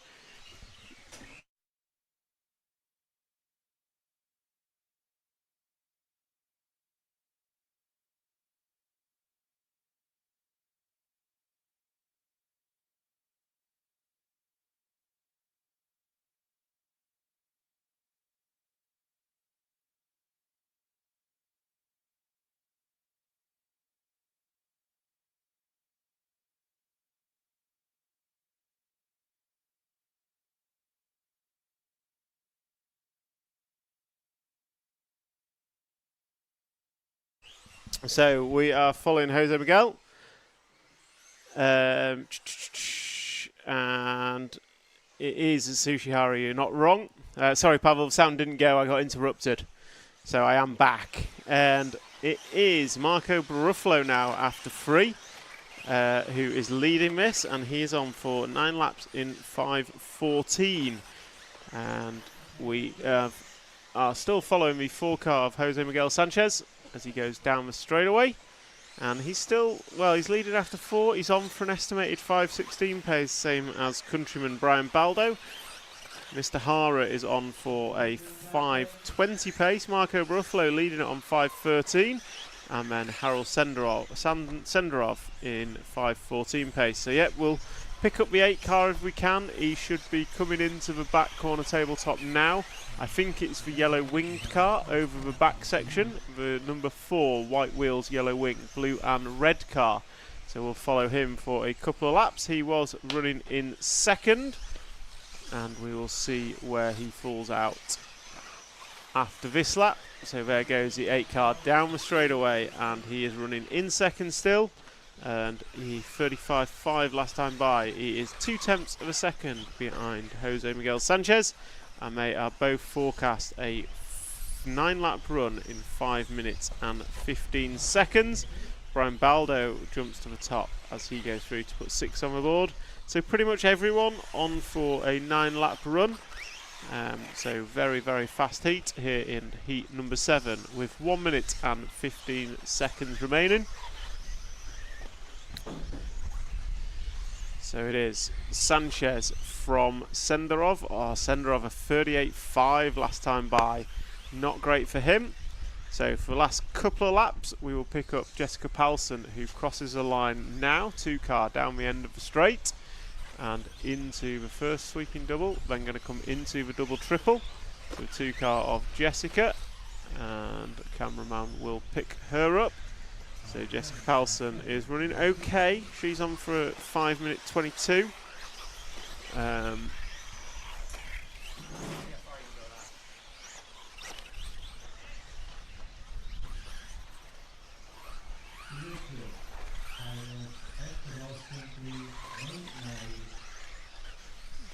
So we are following Jessica Palsson as she goes down the straightaway and into turn number 1 through the double triple section. Nicely landed there. So always impressive to see the old guys still race and be competitive. Yep, it certainly is. I know I can't do it. Jonathan Wolf, spoke wheels are dished. I think pretty much every racer is on dished wheels. Spoke is almost exclusively nitro on road and carpet foam touring car electric. Other than that, I don't see spoke wheels anymore. I only really see them in like bashing in RTR. Yeah. Profix, a solution, control tyres that are hard and have no grip. That's one way of doing it. I just don't think 8th Buggy is going to go control tyre route ever. It's creeping that way. 40 plus euros controlled? Yeah, and it's kind of controlled at the B Euros. Okay. It's weirdly halfway house where each manufacturer has had to submit 2 options and pay. And then, so it just narrows down the choices. But there's still a lot of choices. Yeah, there's still like 16 different tyres you could choose. But it's not just any tyre. It is controlled, kind of. But to a sense. I mean, it's not really. It's just sort of some element of control, but not control tyre as we know it. Personally, I prefer. Oh, look at that for a takeout on the warm down lap into the pit lane. In fact, I should be able to replay that. I don't know. No, I don't think so. Too late. You saw it through your. Do you see it on the screen or just through your eyes? No, on the screen. Oh, okay, fine. Sorry. I know I can't replay what the camera's not caught. I do recognise that. So Brian Baldo going to go 5:16.7. So that is the target time for the top 3 heats. And the fun doesn't stop, but the fun carries on. But we now go to the top 36 seeded drivers, and I'll just give it another go. Just. I was too slow on the mark. Just a bit you just too see the late. recovery of it. Yeah. Now that I've remembered I've got a replay button, we're going to be getting all sorts of wild replays now. Replay-tastic. Could have got a replay of Yo Figueredo, but I forgot that one as well. Right, we are going to the top 36 drivers now. We're going to take a quick VT before we come back.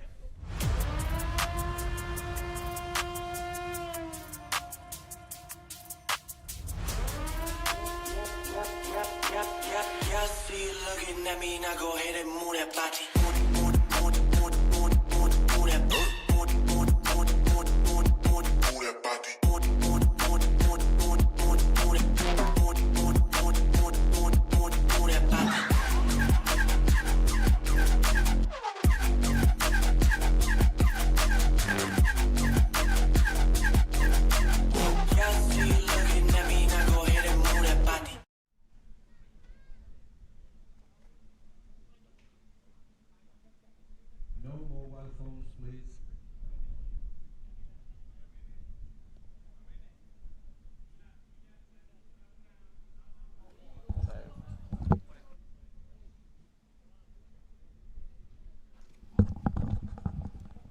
Okay, the calm before the storm. Background music's on, Mr. Yeah, just put it on. Oh, nice. Just to build tension. What is Jessica running now? I think it's Sparko. We decided yesterday. Yeah. And if it's not, sorry. So, the tension builds. David Ronnefolk is going to be looking to repeat what he did in round 1, which was go top qualifier for the round. I think he had a 6th, 10th lead. Where is my results? Not that one. So, round number 1, it was David Ronnefolk took the win by 0.6 of a second over Mikael Olowski. David Ongaro was less than a tenth behind Matt. Then we had Elliot Boots, Juan Carlos Canas, Dakota Fend, Kuki Kato, Andrea Trevisan, Yo Figueiredo and Naoto Matsukura. So Kuki Kato was very confident he is going to beat Naoto Matsukura. I mean, that level of confidence. He's been dominating at Scotty's. Well, I don't know about dominating, but he's been doing very well at Scotty's series over in Australia and Asia. He did really well at the 10th Buggy warm-up. Yeah, there's a poll for us. What's that? For or against control tyres at IFMAR World Championships for 8th Buggy? Or just in general, 8th Buggy? Or just in general, 8th Buggy. I would be devastated if that happened, but yeah. Let's get the poll going. Let's get in it the going. chat. Can we follow car 12? We will try, but as it's for top heats, we will. David's TQ man. This is the battle for TQ. We are going to try and follow the action, so to speak.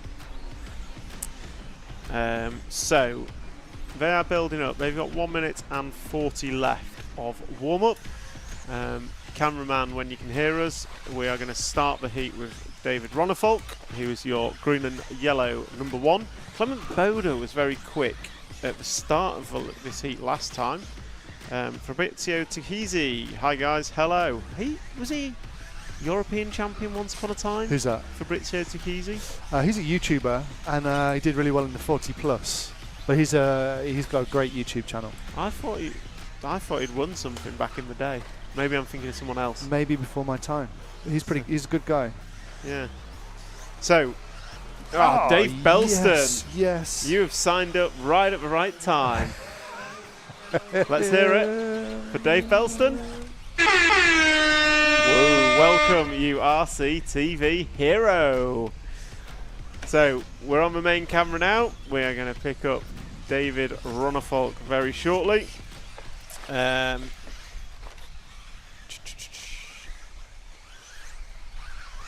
So we're going to get a poll going on controlled tyres, yay or nay, very shortly. And we are now going to pick up David Ronnefolk in the 1 car 30 seconds before this race starts. So he is on his warm-up lap, and he's going to probably finish this lap and get one more. So another lap and a half of warm-up for David Ronnefolk to get in the zone. He said it yesterday after controlled practice. He took about 3 minutes before he decided to start driving properly.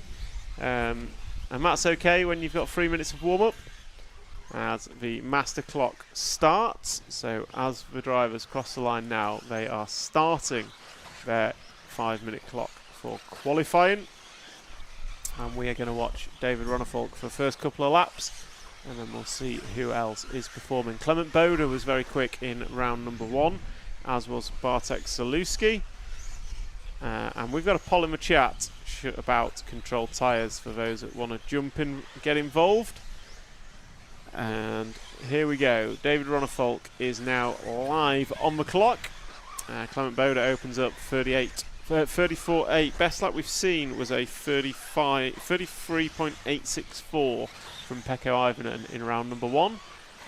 Not quite as quick as yesterday, but we'll see what this round delivers. So David Ronnefolk going to come off the corner tabletop. He's got 2 double jumps, 2 180s to go, and then he will cross the line. Crosses the stripe this time by, and an opening lap of a 34.1. Not quite as quick as Juan Carlos Canas' 34.1, and Noah Ben Mohammed. So 3 drivers separated by less than a tenth of a second. In fact, half a tenth of a second separating Canas, Ronnefolk, and Ben Mohammed. Bartosz Saluski and Brandon Rose wrap up 4 and 5. So that is the top 5 after 1. And of course they are all on 9-lap runs ranging from a 5:07 to a 5:18 for Robert Bataille. So David Ronnefolk going to cross the line, put 2 laps on the board, and that's a 34.0. Let's see what Canas can do. 34.3. I'm waiting for Ben Mohammed to come across the line. There he goes, 34.6. So it is Ronnefolk that leads 2 tenths in front of Canas, 4 tenths in front of Noah Ben Mohammed. Then we've got a couple of tenths, well, less than a tenth back to Bartek Zaluski and Chase Lemieux. Brandon Rose, you're about 1.5 seconds off the lead. So David Ronnefolk is looking fast, and it looks like we've picked up the 5 car on track of Noah Ben Mohammed. So Noben Mohammed, very rapid in the first round and then just fell by the wayside towards the end of a run. Ronnefolk goes by 34-3, but it's Juan Carlos Canas picking it up in the scratch trap. Clement Boda picking it up. So it is Clement leading, and he's coming up on traffic. He's going to need that pink car to get out the way as he knocks a pipe and just loses a couple of attempts. You can see how easy it is there. Just clipping a pipe, and a couple of attempts go by the wayside as you're in the dust. So Clement Boda is on screen, and you're Neumann jumping to the 2 spot now, waiting for David Ronnefolk to come through. Sorry, Noah Ben Mohammed on screen in the 5 car. Sorry, it's Noah Ben Mohammed we're watching, and we'll wait for him to come through, and that one 34.8, so that's going to drop him down. We're going to pick up the 2 car of Juan Carlos Canas, 33.9 last time by for Juan Carlos Canas. So Canas, I believe, TQ'd the European Championships here 5 weeks ago in Nitro Buggy. Maybe, maybe not. He did. I get a nod. So Canas, a very, very, very quick Nitro racer in Europe. Not so much known for his electric exploits, but here he is in e-Buggy, leading the way as it goes down the straight. That time by, his lead over David Ronnefolk, half a second last time by, was 1/10 in Ronnefolk's favour. Noah Ben Mohammed, it's 0.8 of a second behind that. So it's Canas, Ronnefolk, Ben Mohammed, Zalewski, and then Ryan Cavalieri. Never discount the man with experience, and that man in this heat is Ryan Cavalieri.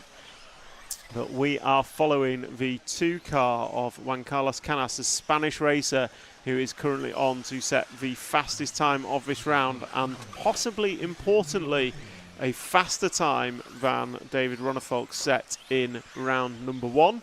So it is Canas from Ronnefolk, 34.0 from Canas that time by, 34.1 from Ronnefolk. Gap between them 0.6 of a second. Predicted time a 5:06.9 from Juan Carlos Canas. That's the quickest predicted we have seen all day, and it is 7th lap he is on. He comes over, step up, goes past a lapped car. Nicely done. And we will stick with Juan Carlos Canas as he comes over. 1-1, 2-2. He's got 2 180 switchbacks to go, and down the straightaway he goes. That time by for Canas, a 34.4 to Ronnefolk's 34.1. Gap between them less than 0.4 of a second, and it is both of them on for 5.07s as he comes up on the 10 car of Chase Lemieux. So Chase out the way of Canas. So Juan Carlos Canas and David Ronnefolk are going for this. Absolutely nothing to split them last time by. They are on their 8th lap of 9, so it's going to be this one and one more for these two. Let's see, Ronnefolk going to cross the line right about now. And David Ronnefolk last time by 34.4, not ideal. Canas though 35.4. Ronnefolk going to take it up as they go into the final lap. So David Ronnefolk is your leader by half a second over Juan Carlos Canas. Let's see what Ronnefolk can do. He's in traffic. He's just clipped a pipe. Going to lose a 10th for a second there. Will he catch the car in front? Doesn't look like it. Ronnefolk coming up the step up, and he's going to come over 2 doubles into the corner tabletop. Double 90 left, double 2 180s to go. Ronnefolk going to cross the line. That time by is a 34.5 to close. Let's see what Juan Carlos Canas does as he comes across the line. He was just upside down. It's going to be upside down at 38.0, so it's going to be David Ronnefolk and Noah Ben Mohammed. Your 1-2, and it's 5:08.4 for David Ronnefolk, and 08.4. So we're going to go and have a quick word with David Ronnefolk as he comes across off the rostrum.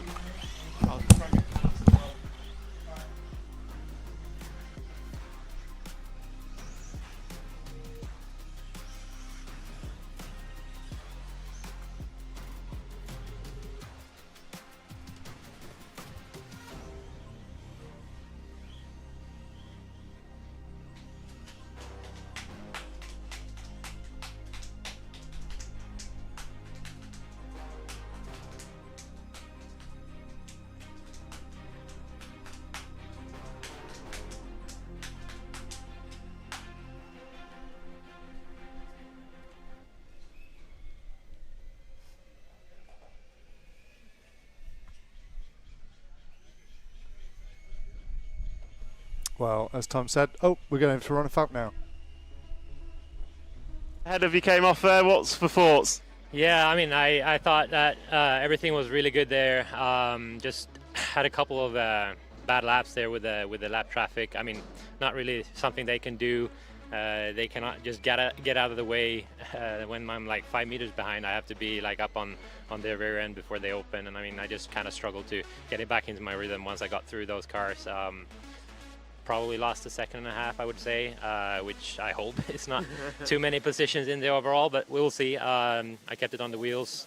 It was kind of good. Like I wanted to have kind of there on my back starting the run, so we could kind of judge the speed, and it's also good kind of having him behind, getting me some pressure and working towards the main. So yeah, happy I kept it on the wheels. Unfortunate I lost a second and a half there with the lap traffic, but it's the same for everyone in the end. He was certainly applying the pressure. At one point he was on for a 6.9. You ended up on an 8.4. But as I say, it's all about the mistakes and keeping it clean through the run. Yeah, for sure. I lost a second definitely there behind Brandon. Nothing he could do. I just like jumped way too far on the left side on the back double, and yeah, cost me a second. Hopefully it doesn't cost me a top position. But I'm sure it'll be all right. Well, good luck for round 3. Catch you later. Cheers, David. So that's David Ronnefolk after round 2 of qualifying. I think with a shake of the head as he walked off for Rostrum, he knows how tight it's going to be and how important it is to keep it clean through the traffic, which is harder said than done. Okay, back to the studio for race number 9.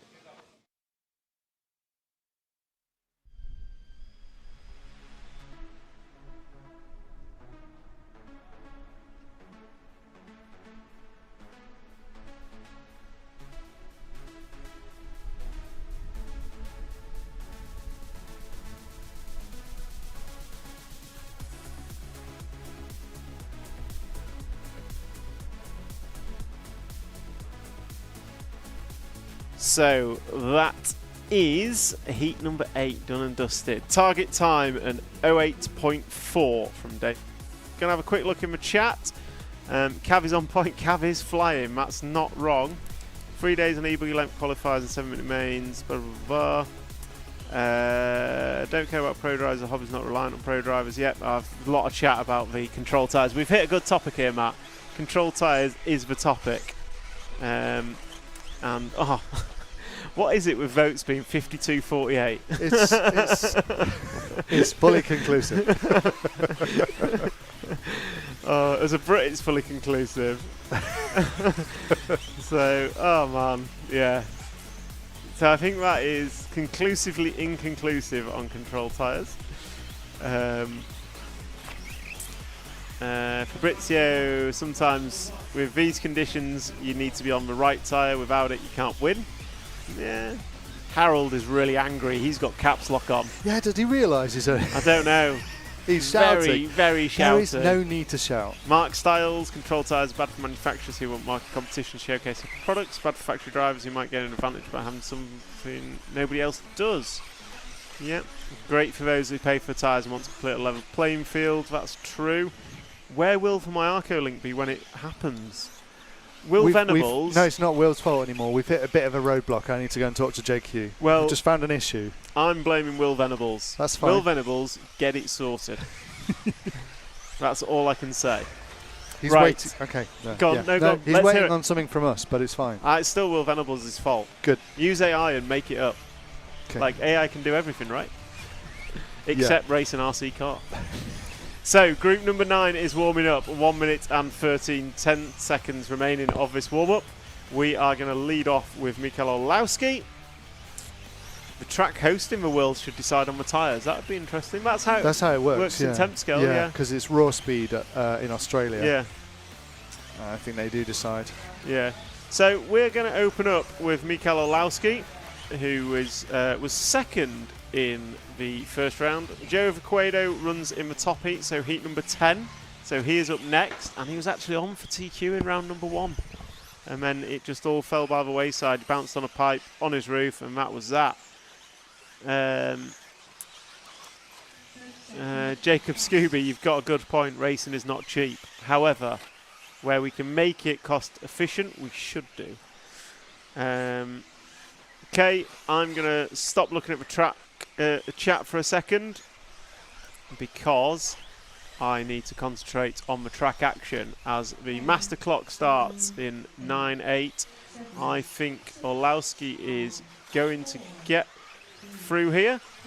So Olowski sends it down the straight and he is on a warm-up lap. So he is on a warm-up lap. Can we follow Bruno Coelho? We can. We're going to open up with Michael, just because he was our second qualifier in round number 1. Good to see all the chat going off. It's great to see. Nice discussion around controlled tyres. Great to see it, and lots of different opinions of why things work and don't. That is how we make our hobby better, through discussion and communication. But we are watching Mikael Orlowski as he comes round onto the straightaway now and starts his second round of qualifying here at the eBuggy World Championships. So he comes over double triple, giving the wheels a wag in the air just to make sure. I think that makes you jump further. When you flick the steering, you go further for sure. That's why they do it. True fact. So they're swimming through the air with wheels. Absolutely. So Mikael Orlowski is looking like a good opening lap. David opened with a 34.1. A few of them opened with 34.1s in the previous heat. Let's see what we get here. Just waiting for Orlowski. He is a 34.1 from Orlowski. It's a 34.2 from Karup, and it's a 34.7 from Kobovic. So a couple of 34s in this one. And last heat there was a handful of 34.1s on the opening lap. So this heat opened slightly slower. And it is Mikael Orlowski who opened up quickest, and we'll see what he does after 2. And then we'll try and pick up some of the other drivers that are being requested by our RCTV heroes. As Mikael Orlowski goes across the line, and he's coming up on traffic already. That was a 34.4 for Orlowski and a 34.2 for Karup. So less than a tenth of a second separates those two. And look at that, before I even say it, we've already got a transfer of the camera. This one is the 5 car of Bruno Coelho, Infinity driver and local country hero. I don't know if he's local to Porto, but Bruno Coelho certainly racing in his home country, which is probably unusual for a World Championship, certainly in his on-road career. So Bruno probably not having the best of practice that he's had so far, best of events so far, but it is Bruno Coelho on camera. Last time by a 34.0, so quickest lap we've actually seen. Scratch that, Davide Ongaro 33.8. I think Ongaro might have opened up with a small error, because despite the 33.8, he's not at the top of the timesheets yet. Bruno Coelho 33.9, so Bruno doing the opposite of most. Cameras on him and he's driving faster rather than crashing like most do. So we'll watch Bruno for one more lap, and then we'll try and cut away to whoever's leading. Ryan Mayfield also in this heat, running around in the 9 spot, 35.7 last time by for him. Was that a mistake from Bruno? Already too late. Maybe we need a Mark 10 because I'm too slow. So Bruno Coelho going to come round, double 2 180s to go, and down the straightaway he goes. And that is not going to be a good lap for Bruno Coelho. It's a 35.7, and Marcus Karup's clocked a 33.7. So we'll try and pick up the 2 car of Marcus Karup. He's on track with Danny Kobovic, so those two running round together, hopefully staying off each other. Karup and Kobovic, they're going to come off the corner tabletop, double 90 left double, and then they've got 2 switchbacks, and down the straight they go. So Karup a 34.4, Kobovic a 35.3. I suspect Karup may have passed him on that lap, and now Kobovic's just got to throw out the tow rope and hope he can hold on. Oh, Marshall on the quad, hopefully not going to affect these two as they both go triple single. Nicely done. So we are following Karup and Kobovic, the blue and white associated car and the all yellow Schumacher car. So Marcus Karup into the step up, 6 laps on the board, and he has a 0.3 of a second lead over Davide Ongaro, and then there's 1.4 back to Mikael Orlowski. Mikael did this last time. He dropped off midway through the run and then came back swinging at the end of the run to come second in round. So Marcus Karup just slowly pulling away from Daniel Kobovic, 7 laps on the board. There is 2 to go. Last time by for Karup, 34.3. Coelho goes through 34.5. Let's see what Ongaro can do. As Ongaro crosses the line, fellow associated driver David Todd running good as well. But it is Karup from Ongaro. Oh, Ongaro 37.0. So it is only really Karup who's laying it down here. Orlowski, though, he's 1.6 behind, running in second. So it's Karup, Orlowski and Ongaro is your top 3. We're going to stick with Karup on his final lap. Can he finish clean? He is on for a 5:07.4. That would be a TQ time. And he's got what looks to be Ryan Mayfield in front on track. So hopefully Mayfield won't be a factor as Marcus Carup. He's got to close this one out. 34-0 last time by. Up the step up. Oh, he just had a little bobble there. Coming right up on the gearbox as Mayfield. Mayfield gives him room. Double jump. 2 180s to go for Marcus Carup. He's going to cross the line and he closes out with a 34.2 for a 5:07.6. New fastest time of the day goes to Marcus Carup. Daniel Kobovic is done with a 5:11. Coelho 5:11 just behind Daniel. Hampusberg a 5:14. Birkin Kilic a 5:14.6. Waiting for Mikhail and Ongaro. David Todd goes a 5:11 just behind Bruno. Davide Ongaro 5:10.7.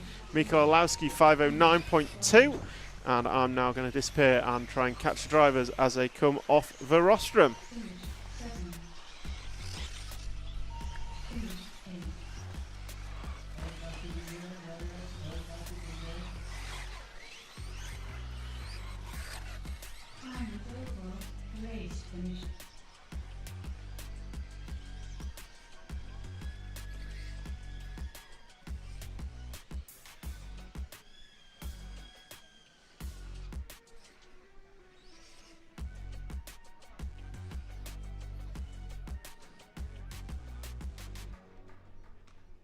And I've got one happy boy next to me, Marcus, the camera's there. Yes. How's it going? It's amazing. I don't know what to say right now. I'm super stoked. So 5:07.6, I think it was. New fastest time of the day. You've maybe less than a second in front of David. How's your car? It's really good. I just found my rhythm out there for once and delivered. Can you do it 2 more times? Of course. Excellent. Well, Marcus, well done, buddy. So that's currently sat first. Obviously, the top heat still to go, and I'm also going to catch a word with Davide. Davide, you said the worst ever practice day you've had. Coming into qualifying, how's today going? I mean, the Q1 was P3. This one was good until I touched the pipe before the double in the front of the rostrum. But actually, I mean, the car is feeling better every time. So yeah, a bit unlucky with the mistake, but we will be back in the next one. Excellent. So 4 more rounds of qualifying to go. Best 3 to count. Yeah. Still all to play for? Yeah, for sure. Yeah. Excellent. Well, good luck. Thank you very much. So that's a wrap of heat number 9 and heat number 10, which includes top seed Elliot Boots coming up next. I'll nip back to the studio and catch you in a sec.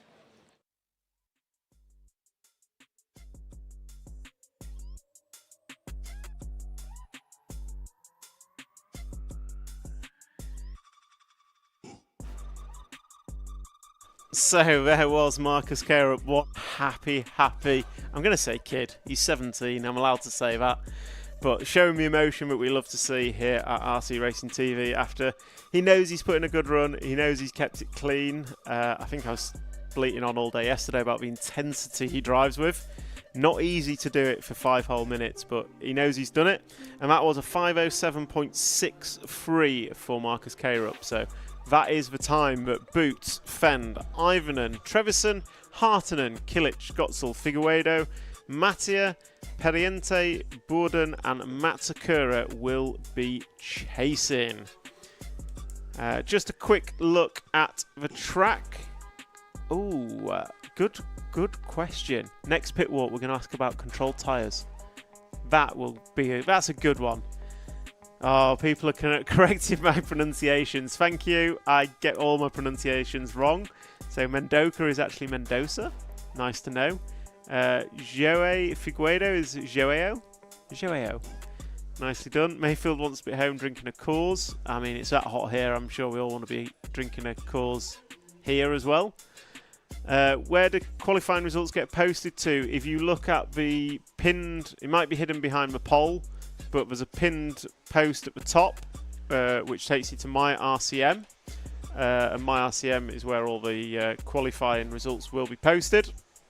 So we move on to heat number 10, round number 2 of qualifying. And Elliot Boots, Dakota Fend, Pekko Ivanen are all chasing a 07.6. Just set by Marcus Carup, who was extremely happy with his results. Came bouncing off the rostrum, he was that happy. Davide Ongaro didn't look quite so pleased. He had a P3 in round 1, but made a mistake bouncing off the pipe in that one. And it is one mistake. Is kind of costly here, but also not many people are going clean. So Marcus Carup 8 tenths in front of David 8 tenths in front of David Ronnefolk. So David wasn't wrong when he said that traffic might have cost him slightly. And we are now following, it looks like the Dakota Fend machine on warm-up. So we'll follow Dakota through warm-up. We've got 1 minute and 43 left of warm-up. And then we will flick to Elliott Boots once we start racing, or start the clock. Some good drivers doing good 3-lap practice results, not delivering for 5 minutes. I mean, we are only 1 round into qualifying, but it is very true. 3 minutes is different from 5, and 5 minutes will be different from 10. So come finals, it's going to be slightly different yet again. And that's what makes it exciting here at the eBuggy inaugural World Championships, where come Saturday we will be crowning the first ever eBuggy IFMAR World Champion. And I'm kind of hoping for a new World Champion, but also I'm hoping for a race in A3. Someone who hasn't been a World Champion before. That's a ticket. Yeah. So, Dakota doing the quad in the practice. So that could be a turn up for the books. We all know the quad is quicker, but we're not quite sure it's consistent. Why aren't all the fast guys in the same quali heat? The top 36 were seeded over the top 3 heats. Reason for that is because of how they start it, it's just not going to be. It just gives people a bit more space, and I hear what you're saying if you had all 12 in the top heat, but then if you're like 10th, 11th, 12th, and you got to pull over for a second because you're letting through the 1, 2, 3 guys, it can cost you massively. So for reasons, it's not right or wrong, we ended up with the top 36 spread over the top 3 heats. So master clock starts, and Pekko Ivonen is the first to trigger the loop, I believe. Just wait for my timing screen to update. Yet Pekko started, but we're going to pick up Elliott Boots in the red and white number 1 machine.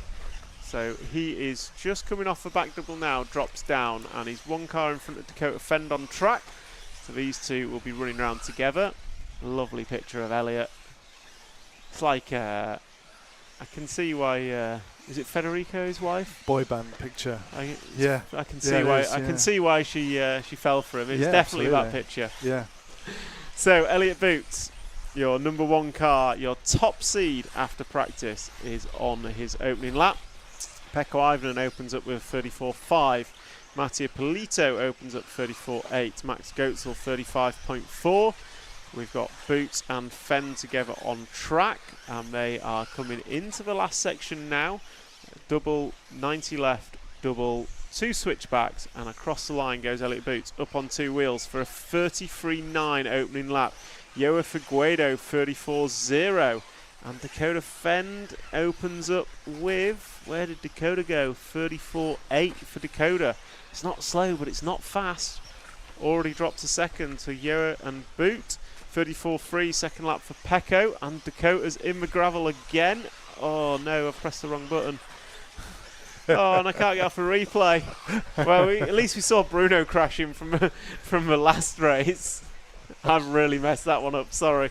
So we are following Elliott Boots. Dakota Fend had another error that time by, so he's going to go through with he's not even through yet. There we go. Dakota puts a 37 in, so I think Dakota can call this run done. He should probably start going for the quad. Pekko Ivonen 34.5 last time by, but it is going to be Elliott Boots and Yoa Figueiredo separated by half a second, and it's a 34.7 last time by for Yoa, and it's a 34.2 for Boots. So Boots on for a 5.07.2. That's 4 tenths in front of Marcus Carup. Let's see if he can hold that pace as he goes through. 33.905 passes Naoto Matsukuris. Doesn't seem to lose any time doing it as Naoto crashes off in the background. Oh, Boots' case is a triple. Going to lose a 10 for 2 there. Luckily doesn't end up in the dust. So Boots, I think, he's got it sideways. Comes off, clips the hose, gets away with it. I reckon this lap's going to be a mid to high 34. So could give Yoa Figueiredo a chance behind him to pick up the lead. Certainly close the gap that was half a second.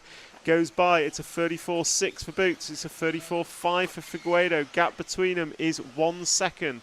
So we're going to try and pick up the 8 car of Yoa Figueiredo. So the 8 car should be 1 in front of Boots on track, I think, maybe 2. So Joe Figueiredo in the 8 car is coming round. We'll try and pick him up. That's it. We seem to have got him on camera now. So it's the kind of orange and yellow, white and blue Techno machine. He's running in second, coming up on the 5 car, gets up the inside of him and down the straight. There he goes, 34.9 last time by.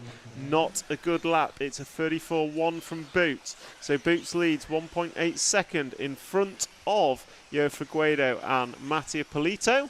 And it is a 5:08.0 estimate for Elliot Boots, 5:08.0. So he's currently 0.4 of a second off the TQ time. And it is Elliot Boots behind Joe Figueiredo on track. So if we we'll let Boots come into picture, and then we'll focus on Elliot Boots for the remainder of this race, because he is pushing for a TQ time. It's a 34.2 last time by. He needs to go quicker than that. I think he's going to need to clock a couple of 33s to close this one out if he wants a chance at the top qualifying position for this round. Nicely done over a triple single. They're coming up on traffic, and Joe Figueiredo's not running slow, so he's not going to want to yield much as the crash car gets out of the way. So Boots is chasing Figueiredo, and it's going to be a decision for Joe when he does yield, if he has to yield. But given the fact we are into 2 laps to go, and Boots a 34.4, he drops further away from the TQ time, so it's going to be a 5:08.5 predicted. I don't know if Figueiredo's holding him up or Boots is just tensing up as we come into 2 laps remaining. Pekko Ivonen is not looking for a good run here. 5:17, Dakota Fenn going 5:15, Kilic going 5:12, 5:11 for Figueiredo, 5:12 for Mattia Polito. Good run for Mattia, as Elliot Boots still chasing down the 8 car of Figueiredo. And Boots going to cross the line to start his final lap now. Last time by for Boots was a 34.2. 34.0 for Joa. So Joa is pulling away on that lap, but Boots looks to have closed in massively. He's going to get up the inside here. So Elliot Boots is going to have to lay down a rapid, I'd say, mid to high 33 if he wants a shot at TQ. Currently predicted an 08.2. Marcus Carup set the standard an 07.6. Can Elliot Boots bring it home? He's had a rapid first half of a lap. He's got a half a lap to do. Drops down off a step up. He comes into double 1, double 2, 2 180s to go. Elliot Boots going to cross the line. Nicely done. Closes out with a 34.4, and it's going to be an 08.4. So Marcus Carup going to take the round. Elliot Boots going to finish up in second, just pipping David Ronnefolk, and Joe Figueiredo going to finish this heat in second. So I'm just going to run and grab a quick word with Elliot Boots as he comes off the rostrum.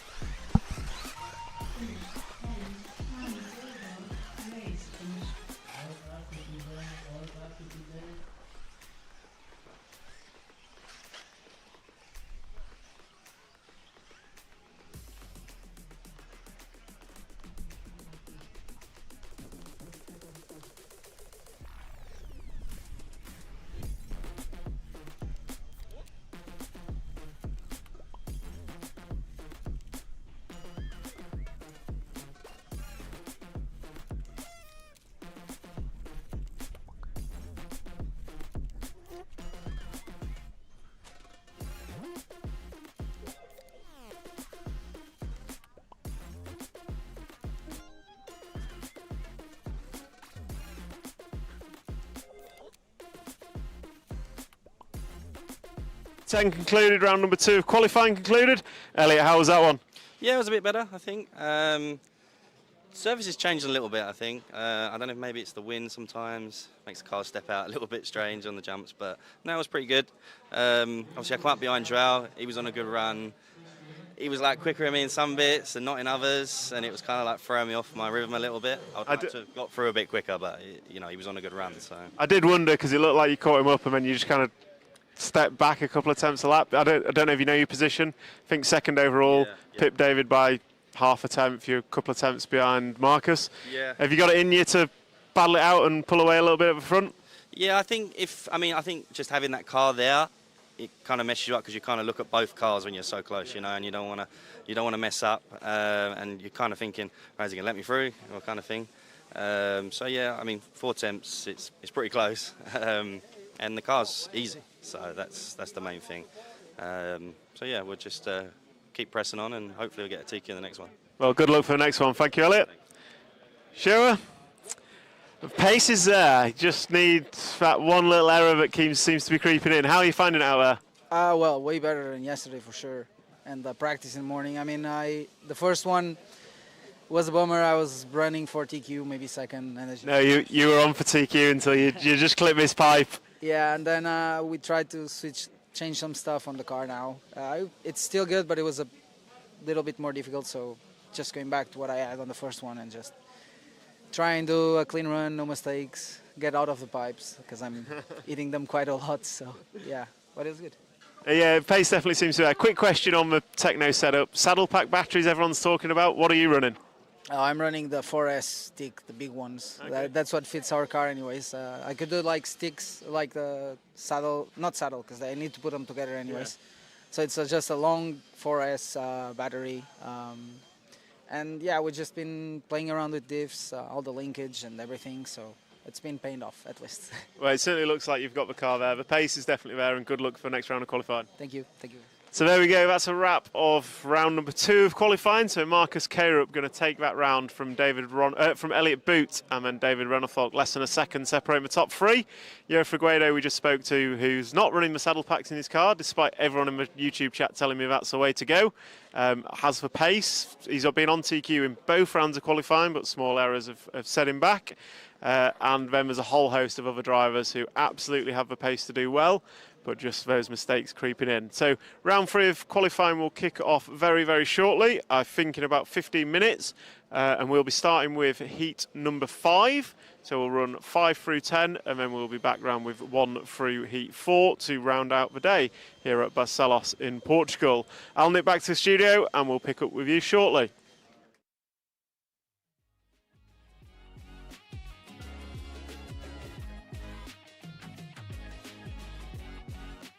What a lovely morning. Ah, yes. Never in my wildest dreams, when I decided to believe in myself and chase my dreams, did I think I'd have a fantastic Beverly Hills mansion and 3 Lamborghinis on the back of RC Racing TV. I know, bro. I know. Seriously, go with your dreams, bro.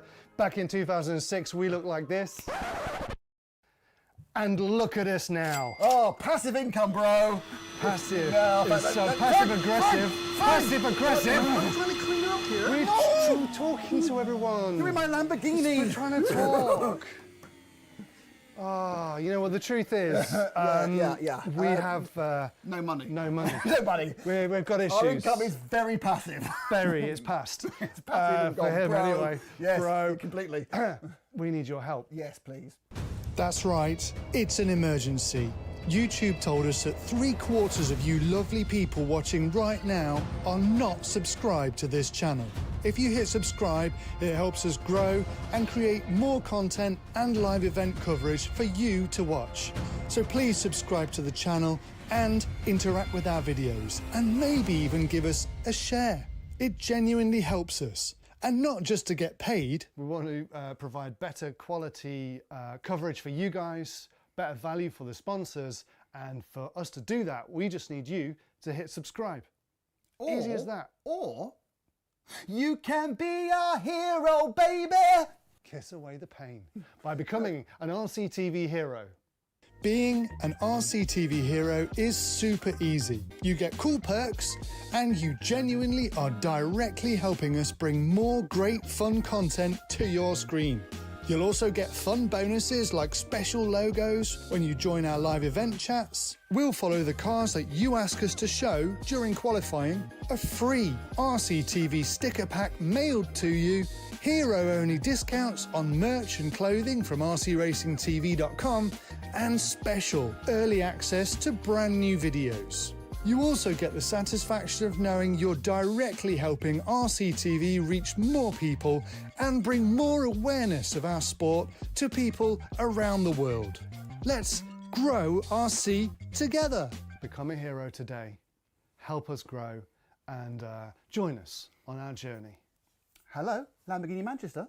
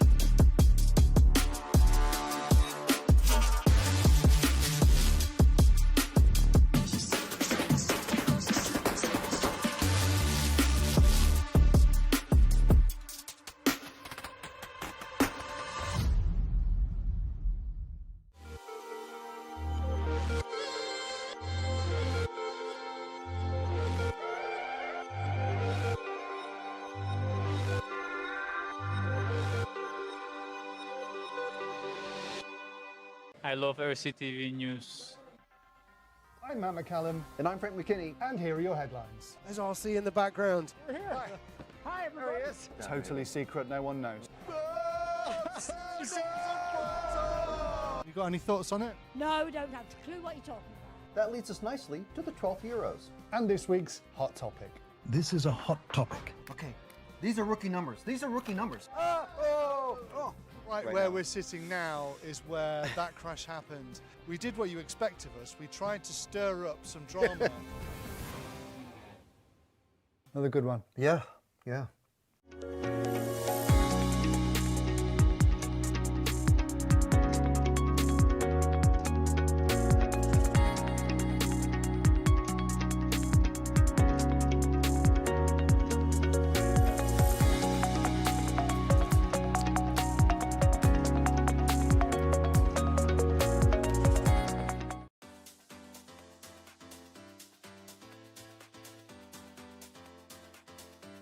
Makes an error. Marcus Currup is through. Now it's a four-way battle. Evans on the inside. He's got him.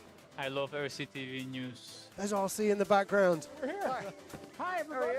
This is mine. Okay, fantastic. Yeah. So we are here at ETS round number 3 of season 17. Davide Ongaro, associated European champion, and didn't he deserve it? Bruno Coelho is your champion. Today, mamma mia, super happy.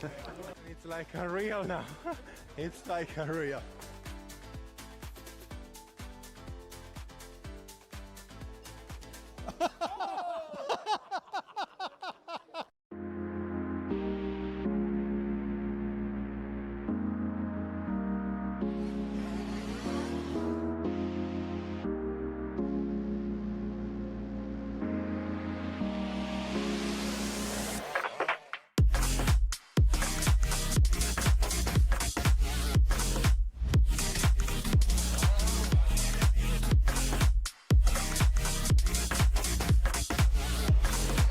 On him now, we got the Mink on. Now it's a four-way battle. Pole man is being run back to pits. Our pole man is going to miss the start. Oh no! Hatler's going with Ben. Ben and Hatler right together now. On the last time, and Ben's on the inside. He's got him.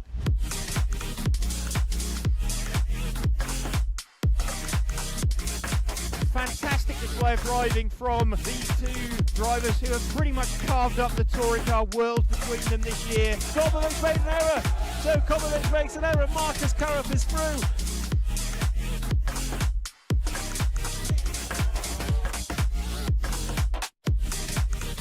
To take the most amazing European Championship, that is absolutely unbelievable.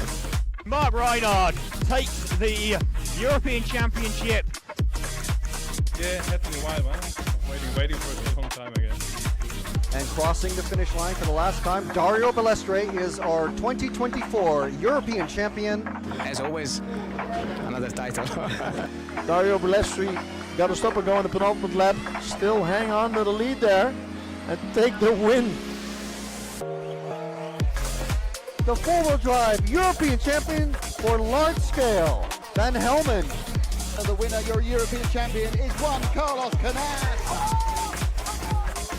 Davide Ongaro, associated European champion, and didn't he deserve it? Bruno Coelho is your champion. Michael Olowski then comes across the line to win the European Championship.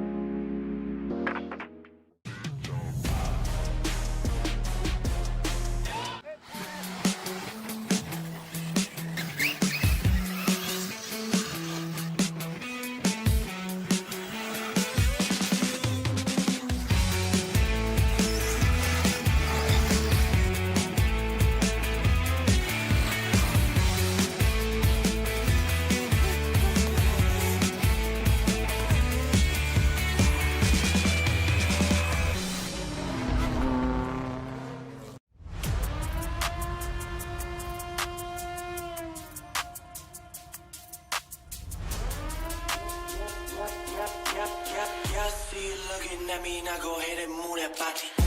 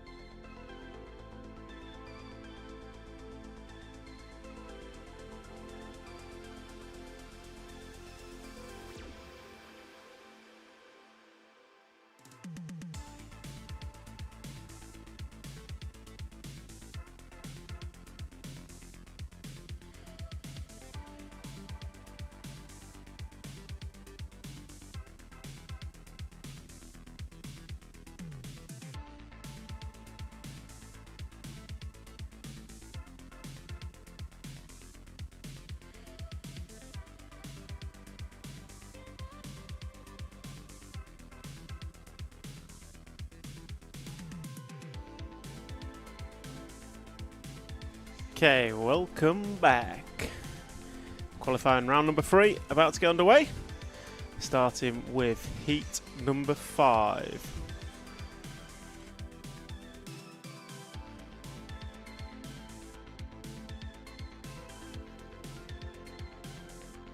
So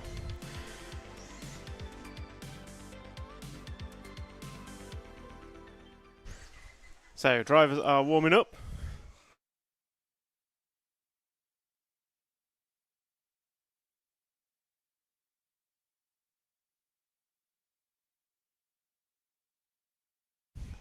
So group number 5 warming up. Can we just get some love for Avon Tyra? So Avon Tyra, welcome to the RC TV Hero Club. This one is for you. Thank you very much for joining as an RC TV hero. All your support is greatly appreciated and makes our life so much easier. So round number 3 of qualifying.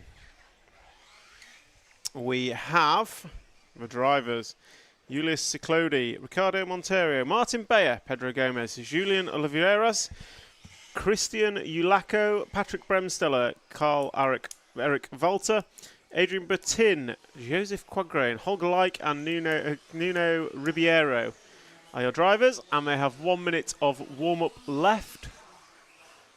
I've not yet seen the Mayarko crew out, but I did just walk past them in the pits, and they were rapidly trying to get stuff ready. So 1 minute, and we will be back with racing. So there goes Team Mayarko checking in. So just waiting for Julian Oliveiras. Hopefully he is with us.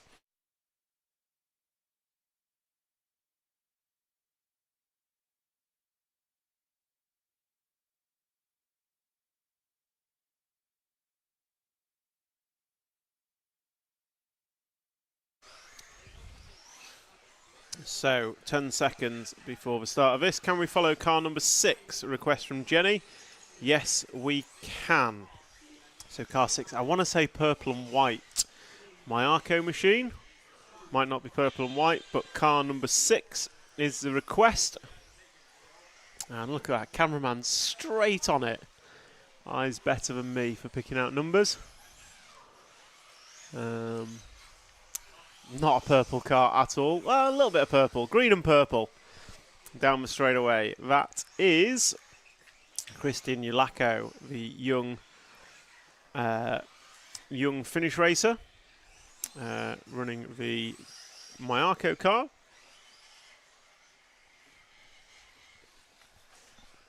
And this is the start of round number 3 of qualifying.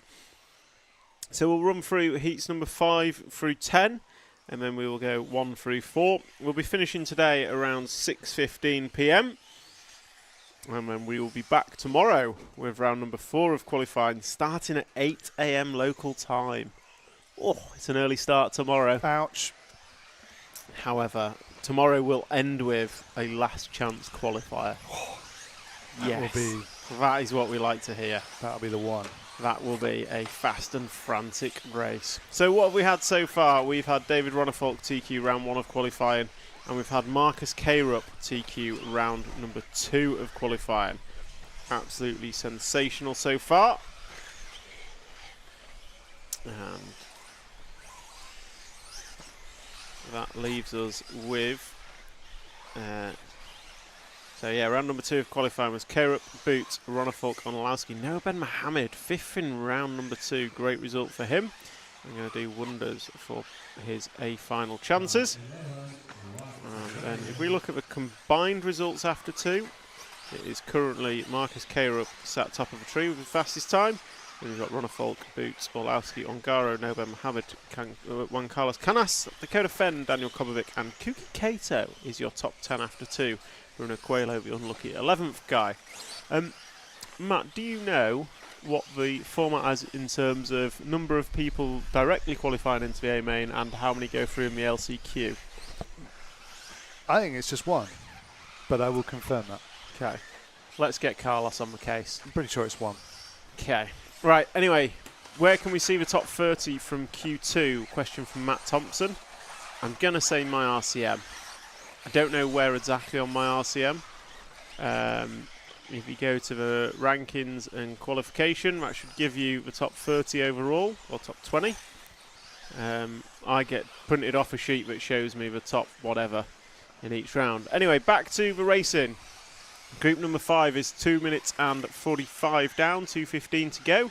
And it is Julius Ciclodi who's leading this one, estimated to go 9-lap run in 5 minutes and 16.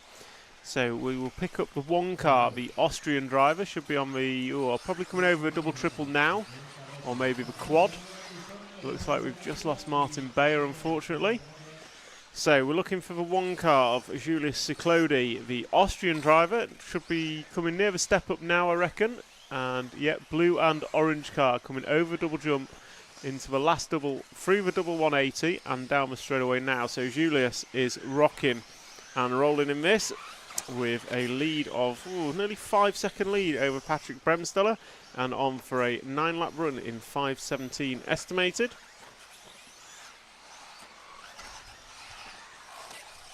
And then Julian Oliveras was late to the show, didn't check in, but turned up for the race, which is what matters. Runs in second now.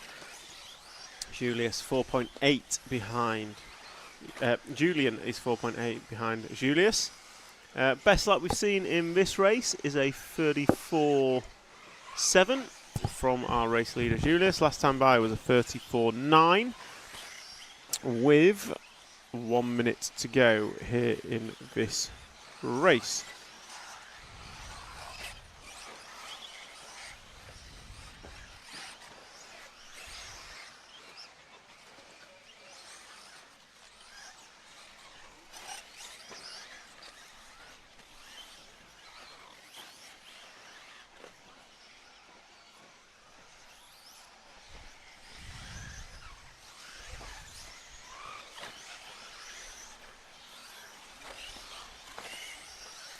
So we are coming into the final 15 seconds. Julius Ciclodi still leading this one. Now from Carl Eric Volter, then Julian Oliveras and Patrick Bremsteller.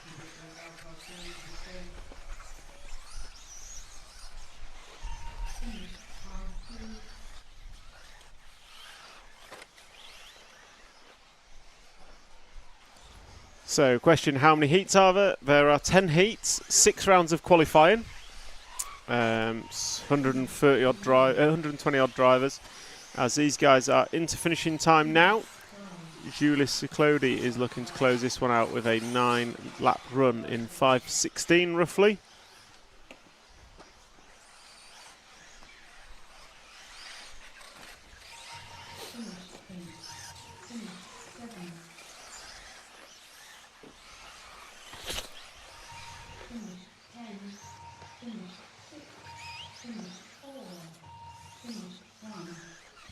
So Julius Ciclodi going to close this one out, a 9-lap run in 5:15. Good finish for him. Patrick Bremsteller going to finish in second. Scratch out. Julian Oliveira is going to finish in second, 5:23. Then Patrick Bremsteller, Carl Eric Walter, Pedro Gomez, Adrian Bertin, Christian Ulaco, Joseph Quagrain, Ricardo Monterio, Nuno Cazel Ribeiro, Holger Leik and Martin Bayer did not finish. Question from Ian: how do you qualify to be part of something like this prior? So qualification for World Championships is done through federations. So in the UK, for example, we have the BRCA. America has RAW. Federations all around the world, nationalist bodies that run RC racing, and you qualify through those bodies. So it might be their national series, or maybe just putting your name down, and that is how you qualify for a World Championship. And when you come along to the Worlds and you see how you stack up against the best of the very best.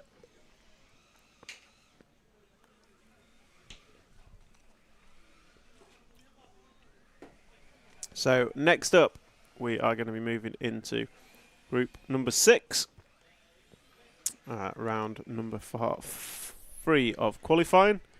And before we do, just going to take a quick video break, and we'll be back with you shortly. I love RCTV News. I'm Matt McCallum. And I'm Frank McKinney. And here are your headlines. There's RC in the background. We're here. Hi everybody. Totally secret, no one knows. You got any thoughts on it? No, don't have a clue what you're talking about. That leads us nicely to the 12th Euros. And this week's hot topic. This is a hot topic. Okay, these are rookie numbers. These are rookie numbers. Right where we're sitting now is where that crash happened. We did what you expect of us. We tried to stir up some drama. Another good one. Yeah, yeah.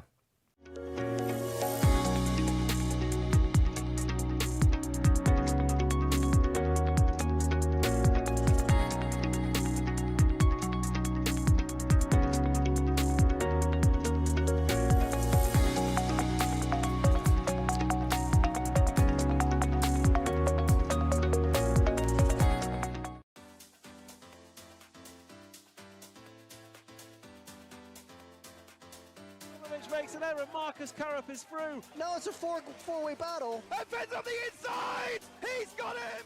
I love RCTV News. There's RC in the background. We're here. Hi, everybody. This is mine. Okay, fantastic. Yeah. So we are here at ETS round number 3 of season 17. Davide Ongaro, associated European champion, and didn't he deserve it? Bruno Coelho is your champion. Today, mamma mia, super happy. It's like a real now. It's like a real.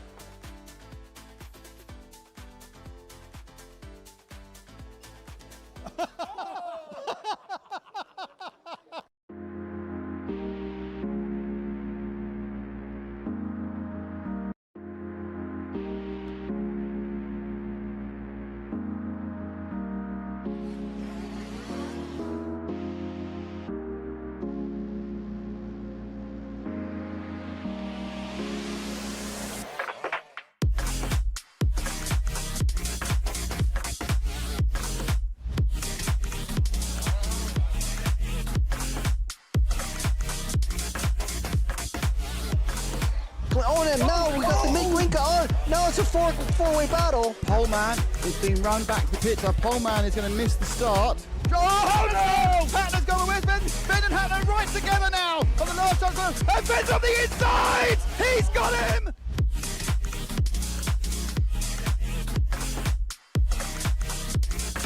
Fantastic display of driving from these two drivers who have pretty much carved up the touring car world between them this year. Kobovic made an error. So Kobovic makes an error. Marcus Currup is through.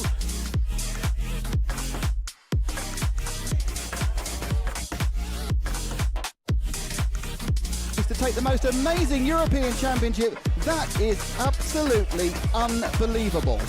Mark Reinhard takes the European Championship. Yeah, had to be a while, man. Waiting for it a long time again. And crossing the finish line for the last time, Dario Balestre is our 2024 European champion. As always, another title. Dario Balestre got to stop and go in the penultimate lap. Still hang on to the lead there and take the win. The four-wheel drive European champion for large scale, Van Helmen. And the winner, your European champion, is Juan Carlos Canas. Davide Ongaro, associated European champion, and didn't he deserve it? Bruno Coelho is your champion.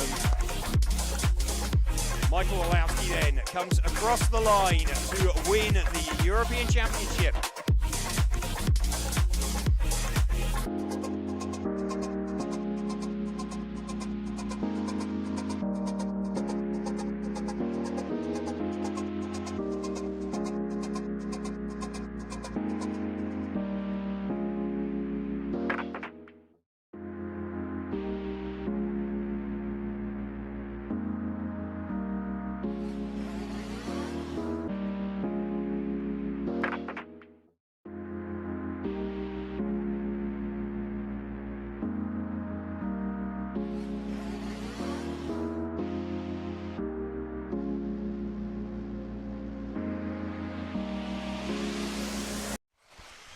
So, welcome back. Apologies for that VT interruption.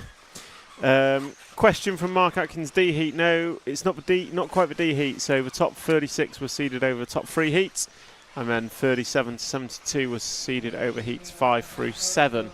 So it's not quite as simple as A through D. So we are here with heat number 6. group number 6, round number 3 of qualifying, and we're following the pack. I'm not sure who's who out of all those. I think Renault Savoy is at the front of that pack, the Shark as he is known, and French team manager this week, Renault. I had a good chat with him yesterday in the opening ceremony. If you want to see some driver interviews, and I'd highly recommend checking out the opening ceremony video from yesterday. I was sent out with a mic and a camera, and we just chatted to whoever walked by, which luckily for me was everyone, because it was the opening ceremony and I had to come out on track. So side by side down the straight, drag race. Oh, these two are not helping each other. I think it's Renault Savoy and Martin Walanka.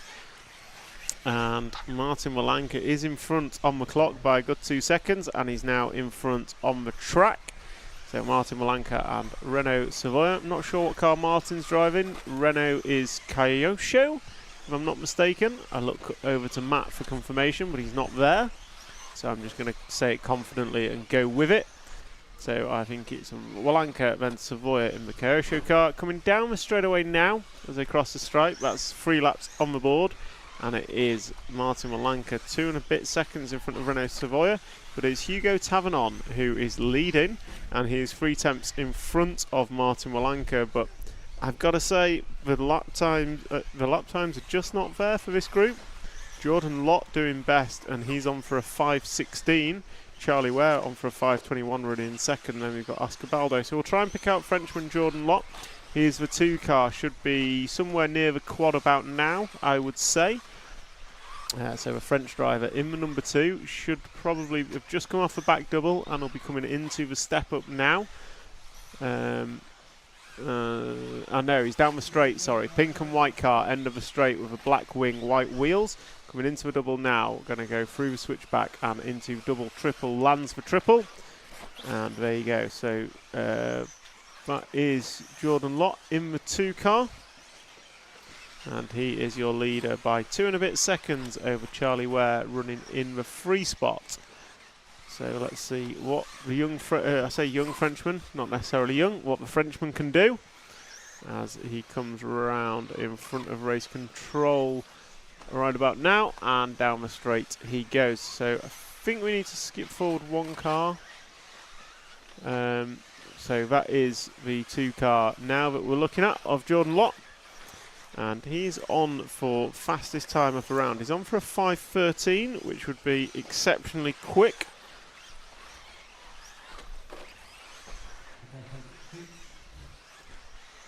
So he is on for a 5.13 pace, and last time by was a 34.4, which is his quickest lap. He's now just coming up onto the 11 car. That 11 car is Alex Valls, who lets him go, and that cost him maybe a couple of attempts. It was a 35.1 for him that time, but he still has a 5-second lead over Martin Walanka, who jumps ahead of Charlie Ware, as Charlie Ware puts in a 36.1 last time by. So Jordan Lott leading this one with 1 minute to go, 6 laps on the board. He's going to have this lap and 2 more. So he's got this lap and 2 more to close out round number 3 of qualifying. And that will close out his qualifying for today. Round 3 being the last of the qualifying rounds on track here at Barcelos, Portugal for Thursday. I think it's Thursday. Maybe it's Wednesday. Lost track of days this week.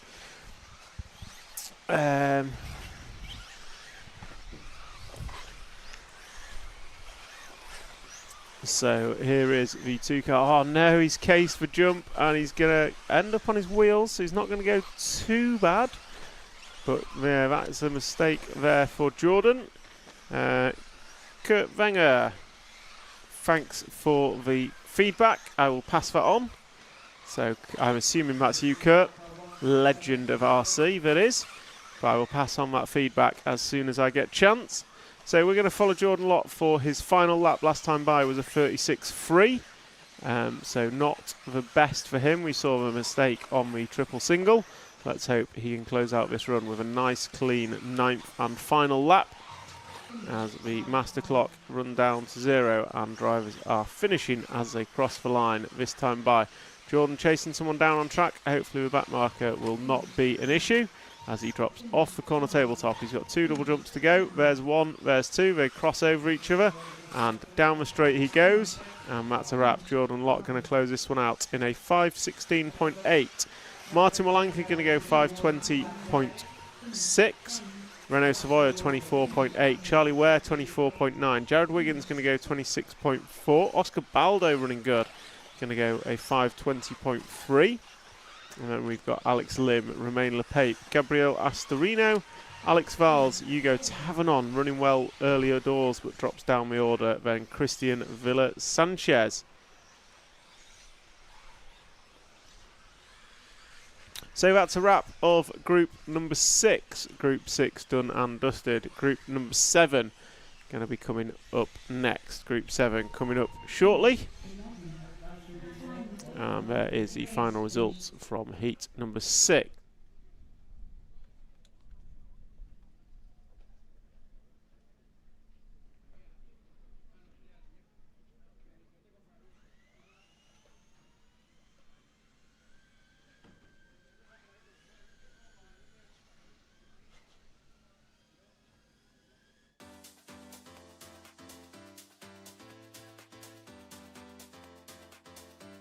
Makes an error. Marcus Currup is through. Now it's a four-way battle. And Finn's on the inside. He's got him. I love RCTV News. There's RC in the background. We're here. Hi, everybody. This is mine. Okay, fantastic. Yeah. So we are here at ETS round number 3 of season 17. Davide Ongaro, associated European champion, and didn't he deserve it? Bruno Coelho is your champion. Today, mamma mia, super happy. It's like a real now. It's like a real.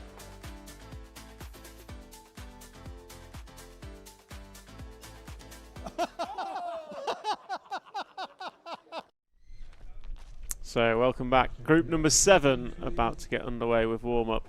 And I'd just like to take this moment to thank our sponsors. So our sponsors enabling us to bring this live stream of the IFMAR e-Buggy World Championships. And those sponsors are Hobbywing, J Concepts, Mybo Sport, XC ESC, S-Works, El Saram, Euro RC and X-Ray. Both our hobby shop sponsors, Mybo Sport and EuroRC.com, offering discounts this week. So if you're a customer of Mybo Sport, head over there and use the discount code IFMAR8 for an 8% discount.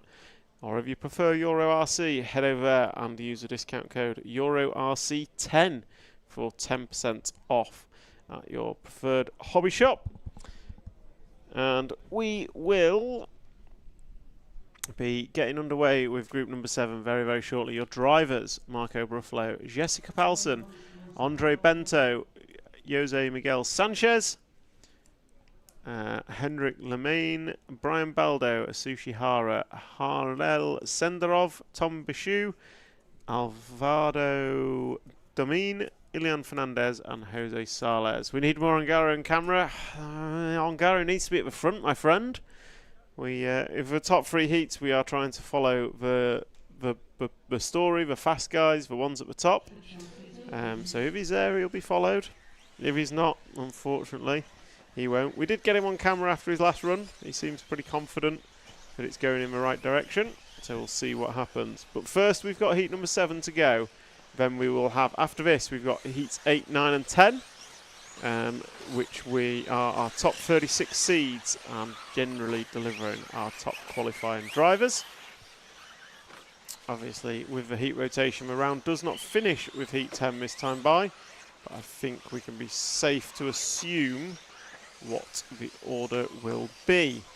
So we've got 2 minutes of warm-up for these guys. Just looking at that camera angle, you can kind of see the elevation that the track has. It's a fairly massive elevation change. So we did a track walk earlier actually, so just after the lunch break, so probably about 2.5 hours into the stream. We did a track walk with Q1 TQ man David Ronnefolk, which was really good to see, really good to get his insight into the difficulties of the track and also difference relative to Nitro. Nitro Buggy obviously hosting their F3 European Championships here just 5 weeks ago on a similar but different track. Some similarities but also some differences. There's some of our drivers on the rostrum. Recognise Jessica Palsen, don't recognise any of the others. A couple of techno drivers up there, young drivers up there, which is great to see. And then we can view the final hairpin. So this is the view from the media box, or the commentary booth, whatever you want to call it. This is what I see. And then we have the main camera. There's our pan camera when we get to racing, with 1 minute of warm-up remaining.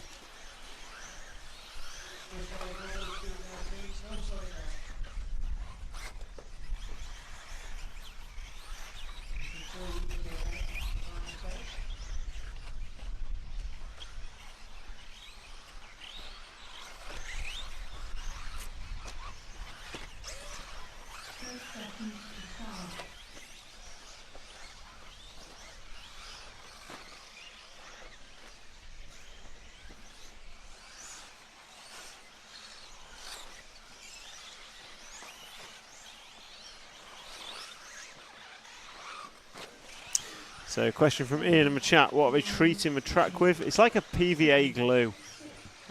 So they're putting PVA glue on. I think it's watered down, just to make sure that it doesn't continue to break up where holes appear. Whoever watching, it's got the camera curse, already nailing a mistake. After, well, luckily not on the running lap. This is just the last warm-up lap. The track is now hot. As they cross the line, they will be starting their personal 5-minute clock, and I'll try and pick up who we are following. Looks like the 12 car of Jose Sales. So we'll follow Jose for a couple of laps.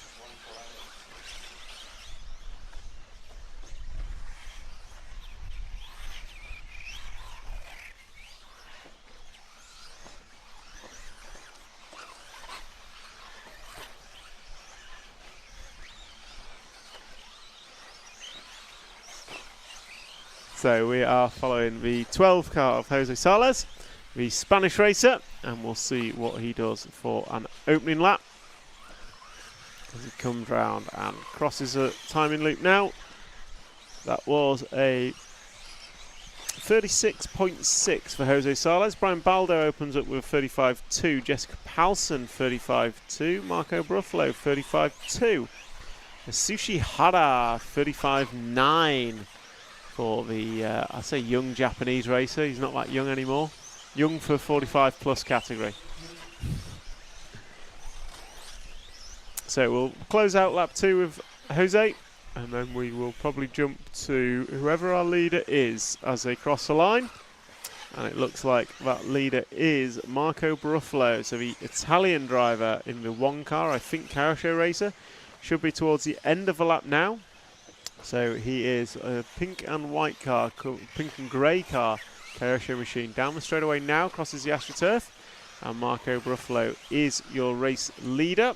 And he's about 1.6 seconds in front of Hara. And there's still a couple of cars splitting those two, as they come round to be putting 3 laps on the board.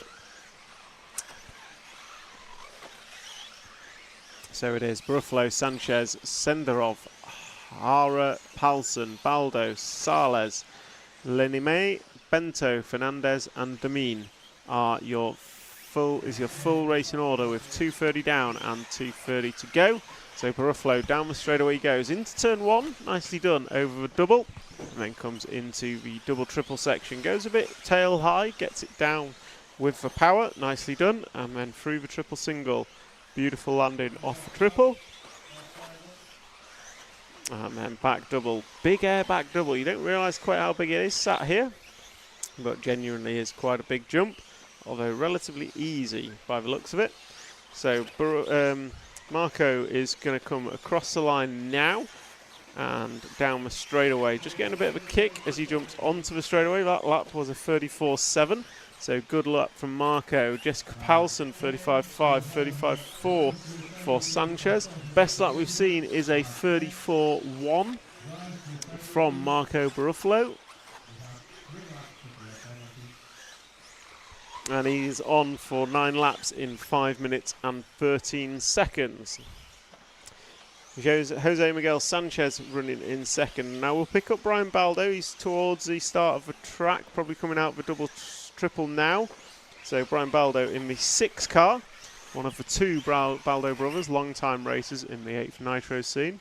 So 6 car Brian Baldo should be coming into the step up shortly. Possibly... no, he's coming across the start-finish line now, Brian Baldo. Blue and orange with a dash of purple down the straightaway. Good work, cameraman, picking him up. And goes through the sweeping first turn into the double triple. Nicely landed that. And with 6 laps on the board, it is Buffalo, Sanchez and Baldo is your 1, 2 and 3.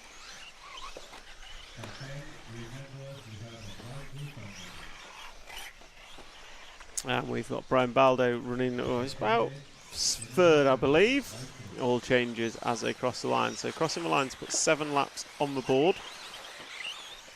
And there we go. That is the 7th lap for Brian Baldo. He is 4 seconds off the lead, but he is less than a second behind Jose Miguel Sanchez, who runs in 2nd spot. And Asushi Hara is chasing down Mr. Baldo, 1 second behind him. And I've got to say, let's jump to the double triple now. A whole array of cars coming through together in a freight train. We're discussing the merits of not having staggered starts because you can find your space. And as we see on the quad now, 4 cars in the air together. So these lot all racing kind of their own individual clock, but getting in the way of each other. So we'll follow this freight train as the master clock strikes 0.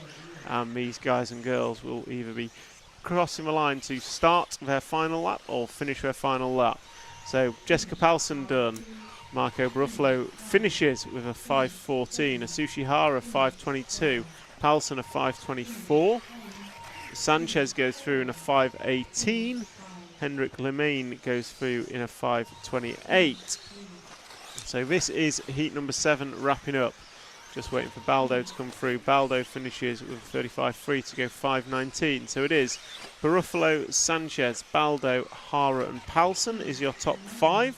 Then we had Hendrik, Andre, Ilyan, Tom Bichou, Harel Senderov, Jose Sales and Alvaro Demine was your full finishing order for group number 7. Gary Hackett, how about a video around the pits giving us an insight into tools and charges they're all using? We did do a pit walk. It was right just before the start of round number 2 of qualifying, but it was quite, I'd say, short. I'd say we can do more.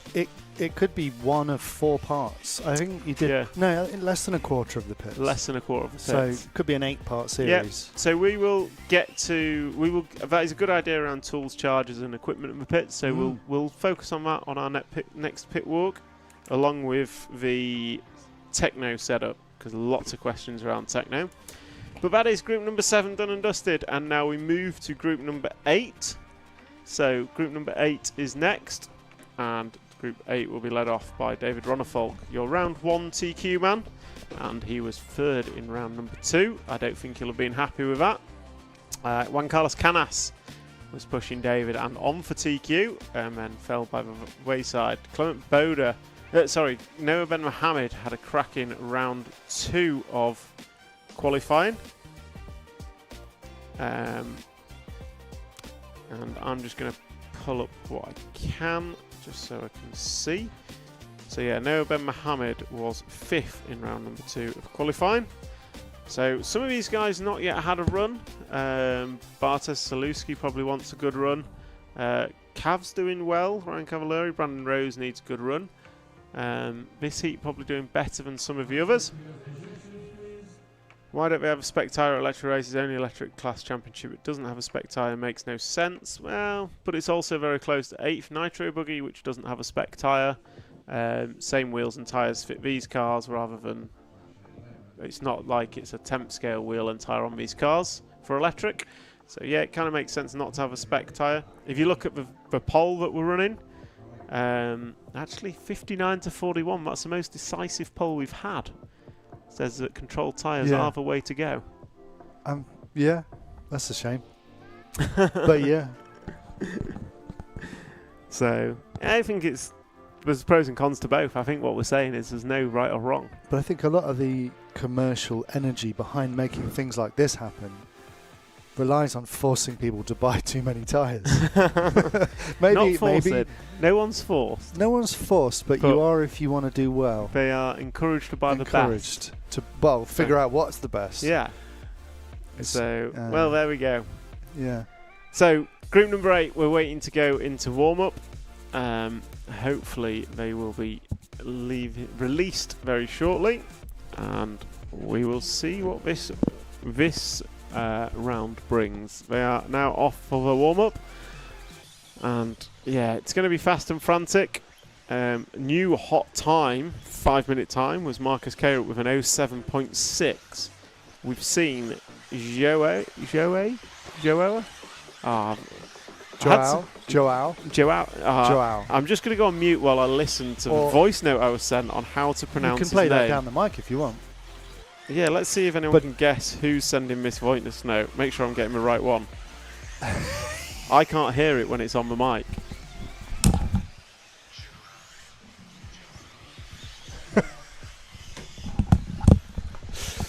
Right, Joao, I believe it is.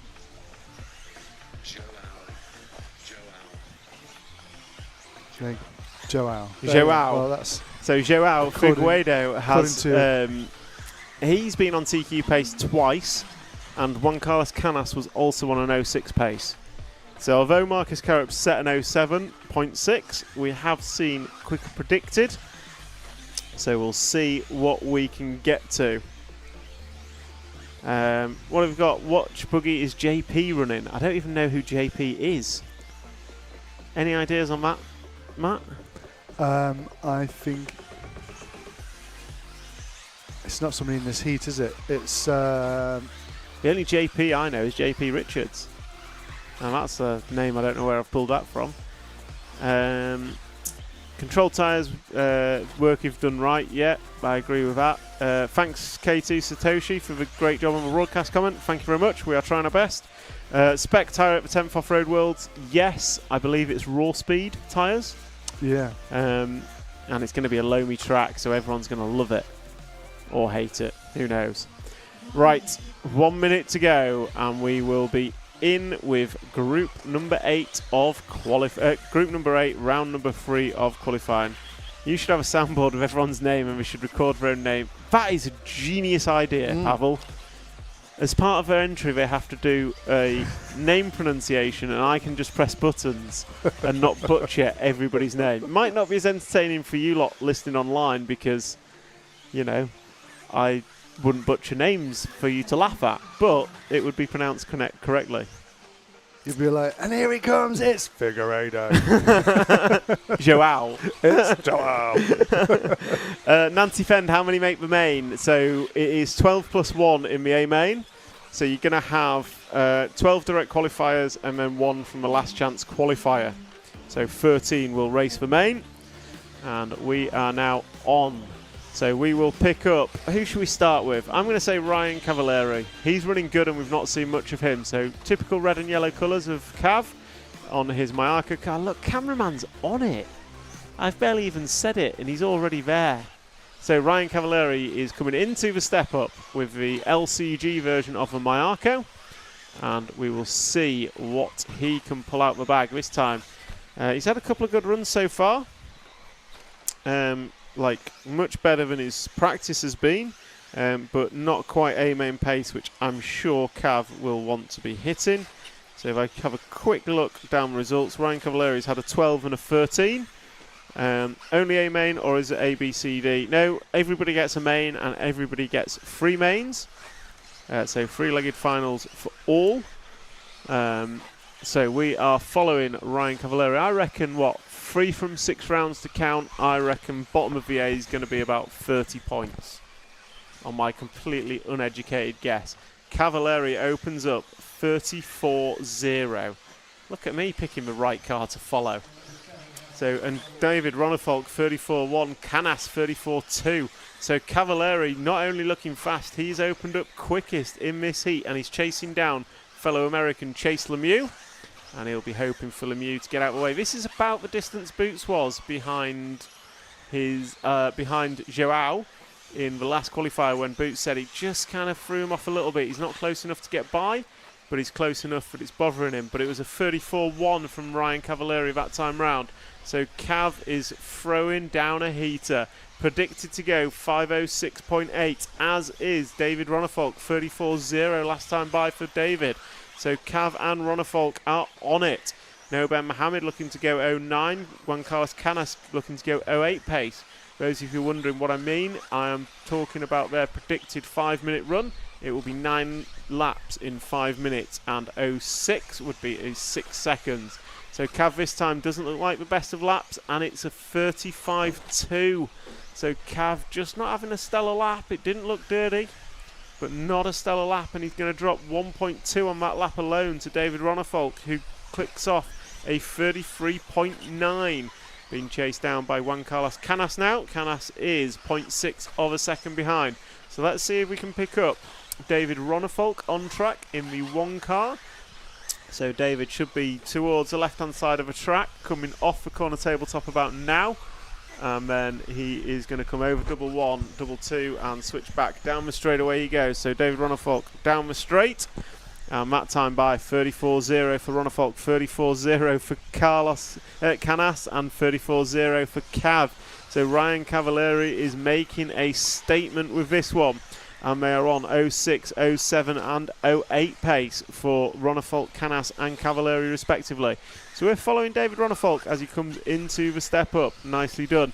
And into the double. He's got nothing but racetrack in front of him. In fact, the next car in front of him is Ryan Cavalieri, who is still chasing down the 10 car of Chase Lemieux.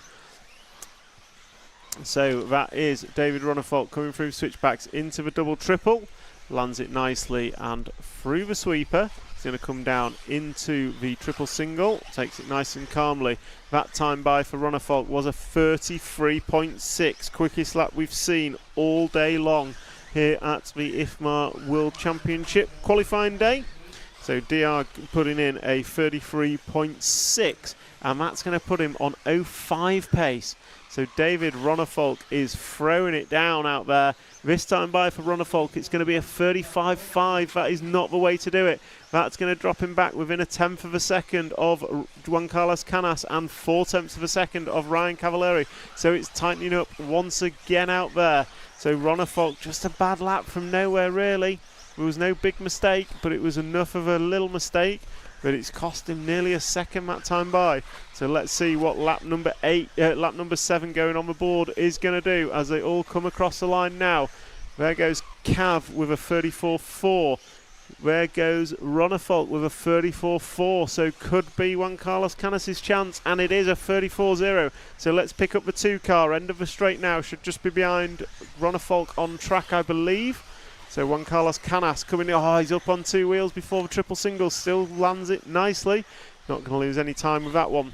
So Juan Carlos Canas is looking at 08.0 pace, and he is looking for TQ as it stands in this round. But Ronnefolk and Cavalieri are not far away.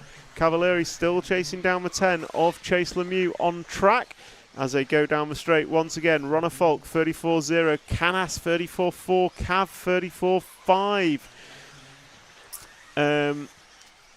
So it is Ronnefolk, Canas and Cavalieri. They are your top 3 as we're on the final lap. We're going to close out with Juan Carlos Canas. Gap between them last time by.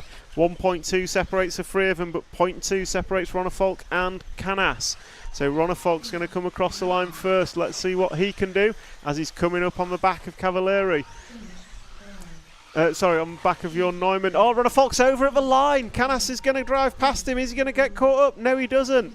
Juan Carlos Canas finishes with 38.8. So it's going to be an 08.9 for Juan Carlos Canas. And we're also going to get an 09.95 for Ryan Cavalieri. And that is going to destroy Ronnefolk's run. He's going to come home in 5th with a 5.12. And I'm just going to run off and try and get some comments from the top 3 there, top 2.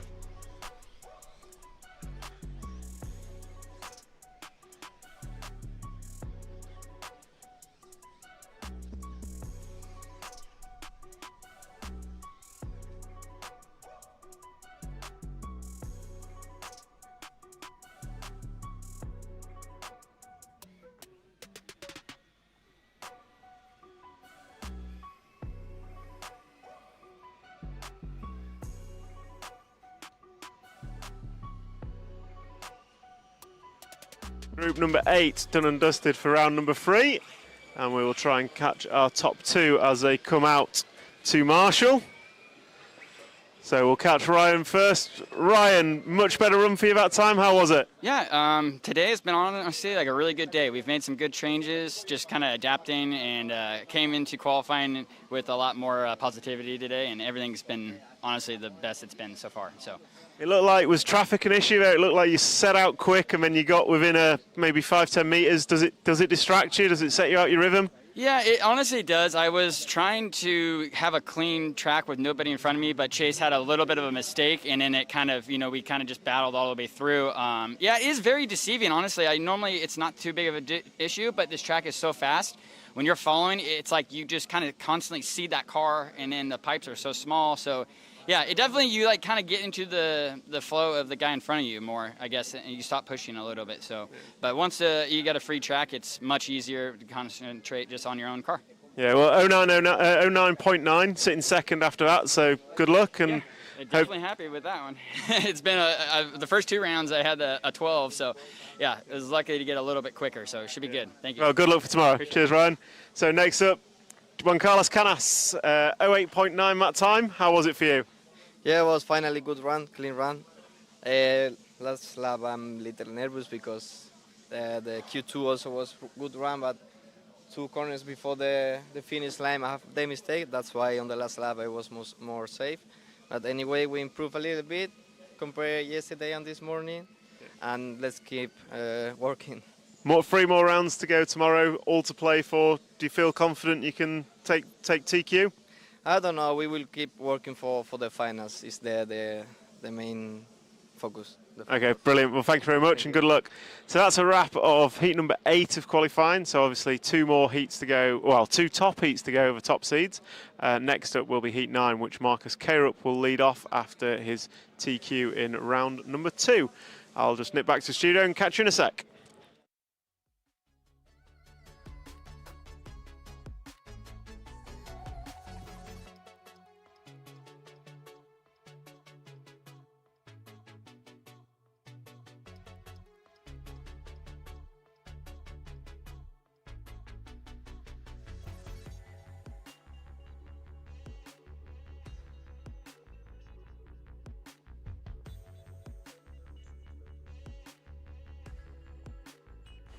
So, back in the studio, what a race that was, or qualifying here I should say.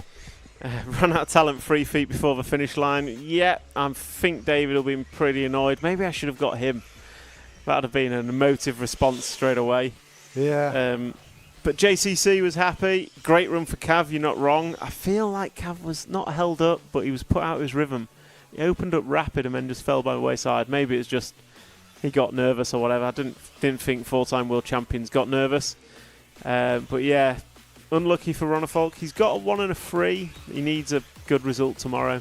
It's 3 rounds to count from 6. I think. Has he ever won from pole? Ronnefolk? Yeah, he did at Hootie Arena, didn't he? He wasn't on pole, was he? I thought he was. I thought Bayer was on pole. No, that was 2-wheel drive. To be continued. I think he tends to. Like when he won here from 5th, he wins from 5th usually. I think Cav would have been, not Cav, Ronnefolk would have been the only guy with 3 good scores had he done that. Okay. When I say good, I'm like top 3 good. So yeah, pretty harsh for Ronnefolk there, but mistakes happen. Good result for Cav. We'll see how that holds up as the round goes. As we now look for group number 9. So Orlowski, Karup and Ongaro are going to be your fast 3 in this one. Ongaro's been Ongaroly quiet through qualifying. Yeah. He's coming. And a bit like speaking to JCC there, you ask about qualifying, he doesn't seem interested in qualifying. No. First thing he said, finals, 10 minutes. Yeah. That's what the focus is. And I feel like that's a bit of a nitro mindset. Because of the fuel strategy and the 45 minutes. Cav is awesome, never knew no to. He could have got free track and may have been more prone to mistake. That is true. Who knows? So 30 seconds to go. We're going to flip to follow cam just shortly. And who are we going to open with? Ongaro, Karup or Orlowski? Karup. There's been a lot of love for Ongaro in the chat and not following him enough. Okay. Then the chat wins. The chat wins. So we're going to pick up Davide Ongaro in the 1 car. I think it's an all-white body shell. I say that down the straight, not the 1 car, the 3 car, down the straightaway now, not in an all-white body shell. He's the middle of those 3 down the straight. So Orlowski's the one in front, and then we've got Ongaro who will follow. Ongaro going with race colours this time round. So I'm going to say that's a couple attempts a lap in his favour. So Ongaro is going to be fast because he's got race paint on. So let's see, Ongaro following Orlowski on track. That's probably a benefit in that Orlowski is rapid, and being behind him will just allow Ongaro to just feel his way a little bit. Let's see what they do as they start their qualifying time now. So master clock is running. As they cross the line, they are starting their 5-minute clock.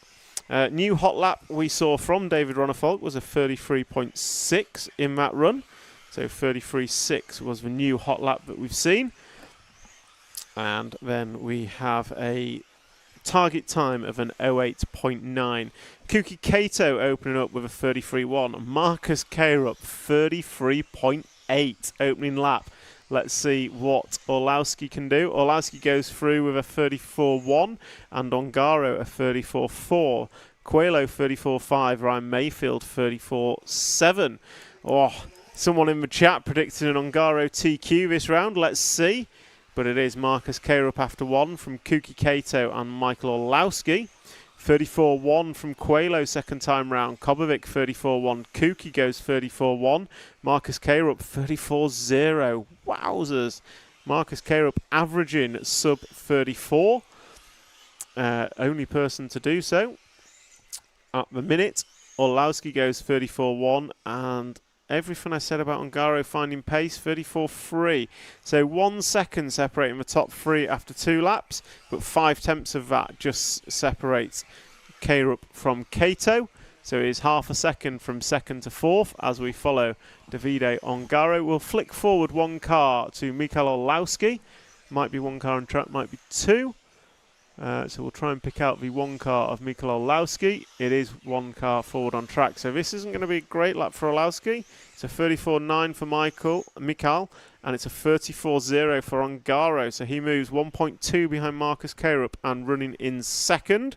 So Marcus Karup 33.8 last time by. So he's done 2 sub 34s and a 34.0. So Marcus Karup is on it. We will flick to him shortly. But first, we're just going to follow Orlowski for a lap or 2 as he runs behind Ryan Mayfield on track. And last time by wasn't a great lap for Mikael. It was a 34.9. Let's see what it is this time by as he goes down the straightaway. It is a 34.3 for Orlowski. It's a 34.5 for Ongaro. It's a 34.4 for Kato. And it's a slow lap for Marcus Karup with a 34.2.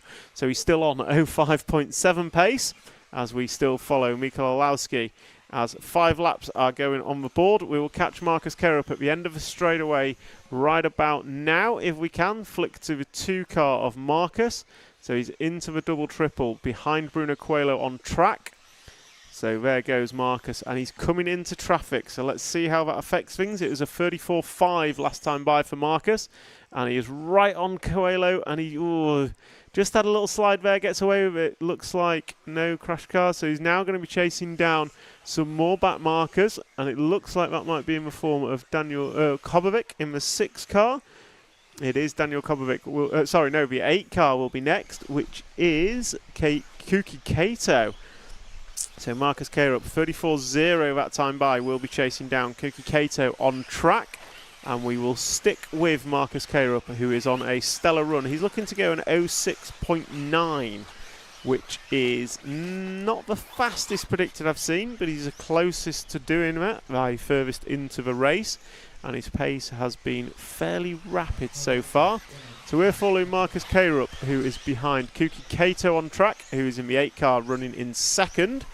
And they are both chasing down Daniel Kobovic, who is in the number 6 Schumacher platform. That time by for Marcus, a 34.1, and his predicted time falls to an 07.1. Still well inside the 08.9 of Juan Carlos Canas, as he comes right up on the gearbox of Kuki, and Kuki has to let him go. So that's going to affect Kato's missed time by. Kato is running in second, but he is 2 seconds behind. So Marcus Karup is establishing himself as the sole leader of this group as he comes through with 2 switchbacks. He's got past the 8 car and the 6 car, and that is going to allow Marcus Karup nothing but racetrack in front of him now as he starts his final lap. That was a 34.6, so his predicted time drops to an 07.6. And Marcus Karup, this is his final lap of this qualifying run. What's he going to close out with? Can he go clean? Can he avoid any mistakes? Oh, he runs a little bit wide there. Going to be a couple of attempts maybe. As he comes into the step up, runs down into the double, drives away from the rostrum, up and down the corner tabletop, not leaving the ground, into the double. He's going to come up on a crashing car, drives up the inside of it and crosses a line. That was a last lap Marcus Karup with a 34.0, and he closes out in an 07.684. Stellar run from Marcus. Kuki Kato going to come home in second. Scratch that. Mikkel Olowski from nowhere going to pick up another second with an 08.902 to go in front of JCC. So that is going to be Michael Olowski sitting second as we go into the top heat from Marcus Karup. So I'll just go and catch the top 2, and then we will be back for the top heat, heat number 10, shortly.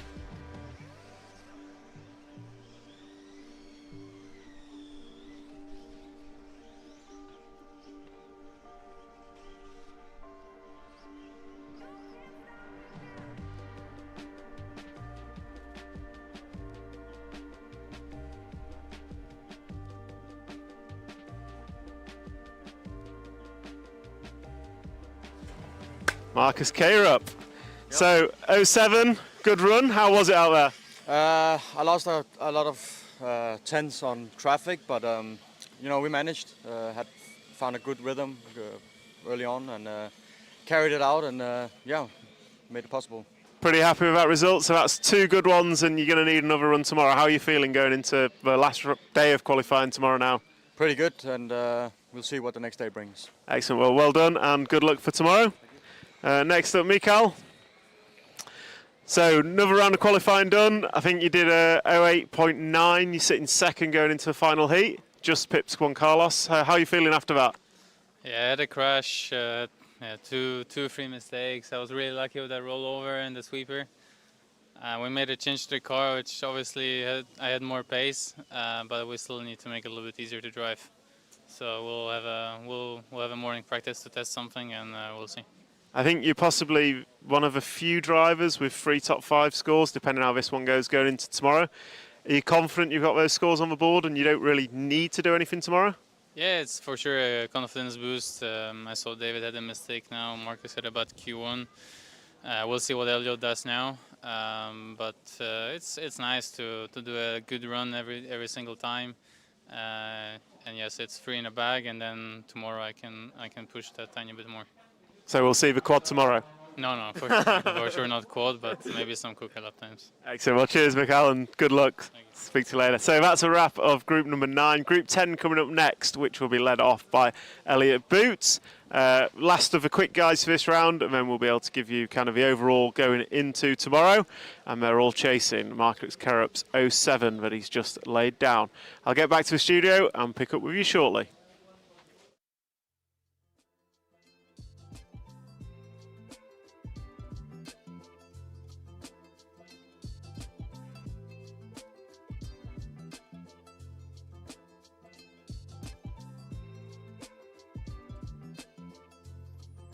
Arco code. William Venables, if you can hear us, get that sorted. Amazing run with all the traffic. You're not wrong. Everyone's moaning about the traffic, and that was a pretty stellar run considering that Marcus came across quite a bit of traffic. And fair play to all the drivers that kind of were in that traffic for not really being a factor in it all. That in itself is a talent. Someone's calling out a Bruno Coelho lap, a 33.594. Bruno Coelho is the quickest man here. I'm going to say that with confidence. Bruno Coelho laying down a 5.9, 33.59, stellar lap. So thanks for calling that out, Profix. I missed that. Karup's time will stand 07.684. So he pretty much matched his round 2 time. Let's see what Elliot Boots, Dakota Fend, Pekko Ivonen can do. Any chance for chat with mechanics? We'll chat with those as we go around on the pit walk, whenever we next get to a pit walk. What are we doing? We need to find out which colour wing gives better lap times. Clear wings, apparently. Are there any tracks that break it down into sectors to see where each driver gains, loses compared to each other? I'm sure I've seen some split times on tracks somewhere. In fact, didn't RCTV do it in Redovan? They had the pit stop split. Yes, yeah, with that Everlaps. was with Everlaps and Stefan Svensson's overlay, which is the one we use here. He managed to depict the stop times in the overlay.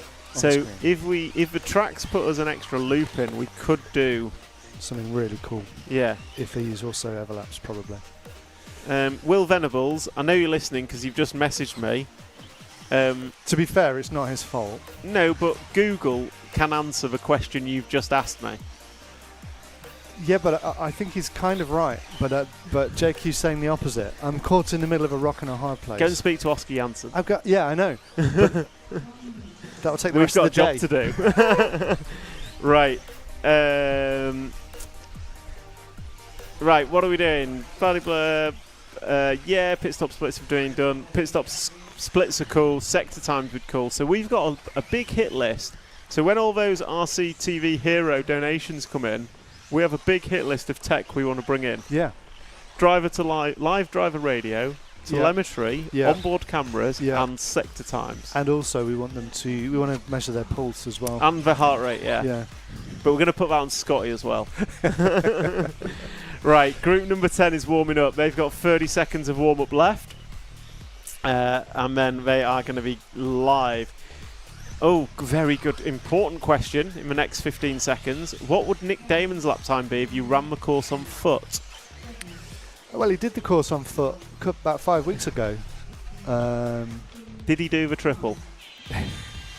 Not exactly. So we are going to follow Elliot Boots as we open up. I've just pressed the camera and Matt jumps off it. Both pressed at the same time. So we're following Elliot Boots in the S-Works #1 machine. He was the top seed after controlled practice, but he has not TQ'd a round yet. Those rounds went to David Ronnefolk and Marcus Carup. Elliot has been quick. He's lost a couple of seconds in a couple of the races, traffic bobbling off pipes. So as he starts his 5-minute clock now, let's see what he can do. I think this is probably rocket round. The lap times are starting to drop. We saw a 33.5 from Bruno. So it could be a fairly rapid round as Elliot cases the quad, and that's going to be a couple of attempts already.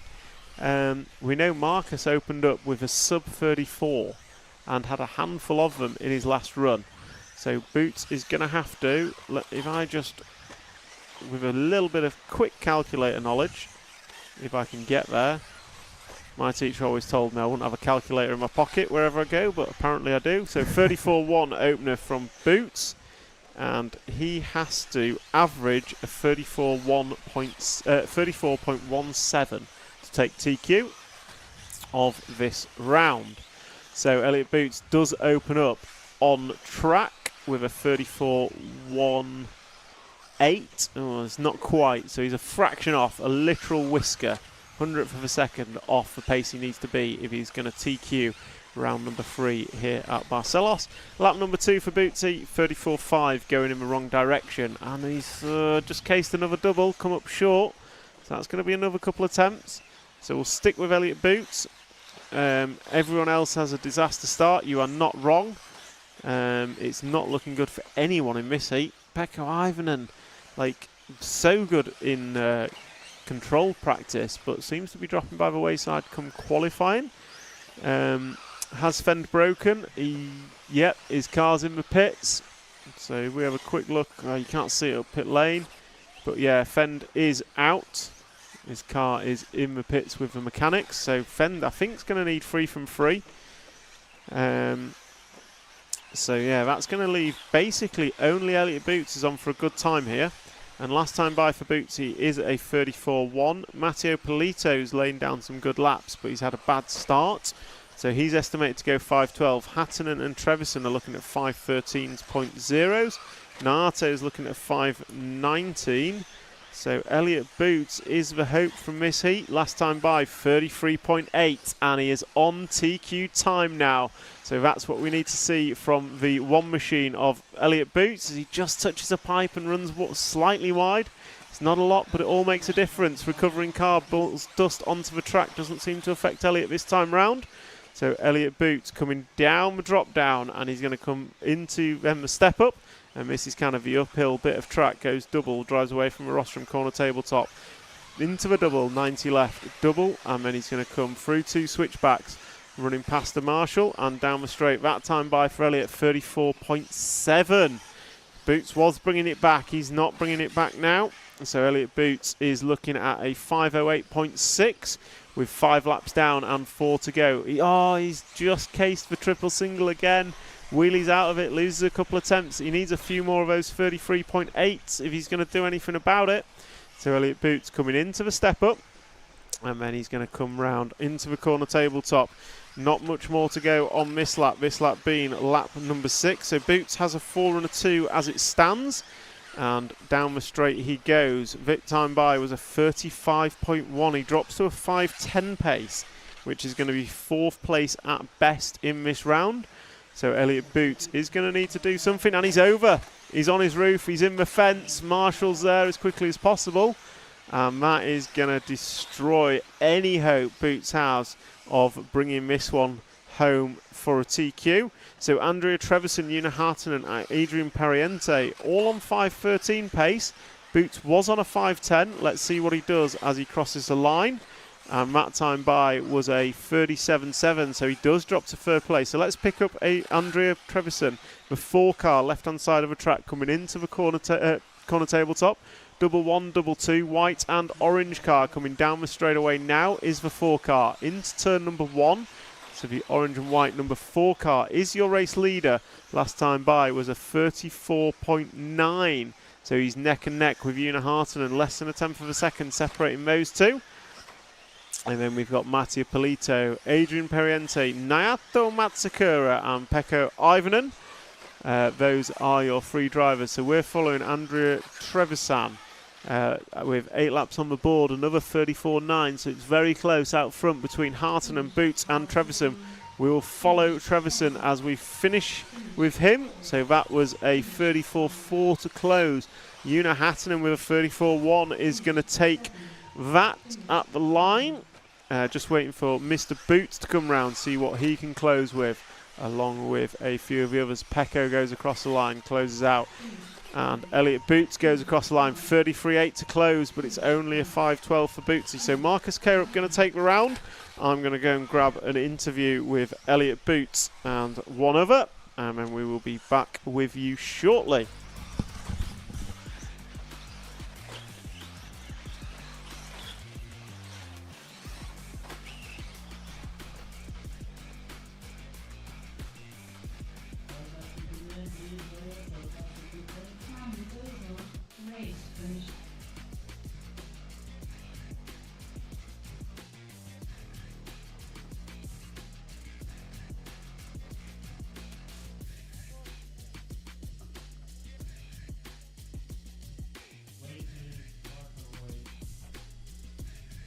Dakota, not really been your day today. What happened in that one? Any ideas? Not sure. I think something maybe broke in the steering or pulled out. But yeah, tomorrow's a new day, so we'll reset and get after it. 3 from 3, you can still TQ. I assume that's what you're going to be aiming for? Yeah, I mean, for sure. I mean, I think most of us are here to win, and that's the goal. So yeah, we'll get to working tonight and figure it out for tomorrow. Excellent. Well, good luck for tomorrow. Thank you very much. Quick word of Elliot. Elliot, that was not what you wanted. No, I don't think so. So you were opened up quick, or relatively quick. You were just touching the kind of pace you needed to be, and then you were in the catch fence. Yeah, I just came up like a mil short on the jump, and I thought maybe I could like get away with it, but nope. Anything changed to the track, or is it just one of those runs where it just didn't click? It felt a bit strange. I'm not sure if it was the tyres or what, but everything felt a bit more numb then, so maybe the grip's gone down a bit. You know, I was used to the previous round was a little bit more on edge. So it could have been that, but yeah, I messed up. You know, I just jumped a little bit too short, and it costs. That's what happens here. Like, you're a mil too short on the jump, and that's it. You lose all that time. Well, 3 rounds tomorrow. You've still plenty to go at, so good luck for tomorrow. Cheers, man. Thanks. So that's a wrap of the top 36 seeded drivers here for qualifying day here. We've still got heats 1 through 4 to go, so we'll be back to the studio and follow those. But overnight, it's going to be Marcus Carup sitting top of a tree with 2 zeros. David Ronnefolk's got a 2 and a 0, I believe. And Mikael Olowski, the only driver with 3 good scores from today. Everyone else needs another run tomorrow. So back to the studio, and I'll catch up with you shortly.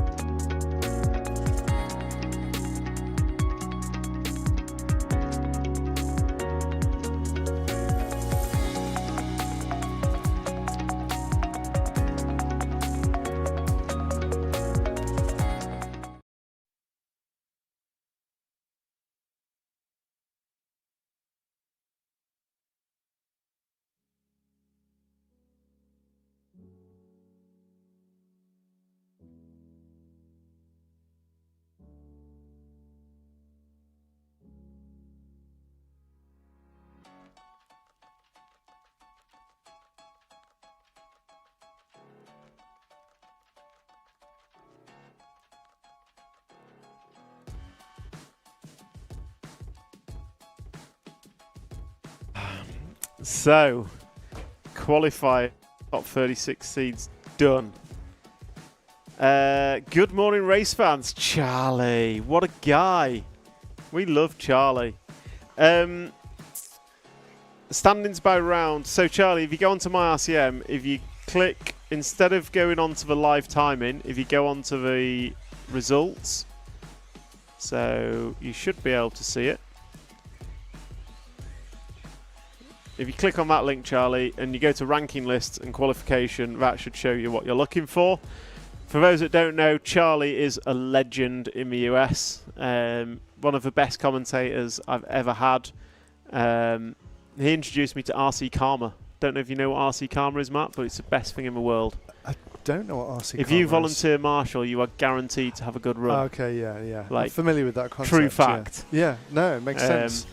And Charlie also of Novak fame, for those of you who remember Novak. Yeah, we actually, Frank is really trying to get him on the RCTV podcast. Bob Novak or Charlie? Charlie. Yeah. That would be a great... I would listen to that. I would pay to listen to that podcast. Yeah. Because Charlie is a legend. I like Charlie and Scotty together. Yeah. I think they're a great team. I used to do Motorama where Charlie had the little track and Scotty had the big track. And it was just brilliant. Absolutely brilliant. My favourite Charlie and Scotty moment recently was the Electric Touring Car Worlds. And they said something about ETS. And Charlie just snuck in a line, something along the lines of, Uwe Reinhardt's race that you help out at, or something like that. And Scotty there was just a silence, and then they just carried on. And I think in that silence, I don't know, maybe there was some exchange in the silence. I don't know. It made me laugh. Genius. Yes, Charlie, the awesome track. There was a big track and the awesome track, and the temp scale was the awesome track. Right. Mainly because of the announcer. What can I say?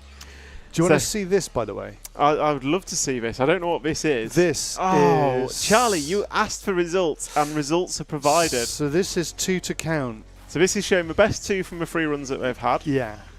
So Marcus Carup sits top of a tree with 2 zeros and the quickest individual time. Go Marcus. David Ronnefolk's got a 0 and a 3, not a 2. I made that up. I make quite a few things up. I learned making up stuff from Charlie as well.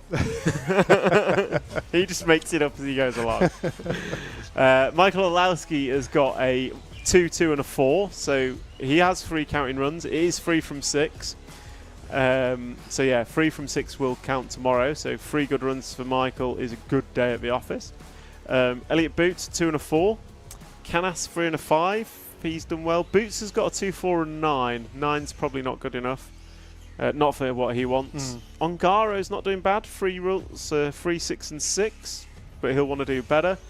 Noah Ben Mohammed, pair of 5s. Good man, that guy. Kuki Kato, 7 and 8, looking good. Ryan Cavalieri pulled a 4 out of the bag in the last round. What a guy. So good run for Ryan. Joa, I've forgotten how to say it already. Figueredo, a 9 and a 10. Probably disappointed considering the pace he had. Whatever he changed for round number 3 did not work. And then Andrea Trevisan, 8 and a 12. Pretty good. Daniel Kobovic. The Schumacher's favourite. Yep, Schumacher's team voted him the most favoured. 7 and a 14. So probably 2 results there that could make the A main, but he needs another top 10 to go with it. Yep, I would say. And then David Todd, currently the unlucky man in 13th, so that would be pole in the B final, or pole in the last chance qualifier. Pretty good for him. He's the Euro B champion in Nitro. Yeah, well, good run. Pair of 11s, so he's kind of maximising what he can do. So yeah, that is your results. Do you know what's really interesting about this? Because you've had Kerup as your favourite for a while, and we did a poll, and 9%. Nobody voted for Kerup. If we did that poll again now, let's do it. Exactly the same driver names. So we had just see if he's Kerup, Ongaro, Fend, and Runnefalt. Yeah, Runnefalt. Yeah. Kerup, Ongaro, Fend, Runnefalt. I'm sure that was Let's see if he's grown in his confidence, in public opinion. Confidence. Yes. Yeah. Let's see. Okay, we'll do it. We'll do it. So thank you for the results, Charlie. If you say confident enough, it can become fact. I wholeheartedly agree with that. So Charlie the legend, there's your results, and we are going to flip to qualifying round number 3, heat number 1. So what are we doing? We have 4 more heats of qualifying, so we're going to run 1 through 4. These are your 72 plus seeded drivers. I'm hoping BT is going to make an appearance in the booth, so we're going to grill BT on the team associated performance. And we've just closed the vote about controlled tyres, which says 58% would like controlled tyres. Now, the only problem with that vote is I doubt they're the racers that are here at the event voted. Because they're probably not watching me. In fact, no, they are watching the YouTube stream because it's so good. They're sat in the pits watching it rather than watching it for real. So what have we got on track? We'll shut up with my rubbish and we will try and pick up a car. Cameraman's already on it. Oh, look at that carnage on the quad. 4 or 5 cars going everywhere. Elliot Boots has subscribed to that one in the last heat as he put his car into the catch fence. Let's pick a car. We're going to zoom in on the pink car as another car goes off track, and I will try and pick up the number on this car as they come round in front of race control round about now. So it is the 8 car, and it looks like a LCQ, low centre of gravity, Myarko car, and that is Jan Disler, I believe, in the 8 car. So Czech Republic driver, and there's a new poll up, and I'm obviously going to vote Marcus Kerup. But Ronnefolk's still leading so far after about 3 votes. It doesn't really count. 700 RC vans can vote on tyres, but not like. That is a good point. Let's like, share, and subscribe on the live stream. And become a hero. And become an RC TV hero. Because becoming an RC TV hero helps us build a better product and promote RC to a wider audience. Does Kerup have the experience to win? No. Does anyone have the experience to win their first Worlds? He's won 2 Euros, He has won 2 Euros, Is that the plural of the European Championship? 2 Euro, but that's Euro hoodie. 2 Eurosies. Dino, we're just redoing the poll that was done yesterday where no one thought Kerup would win except me. So I am dictatoring that we do the same poll and hope that more people believe me. And we'll do it again tomorrow after the final, after he's won, and see if anyone votes then. Afternoon, Chris Willits. Welcome to the chat. So Group 1 is closing down, and it's going to be Oliver Frost. Most top drivers, first Worlds, comes with a lot less experience than most of the other champs in the field. That's true. So yeah, it's difficult to win. I've never won a World, so I wouldn't know, but I'm going to assume it's difficult to win the first. But actually, you look and the multi-world champs tend to win one and then go off the radar for a bit and then come back and win some more. You think Cavalieri won in 03 Minreg, and then I think again in... did he win in 05 in Italy? And then he did the double in 2011. You've got Reinhard won in 02, I think, touring cars, 04. And then never again until like way later. So yeah, people win a Worlds early on and then come back for more if they're a multi-world champion. And now all you knowledgeable people in the chat are going to prove me wrong. I think. He won in 2008. Bangkok, yeah. He won in 2010. Didn't he win in 2010 in Germany? Yeah. But what I'm saying is quite a lot of the multi-champs win one and then go off the radar for a few years, then come back and win a glut of them. Yes, I see what you're saying. So this might be Karup's early win, and then we might not hear from him from 10 years.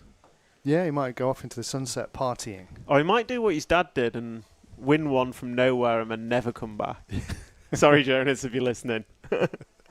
But it's not going to rain. Maybe it will rain. Maybe that's how he'll get his win, in the rain. That's how Jonas won his. Is it? Yeah, touring car Euros, it rained and like Drescher had got some secret sauce set up that no one knew about. But Drescher was in the B final. So he gave it to Jonas and Jonas walked away. I think Drescher's exact words were a blind man could have won that race with the car. Obviously, Marcus has more talent. So I've spoken all the way through race one, unfortunately, but Ollie Frost took the win, so congratulations to Ollie. I'm really hoping BT will turn up, because I want to grill him about this new gas truck, but I have no way of getting hold of him. I can go and fish him out. Yeah, let's go and fish him out. There's a possibility, and this usually happens, that Scotty will go, I'm ready, as soon as the guest comes in the studio, and then I'll have to go, sorry, no. That's all right, we can have a freeway. Well... Scotty, BT and me. Yeah. I'll go and see if I can find him. Excellent. Right. In the meantime, group number 2 is going to be coming up. But before that, we're going to go to a quick VT, which is here. I love RCTV News. I'm Matt McCallum. And I'm Frank McKinney. And here are your headlines. There's RC in the background. We're here. Hi, everybody. Totally secret, no one knows. You got any thoughts on it? No, we don't have a clue what you're talking about. That leads us nicely to the 12th Euros. And this week's hot topic. This is a hot topic. Okay, these are rookie numbers. Right where we're sitting now is where that crash happened. We did what you expect of us. We tried to stir up some drama. Another good one. Yeah.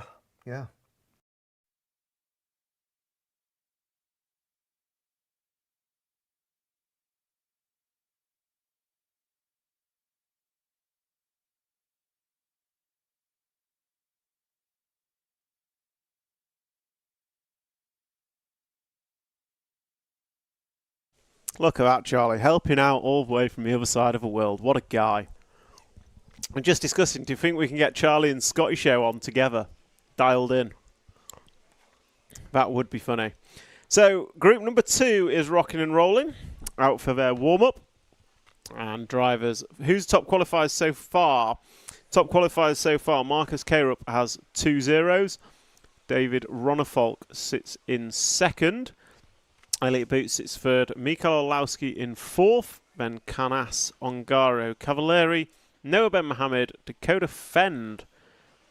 That's not true. I am talking rubbish. Let me refresh that page.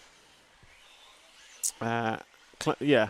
And into the booth comes the man of the moment, Brent Fielke.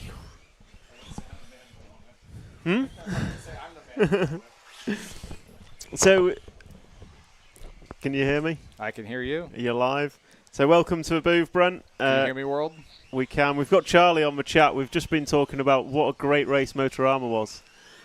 And most importantly, how brilliant the refereeing was, because they never gave penalties. Yeah, unlike Racing the Worlds. Yeah. Just so the world knows, I owe Tom Cockrell one.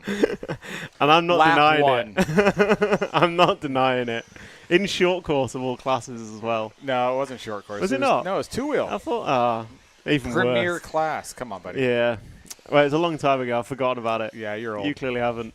So, BT, welcome to Europe again. Thank you. Day one of qualifying, probably day 3 of racing, day 5 of a trip for you? Yeah, it came out on Sunday night. Yeah. So pretty quick trip over. Flew overnight and got into Madrid, then the hour trip over here. And how are you finding it so far? I mean, the facility's awesome. I wish we had the capacity to do something like this in the United States. Just we don't have quite the community support that you see over in these other countries. Maybe there's a mayor listening out there somewhere that wants to build an awesome facility in their town and create a destination for world champion level RC racing, because I think we could support it.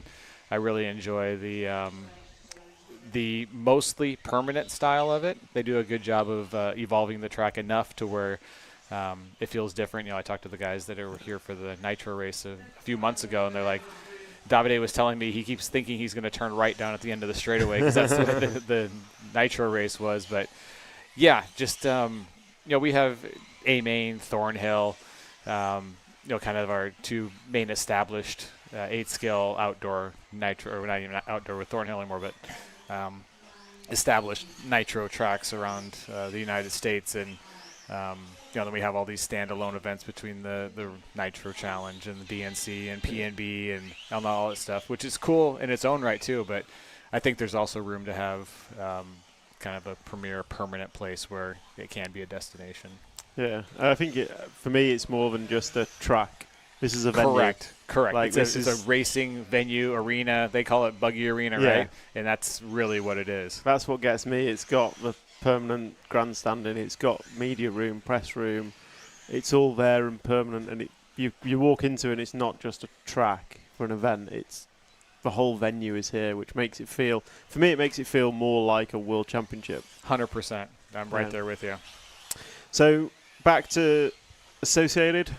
Obviously not your hot. We spoke about it earlier in the week. You've not got everyone here because temp scale worlds are not too far away, and you've got obviously some of the team are concentrating that program. So you've not got the biggest US contingent here, but you've obviously got a very strong European contingent, and results seem good. I think it's fair to say. Yeah, I mean it was a decision that we made months and months ago to mostly let the European team handle this event. It is kind of the first of its kind, standalone electric 8-scale world championship. Even till maybe like 2 months ago, I was undecided if I was going to come, and I just kind of had to sit down with myself and say, you know what, this is a world championship. This is what we do. We go race world championships, and we compete for the titles. So I felt it was important that I came, and then once that kind of happened, it started thinking a little bit more about kind of just our team in general. Obviously, we have Davide, who's leading the charge, Marcus, who had really good success in Redovan. Yona has been putting in a lot of time. Clem's been putting in a lot of time, and the results are there for all those guys. But we did want to have some U.S. contingent, and I knew Julian was going to come. This is his first 8-scale, or it's a first world championship in general. And ended up kind of putting things together with the help of J Concepts and Nitro Pro to get Brandon Rose over here as well. So big group effort to kind of get a few guys over here, and I think it's great experience for him as well. He's an 8-scale exclusive guy, obviously is really dialed on all the different U.S. tracks and has had success at Redovan, but wasn't with our team at that time, and really wanted to try to work with him on a surface like this that is definitely becoming more and more prevalent in our, especially world level racing. It seems to be the European scene is almost leading on that track front, like they're leading the development of the tracks, whereas the US 8 scene doesn't necessarily seem to be moving at the same pace or in the same direction. Yeah, I think that's has a lot to do with what we already talked about with the permanent facilities. When you build these temporary facilities, you can only do so much, either regulation-wise or time-wise, to build these tracks. There are a lot of multi-use facilities that have dirt that's used for anything from practicing tilling to horse arenas. Reminds me of Neo. Exactly. So, you have to respect the rules that those host facilities have as well. So, that's a big challenge that Joey has at Silver State. He can't use any stakes or anything. So he uses sandbags and zip ties because if something gets left behind, obviously you don't want a 9-inch steel rod going through the foot of a show horse or something, you know. So, I think that's part of the reason that you see the permanent facility here, because they can work on it over an extended period of time. And, I think there are a few places out there that could do this. I know Adam and Rhonda just took over what was the Thunder Alley, and now have the Drake Raceway. I've always enjoyed racing there. It's a little small compared to some of these larger events, but just the elevation change that they have there, the infrastructure with the park and everything else can really allow for expansion and nice pit setup and things like that. So there's some places out there that we could do this in the United States. It's just a matter of the money. It always comes down to the money. Unfortunately, it does, yeah. I mean, for me, obviously, I've Brit racing 10th off-road, but Southern Europe seems to be far bigger in the 8th scale Nitro world, and you wouldn't get this sort of arena in the UK either. But you come here and you've got Hobbywing, you've got the Baldo's track, which I think is Reverdan, you've got here. That's all in Southern Europe, which isn't a massive region, but they seem to have not just the money, but the passion that supports it. And for sure, I think this is definitely a family affair, and people are all chipping in and doing their bit to make it happen. Absolutely, yeah. You got a fully stocked snack bar down there that you can go and get about anything that you want. You know, different menu every day. You get a little flavor of the culture, and it's been really good. Yeah, I've had whatever the special is every time for lunch. I'm like, I don't know what I'm eating, but it tastes good. Yeah, just give me what. Yeah, give whatever what 10 euros gets me, I'll eat it. Yeah. So, flicking back to racing and the team, obviously Marcus has put one really bad run in and then backed it up with 2 stellar runs. Davide described it as his worst ever practice day on Tuesday. You're not kidding. And he's under the radar, but he's edging up. But not too dissimilar to how he operates in Nitro. How are you feeling as a team performance? Obviously, you're not here for your Marcus's American dad, but you're not here for one driver. You're here for Team Associated. How's the team feeling? Mood in the camp? Yeah, I think overall, pretty happy. You know, we came into the event with some data, some history from the last race that was here, and then the European Championships. I honestly don't remember which track they were at, but kind of a similar style. Here 5 weeks ago for Nitro, but not for electric. Oh right? No, not sure on the electric ones. I don't really. Yeah. Valladolid. Okay.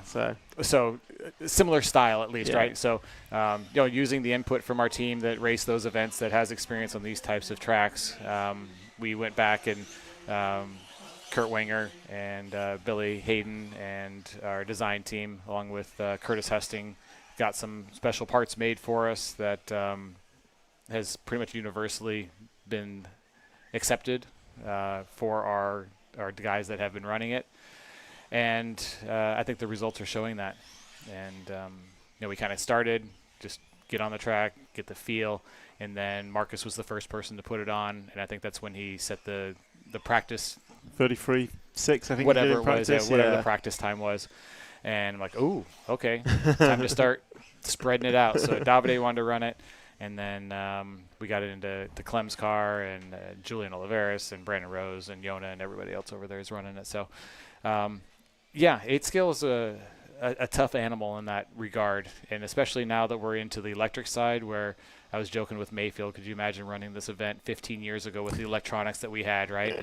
And now it feels like the electronics for the most part are bulletproof, so it really brings even more focus into the car setup and the little details of driving the vehicle as opposed to surviving the race. Yeah. And so much of Nitro is like, oh, is my engine right? Is my clutch right? Is my fuel mileage good? All these other pieces that just completely go away with the same chassis. Brings the electric racing discipline into it, which is how it's more of a driver focus and how the driver gets the most from a platform rather than Nitro can be a bit of a can you build a car to last 60 minutes. Exactly. Yeah. Which, I mean, for me, that's still kind of the most rewarding success is the Nitro 8 scale racing, because it does take more than just the driver. It takes a mechanic, and it takes the development team, and it takes a tire guy, and it takes everything, Yeah. And I think with Nitro, you change your focus from practice to qualifying to finals. it's almost like 3 different disciplines to be quick at all 3 of those. Exactly. Whereas here, okay, you've gone from 5-minute quality to 10-minute main, but asking the questions for drivers like, it's just the same, it's just longer. Yeah. Whereas if you at a nitro event and you say, quality to main, it's like, no, different tyre setup, potentially different car setup, fuel strategy. So it's a different discipline, and I think here one of the things I've seen is kind of what I would call the electric specialists, and I'd include Marcus Orlowski in that versus your nitro specialists, Canas and Ongaro. Like, they're almost coming at it with 2 different approaches, and the intensity of electric racing, I'd say, is higher. But then you've got like the experience of the nitro guys, which is kind of still looking more towards that 10-minute final is the objective, not a qualifier. And for me, it's going to be interesting to see where they end up and how they approach things. Yeah, I mean, we were having this discussion back in the pits a day or 2 ago, kind of the same type of thing. And, you know, my take on that is a great driver is a great driver. They're going to find their way to the front if they have the right package. And with their own style of flair on it. Yeah, however they're going to get there, and you know, kind of piggybacking on what you said earlier about Davide, I 100% agree. It was probably the worst practice day I've ever seen him have without any failures. You know, just literally him not driving well, not getting the setup right, missing the electronics setup. So it's been every round we're discussing with his whole package. The Hobbywings here with Salton, and Stucco from Matrix is here, and we're just like really trying to work as a whole team to get the driver elevated, right? Because we know he can drive when everything's 100%, and I have no doubt that he'll continue to get better. You can never question his ability with an 8-scale No. car. I mean, and most or of these guys, 10-scale. most of these, exactly. Most of these guys, you can't do that. No.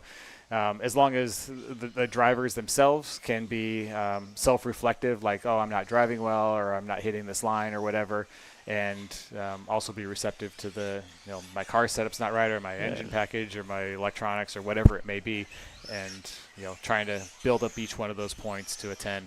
I mean, it's Cavalieri as an example. He's not really been anywhere through practice. Round 1 and 2, he was 12th and 13th, and then he's just put a 4 in the last round. And he's another one where he's just building towards the main event, and you look back and it's like he's got the experience of doing that. Whereas you look at the Orlowskis and the Kerups, and I kind of expect them to be coming out the gates hot. They drive with such intensity that it's going to be a different way of achieving their peak performance. Yep. Yeah, exactly. I had a chance to work with Ryan a few weeks ago at the Carpet Nationals. He sat right behind me. He's running the Associated 10-scale cars. So it's been a while since we've got a chance to kind of work together. And he's kind of in a different spot career-wise than he was when he was with us exclusively. And, he has a good perspective now. He seems to be really enjoying just driving, putting in solid runs, even if they're not TQ runs. He's understanding that he's maybe not the fastest guy, but like experience is outbalancing the speed. If you haven't already, you got to get Rona in here to talk about his. I don't even know if he has a title for it, but he has a theory as far as like your peak speed and what age you are and how much it degrades as you get older. So I have a secondary piece of that where you factor in the years of experience that gets you faster, right? He's saying when you get older, you get slower. I say, well, the experience comes in and gets you faster. Peak lap drops, but your experience almost builds your consistency. 100%, yeah. So and somewhere like this where everybody's crashing, that experienced mind will bring a better result than a fast mind. Exactly, yeah. And it's whether does experience outbeat raw pace? We'll find out. We'll see on Saturday. We'll find out, yeah. So last question for you, vintage scene.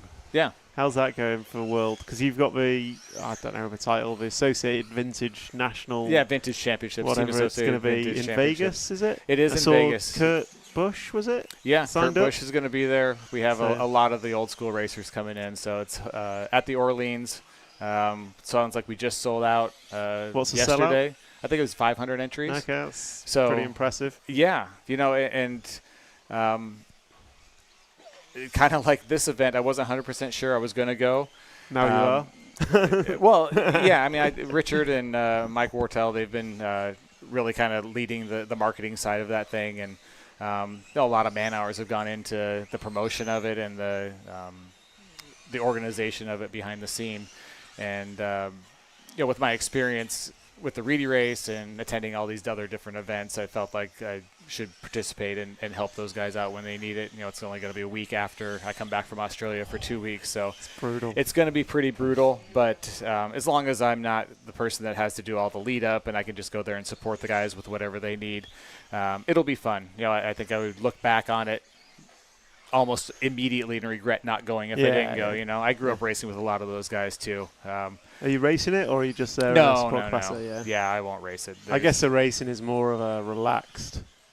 I assume a bit more relaxed than a typical. My joke is that I'm a current racer. I'm not a vintage racer, so the intensity is still high for me. Yeah. And my other joke is that I'm developing future vintage products. So yeah, we just released or just teased the Richard Saxton Nitro truck. Released. It's on the website now. Okay. I wasn't sure if it was, the timing's off here for me. So, but I was joking with Ungaro back there, and I told him, 25 years from now we'll have the B74.2 Ungaro edition. You'll be walking around here with two little Rugrats, and Papa Maro over there will be feeding It's them. so true. But that the whole vintage market seems not appeared from nowhere, but it's been a slow burn, but it seems to really have accelerated. Yeah, you look at the other companies around RC with Kyosho and Tamiya, and specifically those two brands doing a really good job of kind of starting that fire. Yeah. And we over the years we've released the RC10 a couple different times.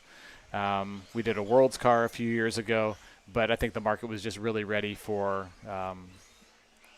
kind of an onslaught of options. And for the long time, we weren't really doing any product or part support for the vehicles. It was basically just a kit and a collector's kit, but now we have all the support parts. So I realise we're not just collecting them, we're racing them. Yeah, which, as long as you have the right perspective to all that, I'm okay with it. It's when you start hearing people complain about the durability or the fit and finish. I'm like, clearly you did not build a car in the 80s. Cause back in the, I wasn't around in the 80s, but certainly in the 90s, you built a car, you didn't assemble it. Yes. You didn't crack open a seal on a box and put the bits together and have a come world a long way. championship capable car. Yeah. No, really interested to see. It's we saw the product release for Gas Truck, which I think quite a few people have been clamouring for. I think Gas Truck is one of those classes that's held in high regard. I think it was never a thing in the UK really, but Gas Truck on clay is something that people have always said is the most difficult class.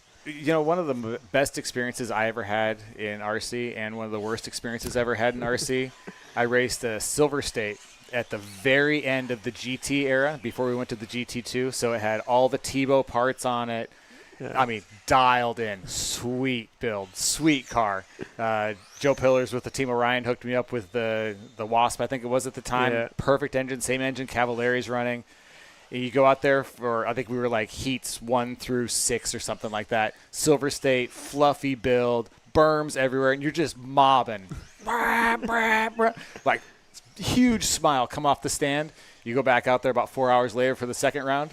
Nowhere near the same experience. You're driving through truggy holes and jumps or bumps that are now huge jumps for the truck. So huge change. But I kind of wish the gas truck racing would come back, because I think it's a great way to introduce somebody to a nitro side of racing in a more economical and less parts pieces. But with all the indoor racing we have now, you can't really race indoors, and the outdoor racing is so catered to the 8-skill cars and even the truggy stuff in the United States that they look like little flies out there on the track, and it's just not really great. Doesn't work. It just doesn't work. There's a few tracks still that could host something like that, like Hot Rod Hobbies and Jimmy Babcock's track. He could do a really good job of hosting a 10-scale nitro event, which maybe, a few years down the road, that might be a thing again too. No.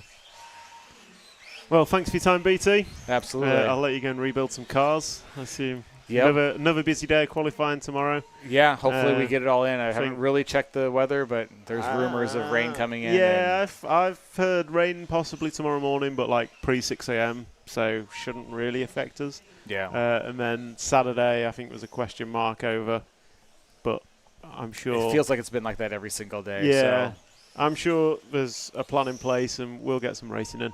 Yeah, that's all that matters. And we'll crown a world champion this week. We will. First one ever. Yep. And I'm sure you're hoping it's an associated driver. Absolutely. Well, thanks, Brent. Thank you. We'll catch up with you again, well, probably later in the week. Perfect. Come finals day. Yeah, make sure you get Marcus in here, too. He was a little jealous I was coming to talk to you guys. Well, Marcus is always welcome. I'll tell you what, it was lovely to see Marcus showing emotion coming off the driver's stand. Oh, he was fired up. I had him on the headset, and he was super excited. So happy. Yep. Is he talking to you through the race? He doesn't talk to me. I talk to him. You tell him what to do. I mean, very, very little. I'm giving him lap times just so he knows that he's on pace. He knows what lap times he needs to run. If he's making a kind of overdriving is usually the thing that happens the most. It's like just back it down just a little bit. Calm down. And he's really receptive to that type of stuff. Okay, so.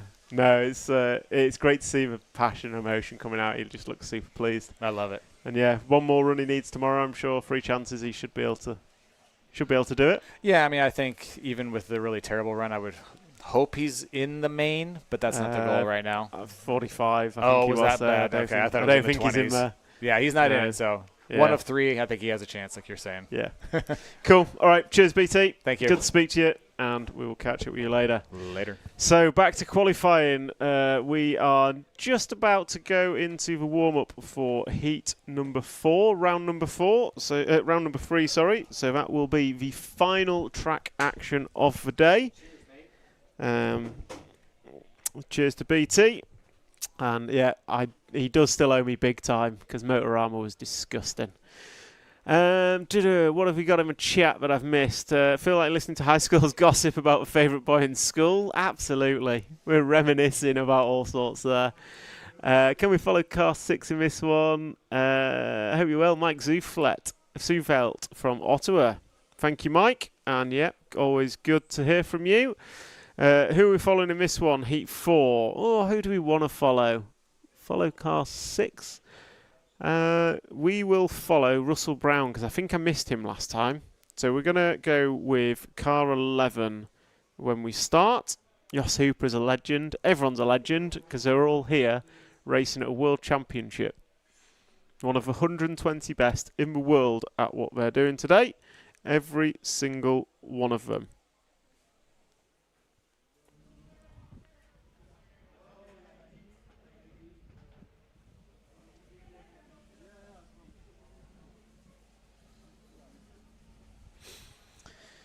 So we have about a minute before we start the warm-up, and this will be the final track action for today.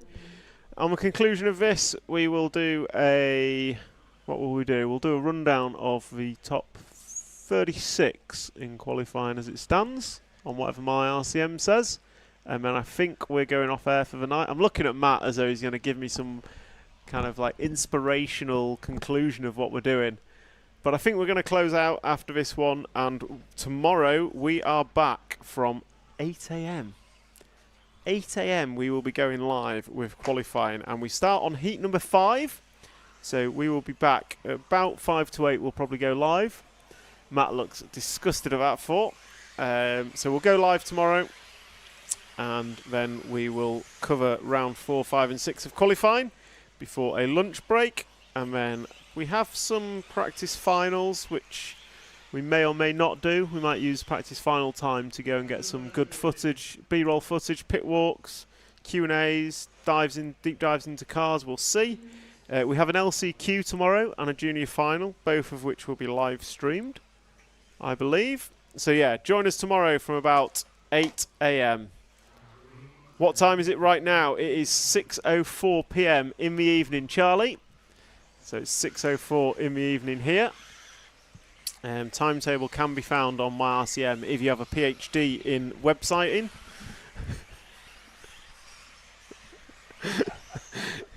If unfortunately you're not clever enough to have a PhD, then we start at 8 a.m. tomorrow. Okay, moving cameraman is on the rostrum, so we will flick and hopefully we'll pick up car 11. He's down the straight. I think it's 11, the all blue car of Russell Brown. And yeah, it's been a good day here at Barcelos. Absolutely stunning on-track action and some great off-track action. We've had BT and Trish Neal in the booth. If you've got any requests for in the booth tomorrow, let me know. I'm going to try and get Jos Hooper after this because so many people have wanted to speak to him. So try and get Jos Hooper after this. We'll bring him into the booth and give him a quick interview. Seems like a viable option.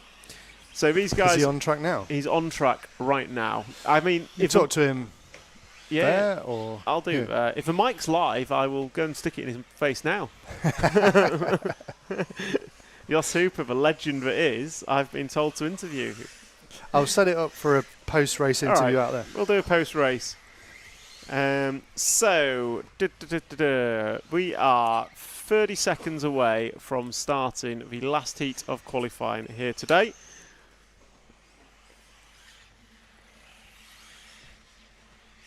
And it is Russell Brown that we are following round with 10 seconds until he starts his qualifying heat. So Russell Brown got 2 doubles to go, and then he's going to go through 2 switchbacks and then down the straight. Oh, we've lost him. He's out in the dirt. The marshal's getting him from somewhere. Had to dig him out from the fields. So here goes Russell Brown in the all-blue car down the straight, starting his last qualifying round now. So Russell coming into the double-triple. Oh, he's made a mess of that as well. He's out in the dust. He's stuck on the pipe. Can he get round? There we go. Oh, Mark Atkins. To be fair, the tops, 72 and above have been seeded in heats 1 to 4. And... so we are following Russell Brown. We'll complete lap number 1 with him, and then we will jump to someone else, possibly Thomas Mendoza, now that I know how to pronounce his name, after I was educated in the chat earlier. But yeah, here goes Russell Brown. He's got a double and 2 corners to go as he lets through a back marker and crosses the line, and there goes Russell. He has completed lap number 1, and I'm going to look for Nicholas Lelou. The number 3 car should be about halfway around the track, coming into the step-up shortly, if I'm not mistaken. So we'll try and pick up the French driver in the number 3, and he is the blue and yellow car. Yellow wheels, so slowing him down ever so slightly. And down the straight he goes. So that is Nicholas Lelou. That time by a 38.5 for him. Good lap, his best lap of the 2 that he has done so far, and he is looking to go 8 laps in 5.06, and so he is rocking and rolling. The final heat, 3 AM here in Australia. Yep, I do apologise that you do get some seriously bad time over there.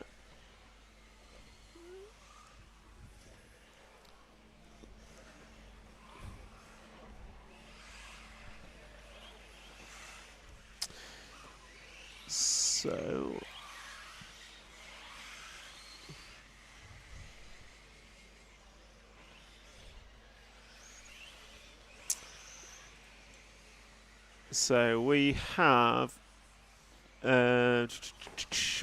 Thomas Mendoza, or Mendonca, as I called him earlier. He is your leader. Joel Soares runs in second, and Oscar Perez in third.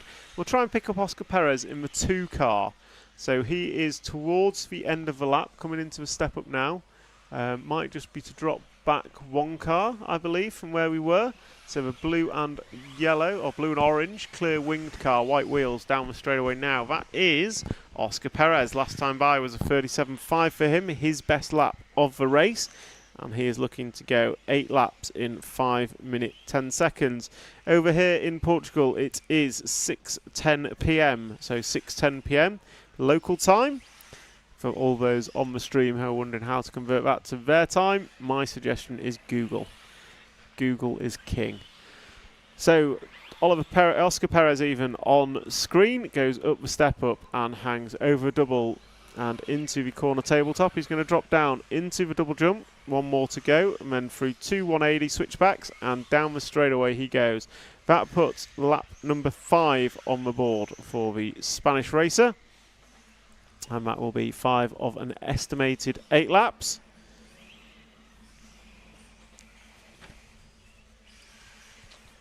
And next time round,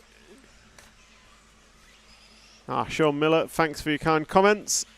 We are trying our best out here, so all the feedback is appreciated, and we hope that we're bringing you some great coverage of this IFMAR World Championship. So what have we got? We've still got Oscar Perez on screen. We're going to try and pick up Thomas Mendoza, however pronounce it. I'm sorry, Thomas. I am truly ruining this. So he is coming over the quad-ish about now. Maybe the car in front, the old red car. Off the back double now, dropping down into the switchback, and then we'll drive away from the rostrum towards the step-up. That is the 5 car. Sorry, cameraman, I keep forgetting to give you numbers, but it is the 5 car we are looking for. And it is the White Wing, all orange car, white wheels, coming down the straightaway now. And jumps close to that pipe, just as David was telling us on his track walk. And then this is his final lap, 37.1 last time by for Thomas, which was his best lap. And let's see what he closes out with on his 8th and final lap of qualifying to close out round number 3 and close out the track action here from Barcelos, Portugal. And on the conclusion of this one, I'm going to run over and try and get Jos Hooper for a bit of an interview because the crowd demands it. What country is going to bring it home? Well, I've nailed my flag to the K-Rup mask. The poll, however, now suggests that Ronnefolk is going to win. Your poll that you had, it's now Ongaro and Fend on 22-23%, Ronnefolk 38%, and Ongaro on 17%. So what? Sorry, where's... K-Rup's got 17%, so more love what for did he him. have yesterday? 8 or 9. Okay, so but he's getting there bit by bit. He's still the least of the 4. It's out of order, that. I mean, come on. What's wrong with you people? Come on. I'm going to grab the mic and go and try and catch Jos Hooper as he comes off the rostrum. I'll be back with you very, very shortly.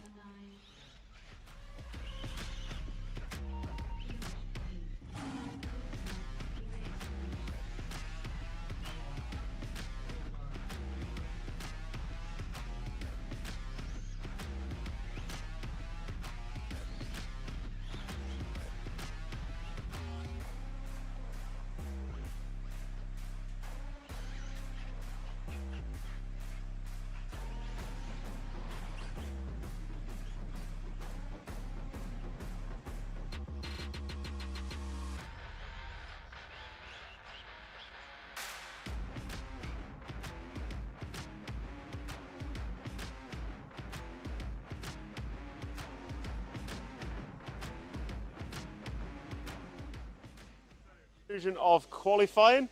Camera's just there. So conclusion of qualifying here today, and by request of pretty much everyone online, Jos, you've been requested for an interview. How are you finding your first, is it your first World Championship?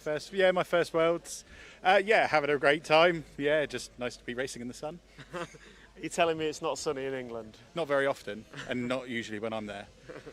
And how are you finding kind of a track, the venue, the whole event? Like, has it been everything you expected from it? It's been everything I've expected. The Worlds, I mean, it's the Worlds for a reason.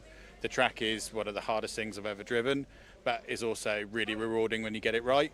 It's also demoralising when you don't, which happens to me more than not. So, yeah. The main question, why aren't you winning? Because I'm not good enough, basically. And who is going to win? Bootsy. Ooh, bold prediction, yeah. But... Yeah, it's got to be Bootsy. It's got to be Bootsy. Got to, it's the Worlds. You've got to back your own guy. That's yeah. Anyway, hi, Bryn. There we go. So, Jos Hooper, thank you very much. So, I'm going to close out from here. So, that is the end of day 1 of qualifying, day 3 of the World Championships here in Barcelos. Tomorrow we kick off at 8 AM with heat number 5 of qualifying, heat number 5, round number 4 of qualifying. Top heats will be on about 9 o'clock, probably just before, so about 8:45, 9 o'clock, we will have the top heats for round 4 of qualifying. Overnight, Marcus K-Rup sitting pretty with 2 zeros, and Mikel Orlowski is sitting pretty with 3 good results. Everyone else probably needs 1 more good result, and it is all to play for. With 3 rounds to count and 3 rounds tomorrow, it will be a close, frantic and fast day as we look to set the grid for the A-Main final here at Barcelos in Portugal to crown our inaugural e-buggy world champion. Thank you very much and see you tomorrow.